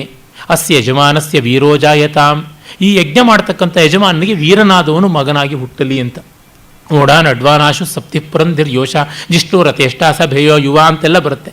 ಅಂದರೆ ನಮ್ಮ ಕುದುರೆಗಳು ಜೋರಾಗಿ ಓಡಲಿ, ನಮ್ಮ ಎತ್ತುಗಳು ಚೆನ್ನಾಗಿ ಎಳೆಯಲಿ, ನಮ್ಮ ಹಸುಗಳು ಚೆನ್ನಾಗಿ ಹಾಲು ಕೊಡಲಿ, ನಮ್ಮ ಹೆಣ್ಣು ಮಕ್ಕಳು ಊರಿಗೆ ಭೂಷಣವಾಗಿರಲಿ. ಇದು ನಿಜವಾದ ರಾಷ್ಟ್ರಗೀತ. ಅದು ಡಿ ವಿ ಜಿಯವರು ಕಂಡುಕೊಂಡಂಥದ್ದು. ಸ್ವಾರಸ್ಯಾರ್ಥನೆಯಂ ಜನಂ ಚರಿಕೆ ಬಲ್ಪಿಂ ಜೀವಿತಾಧ್ವಂಗಳೋಳ್. ಬದುಕಿನ ದಾರಿಗಳಲ್ಲಿ ತಮ್ಮ ತಮ್ಮ ಜೀವಿತ ಅಧ್ವಂಗಳು ಅಂದರೆ ಲಿವಿಂಗ್ ಅಂತ ಏನು ಹೇಳ್ತೀವಿ, ಬದುಕಿನ ದಾರಿಗಳಲ್ಲಿ ಸ್ವಾರಸ್ಯದಿಂದ ಸಾಮರ್ಥ್ಯದಿಂದ ಬಾಳಲಿ ಅಂತಾರೆ. He should have taste for his profession, respect for his profession and efficiency in profession. ನಮ್ಮ ಕೆಲಸದಲ್ಲಿ ನಮಗೆ ಹೆಮ್ಮೆ ಇರಬೇಕು ಮತ್ತು ಅದರ ಬಗ್ಗೆ ನಮಗೆ ಪ್ರೀತಿ ಇರಬೇಕು. ಅದಿಲ್ಲದೆ ಇದ್ದರೆ ಏನು ಪ್ರಯೋಜನ ಆಗುತ್ತೆ? ನಾನು ಮಾಡುವುದು ಯಾವುದಾದರೂ ಅದರ ಬಗ್ಗೆ ಆಸ್ಥೆ ಗೌರವ ಬೇಕು ಮತ್ತು ಅದರೊಳಗೆ ಸ್ವಾರಸ್ಯವನ್ನು ಕಾಣಬೇಕು. ಪ್ರೀತಿ ಇದ್ದಲ್ಲಿ ತಾನಾಗಿ ಸ್ವಾರಸ್ಯ ಬರುತ್ತೆ. ಆಗ ಅದು ಮೊನಾಟನಸ್ ಅಂತ ಬೋರಿಂಗ್ ಅಂತ ಅನಿಸೋದಿಲ್ಲ. ನಮಗೆ ಎಷ್ಟೋ ಜನಕ್ಕೆ ಉದ್ಯೋಗ ಯಾಂತ್ರಿಕ ಅನಿಸೋದಕ್ಕೆ ಕಾರಣ ಅಲ್ಲಿ ನಾವೀನ್ಯ ಹುಡುಕದೇ ಇರೋದ್ರಿಂದ. ಈ ನಾವೀನ್ಯವನ್ನು ಹುಡುಕಿ ಅಂತಂತಾರೆ. ವೀರಾರ್ಹೋಚಿತ ನಲ್ಲದಂ ಜನಿಸದಿರ್ ಕೆಂದುಂ ಭವದ್ ರಾಜ್ಯದೊಳ್. ವೀರನಲ್ಲದವನು ಈ ದೇಶದಲ್ಲಿ ಎಂದೂ ಹುಟ್ಟದೇ ಇರಲಿ ಅಂತಾರೆ. ತಾರಾವೀಥಿಯ ನೇರಿ ರಾಜಿಕೆ ಚಿರಂ ತ್ವಧರ್ಮಚಕ್ರಧ್ವಜಂ. ಅವರು ತ್ರಿವರ್ಣ ಧ್ವಜವನ್ನು ಧರ್ಮಚಕ್ರಧ್ವಜ ಅಂತಾರೆ. ನಕ್ಷತ್ರ ಮಂಡಲದವರೆಗೆ ಅದು ರಾರಾಜಿಸ್ತಾ ಇರಲಿ. ವೀರರೇ ಈ ಜಾಗದಲ್ಲಿ ಹುಟ್ಟಲಿ. ನವನವ್ಯಾಂಕುರ ಮುದ್ಭವಿಕ್ಕೆ ಜನಜೀವಾಶ್ವತ್ಥದೊಳ್ ನಿಚ್ಚಮಂ ಭವಿಕಂ ಪೆರ್ಚುಗೆ ಧರ್ಮದೊಳ್ ಪ್ರಗತಿ ಪಾರಂಪರ್ಯ ನಾವೀನ್ಯದಿಂ ಅವಿಕಂಪ್ಯರ್ ಜನರಕ್ಕೆ ತತ್ವಪಥದೊಳ್ ಭೀಷ್ಮ ವ್ರತಧ್ಯಾನಿಗಳ್ ಭುವನಾಶೇಷ ಸಮಷ್ಟಿ ದೃಷ್ಟಿಗತಿಯಂ ವರ್ಧಿಕ್ಯ ರಾಷ್ಟ್ರೋದ್ಯಮಂ. ಈ ಜನಜೀವ ಅನ್ನುವ ಅಶ್ವತ್ಥಕ್ಕೆ ಹೊಸ ಹೊಸ ಚಿಗುರು ಬರಲಿ ಅಂತಾರೆ. ಡಿ ವಿ ಜಿಯವರಿಗೆ ಅಶ್ವತ್ಥ ವೃಕ್ಷ ಅಂದರೆ ಬಹಳ ಇಷ್ಟ. ಹಾಮಾನಾಯಕರು ಹೇಳ್ತಾರೆ, ಡಿ ವಿ ಜಿಯವರು ಕನ್ನಡ ಸಾಹಿತ್ಯವನದ ಅಶ್ವತ್ಥ ವೃಕ್ಷ ಅಂತ. ನಮ್ಮ ಲಕ್ಷ್ಮೀಶನನ್ನು ಕರ್ನಾಟಕ ಕವಿಚೈತ್ರ ವನಚೂತ ಅಂತ ಕರೀತಾರೆ. ಕರ್ನಾಟಕ ಸಾಹಿತ್ಯ ಅನ್ನುವ ಚೈತ್ರವನ ವಸಂತ ವನದಲ್ಲಿ ಒಂದು ಮಾವಿನ ಮರ ಅಂತ ಡಿ ವಿ ಜಿಯವರು ಅಶ್ವತ್ಥ ವೃಕ್ಷ ಅಂತ ಅನಿಸುತ್ತೆ. ಊರ್ಧ್ವಮೂಲ ಮವಾಕ್ಷಾಖ ಯಶೋಶ್ವತ್ಥ ಸನಾತನ ಅಂತ ಕಠೋಪನಿಷತ್ತು ಹೇಳುತ್ತೆ. ಊರ್ಧ್ವಮೂಲ ಮಧಶಾಖ ಅಶ್ವತ್ಥಂ ಪ್ರಾಹುರಯ ಅವ್ಯಯಂ ಅಂತ ಗೀತೆ ಹೇಳುತ್ತೆ. ಅಶ್ವತ್ಥವಿಲ್ಲಿ ಬಾಡಿದೊಡೇನು ಚಿಗುರಲ್ಲಿ ಅಂತ ಕಗ್ಗದಲ್ಲಿ ಅವರು ಹೇಳ್ತಾರೆ. ತಲೆಯ ಮೇಗಡೆ ಬೇರು, ಕೆಳಗೆ ಕೊಂಬೆಲೆ ಚಿಗುರು ಅಂತ. ಅಂದರೆ ಅವರಿಗೆ ಅಶ್ವತ್ಥ ತುಂಬ ಇಷ್ಟವಾದ ಪ್ರತೀಕವಾಗಿತ್ತು. ಯಾಕೆ? ಪ್ರಾಚೀನ ನವೀನ ಸಮನ್ವಯ ಆಗಿತ್ತು. ಬೇರು ಪ್ರಾಚೀನ, ಚಿಗುರು ನವೀನವಾದಂಥದ್ದು. ಮತ್ತು ಅಶ್ವತ್ಥದಲ್ಲಿ ನಾವು ಎಲ್ಲ ದೇವತೆಗಳನ್ನು ಕಾಣ್ತೀವಿ. ಅದೊಂದು ಕ್ಷತ್ರಿಯ ವೃಕ್ಷ, ಅದು ನಾವು ಗಮನಿಸಬೇಕಾದದ್ದು. ಅಶ್ವತ್ಥ ಯಜ್ಞಕ್ಕೆ ಬಳಕೆ ಬರತಕ್ಕಂಥ ಕ್ಷತ್ರಿಯ ವೃಕ್ಷ. ಅಶ್ವತ್ಥಕ್ಕೆ ಉಪನಯನ ಮಾಡೋದು, ಮದುವೆ ಮಾಡೋದು ನಮ್ಮಲ್ಲಿ ಈಗಲೂ ಅಶ್ವತ್ಥ ಕಟ್ಟೆ ಸಂಪ್ರದಾಯ ಉಂಟು. 11 ವರ್ಷ ವಯಸ್ಸಾದ ಮೇಲೆ ಅಶ್ವತ್ಥಕ್ಕೆ ಉಪನಯನ ಮಾಡಬೇಕು. ಯಾಕೆಂದರೆ ತ್ರಿಷ್ಟುಭ ರಾಜನ್ಯಂ ಅಂತ ಧರ್ಮಶಾಸ್ತ್ರದಲ್ಲಿ ಬರುತ್ತೆ. 11ನೇ ವಯಸ್ಸಿನಲ್ಲಿ ಕ್ಷತ್ರಿಯನಿಗೆ ಉಪನಯನ ಅಂತ. ಹೀಗಾಗಿ ಕ್ಷತ್ರಿಯ ವೃಕ್ಷ ಅವರಿಗೆ. ಮತ್ತು ಅದು ಯಜ್ಞವೃಕ್ಷ ಕೂಡ. ಯಜ್ಞವೃಕ್ಷ ಹೇಮದುಗ್ಧಕ ಅಂತ ಅಮರಕೋಶ ಹೇಳುತ್ತದೆ. ಬ್ರಾಹ್ಮ ಕ್ಷಾತ್ರ ಎರಡೂ ಸೇರಬೇಕು. ಈ ಥರ ಇದ್ದರೆ ಮಾತ್ರ ಜಗತ್ತಿಗೆ ನೆಮ್ಮದಿಯಾಗುತ್ತದೆ. ಆಗ ಜನಸಾಮಾನ್ಯರು ಹಿತವಾಗಿರ್ತಾರೆ. ಭವಿಕಂ ಪೆರ್ಚುಗೆ ಧರ್ಮದೊಳ್, ಧರ್ಮಕ್ಕೆ ಮಂಗಳವಾಗಬೇಕು. ಪ್ರಗತಿ ಪಾರಂಪರ್ಯ ನಾವೀನ್ಯದಿಂ, ಪರಂಪರೆ ನವೀನ ಎರಡರೊಳಗೂ ಪ್ರಗತಿ ಬರಲಿ ಅಂತಂತಾರೆ. ಅವಿಕಂಪ್ಯರ್ ಜನರಕ್ಕೆ ತತ್ವ ಪಥದೊಳ್, ತತ್ವದಲ್ಲಿ ಒಂದು ನಿಷ್ಠೆ ಬೇಕು, ಅಲ್ಲಾಡದ ನಿಷ್ಠೆ. ಭೀಷ್ಮ ವ್ರತ ಬೇಕು. ಭೀಷ್ಮನಿಗೆ ಅಯ್ಯ ನಿನಗೆ ಪುಣ್ಯಲೋಕಗಳು ಸಿಗೋಲ್ಲ, ಮದುವೆ ಆಗದೆ ಇದ್ದರೆ, ಸಂತತಿ ಇಲ್ಲದೆ ಇದ್ದರಿಂದ ನನ್ನ ತಪಸ್ಸಿಂದಲೇ ನಾನು ಪಡ್ಕೋತೀನಿ ಅಂತಾನೆ. ಈ ಕೆಚ್ಚು ನಮಗೆ ಬೇಕಾಗುತ್ತದೆ.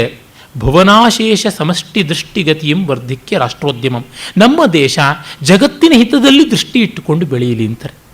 ಯಾವುದನ್ನೂ ಅವರು ಕಳ್ಕೊಂಡಿಲ್ಲ, ಎಲ್ಲವನ್ನು ಹಿಡ್ಕೊಳ್ಳುವಂತಹ ಪ್ರಯತ್ನವನ್ನು ಅವರು ಮಾಡಿದ್ದಾರೆ. ಅಂದರೆ ವಿಶ್ವಕ್ಷೇಮಾಯ ಲೋಕಹಿತಾಯ ಚ ಅನ್ನುವ ದೃಷ್ಟಿ.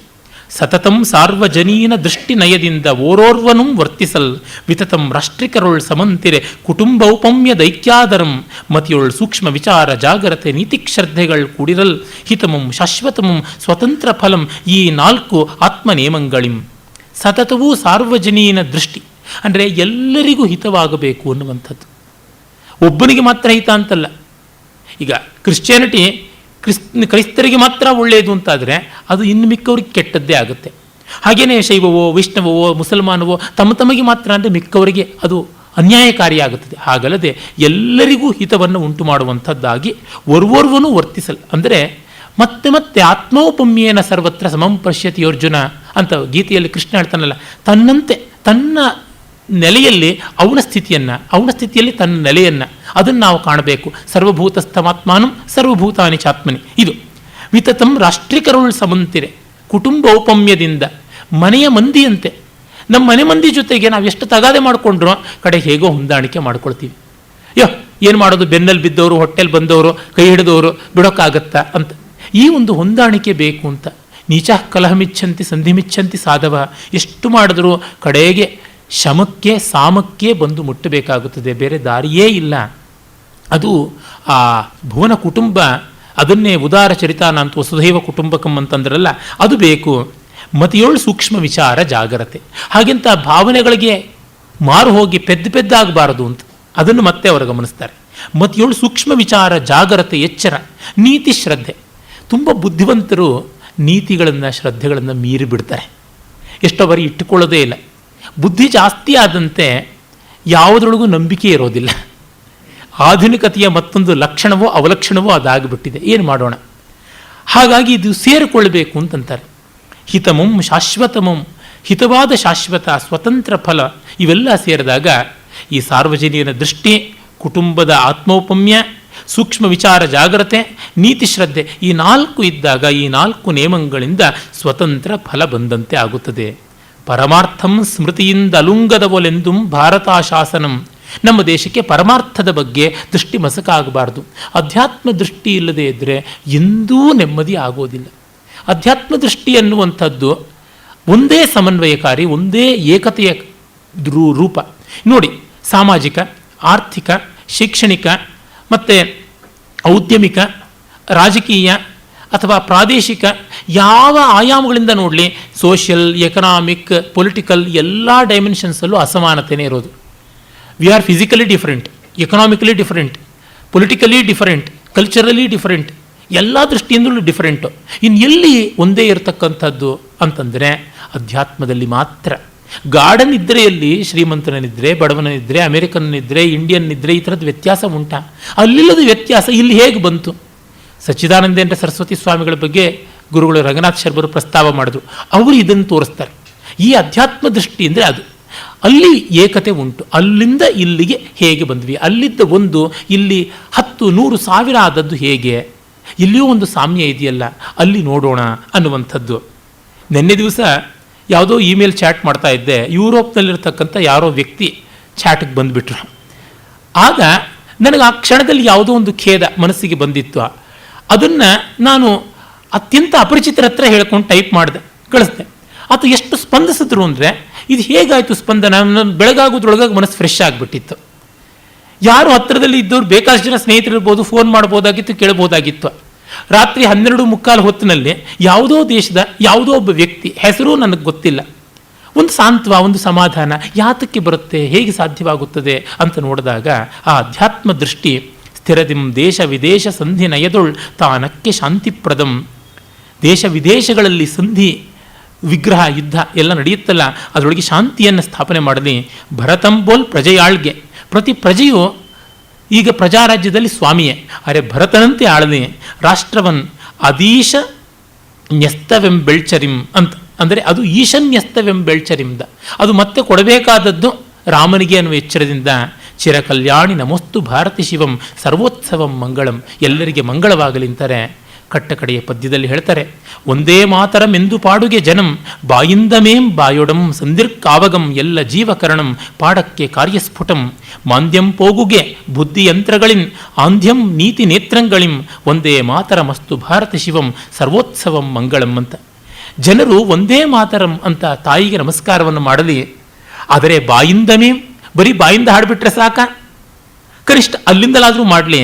ಸಂದಿರ್ಕಾವಗಂ ಎಲ್ಲ ಜೀವಕರಣಂ ಪಾಡಕ್ಕೆ, ಮಾತು ಮನಸ್ಸಿಗೆ ಕೃತಿಗೆ ಆ ಕಡೆ ಈ ಕಡೆ ಬರಲಿ. ಮಾತು ಮಧ್ಯ, ಮನಸ್ಸು ಮಾತು ಕೃತಿ ಅಂತ 3 ಹೇಳ್ತೀವಿ, ಮನೋವಾಕ್ ಕಾಯ ಅಂತ.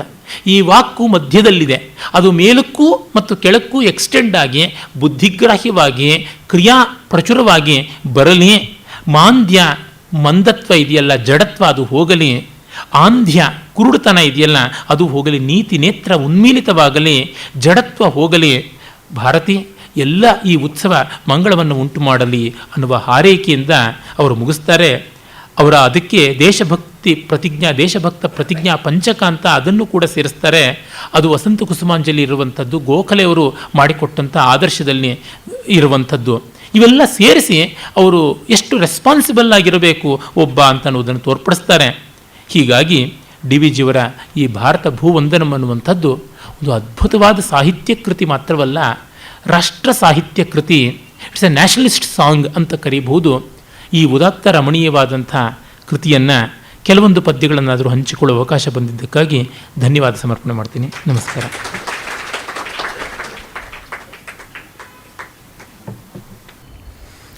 ನಾಳೆಯಿಂದ ಒಂದು ವಾರ ಶತಾವಧಾನಿ ಡಾಕ್ಟರ್ ಅವರ ಸ್ವತಂತ್ರ ಭಾರತ ಅಭಿನಂದನ ಸ್ತವ ಅಥವಾ ಭಾರತ ಭೂವಂದನ ಈ ಪದ್ಯಮಾಲಿಕೆಯ ಅವಲೋಕನವನ್ನು ಕೇಳಿದ್ದೇವೆ.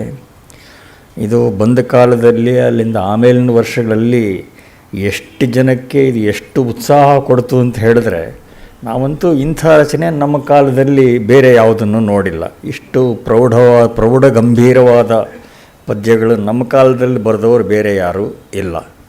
ಇದು ಜನರಿಗೆ ಎಷ್ಟು ಇಷ್ಟ ಆಯಿತು ಅಂದರೆ ಅದರ ಬಗ್ಗೆ ಪ್ರಶಂಸೆ ಮಾಡಿದವರು ಅನೇಕರು. ಒಬ್ಬರು ನೆನಪಾಗ್ತಾರೆ, ನಮ್ಮ ಹಿಂದಿನ ಪೀಳಿಗೆಯ ಒಬ್ಬರು ಡೆಪ್ಟಿ ಕಮಿಷನರ್ ಮತ್ತೂರು ಕೃಷ್ಣಮೂರ್ತಿಯವರ ಗೊತ್ತಿದೆ, ತಿಪ್ಪೇರುದ್ರಯ್ಯನವರು ಅಂತ. ಹಿಂದಿನ ಪೀಳಿಗೆಯಲ್ಲಿ ಅತ್ಯಂತ ನಿಸ್ಪೃಹ ಅಧಿಕಾರಿ ಅಂತ ಹೆಸರು ತಗೊಂಡಿದ್ದವರು ತಿಪ್ಪೇರುದ್ರಯ್ಯನವರು. ಅವ್ರ ಹೆಸರು ಹೇಳಿದ್ರೆ ಇವತ್ತಿಗೂ ಬೆಳಗ್ಗೆ ಎದ್ದು ನಮಸ್ಕಾರ ಮಾಡಬೇಕು, ಅಂಥ ಪ್ರಾಮಾಣಿಕ ವ್ಯಕ್ತಿ. ಅವ್ರಿಗೆ ಈ ಪದ್ಯಗಳು ನೋಡಿ ಎಷ್ಟು ಆನಂದವಾಗಿಬಿಡ್ತು ಅಂದರೆ, ಅವ್ರ ಹತ್ರ ಯಾರೇ ಬರಲಿ, ಹಳ್ಳಿ ಬರಲಿ, ನೋಡ್ರಿ ಯಜಮಾನ್ರು ಹೇಗೆ ಬರ್ದವ್ರು ನೋಡ್ರಿ, ಯಜಮಾನ್ರು ಹೇಗೆ ಬರ್ದವ್ರು ನೋಡ್ರಿ ಅಂಥೇಳಿ ಪದ್ಯಗಳನ್ನ ಹೇಳ್ತಾ ಇದ್ರು ಅವರು. ಅದು ಹೀಗೆ ನೆನಪಾಗ್ತಾ ಇದೆ. ಅಂಥ ಅದ್ಭುತವಾದ ಪದ್ಯಗಳು ಅದರಲ್ಲಿದೆ. 24 ಪದ್ಯಗಳಿದೆ, ಯಾರಾದರೂ ಓದಬಹುದಾದಂಥ ಪದ್ಯಗಳು. ಇಂಥ ಶ್ರೇಷ್ಠವಾದ ಪದ್ಯಗುಚ್ಛದ ಅವಲೋಕನವನ್ನು ಕೊಟ್ಟು ಶತಾವಧಾನಿ ಡಾಕ್ಟರ್ ಗಣೇಶರು ಉಪಕರಿಸಿದ್ದಾರೆ. ಅವರಿಗೆ ತಮ್ಮೆಲ್ಲರ ಪರವಾಗಿ ಗೋಖಲೆ ಸಂಸ್ಥೆಯ ಪರವಾಗಿ ಕೃತಜ್ಞತೆಯನ್ನು ಸಲ್ಲಿಸ್ತಾ ಇದ್ದಾರೆ.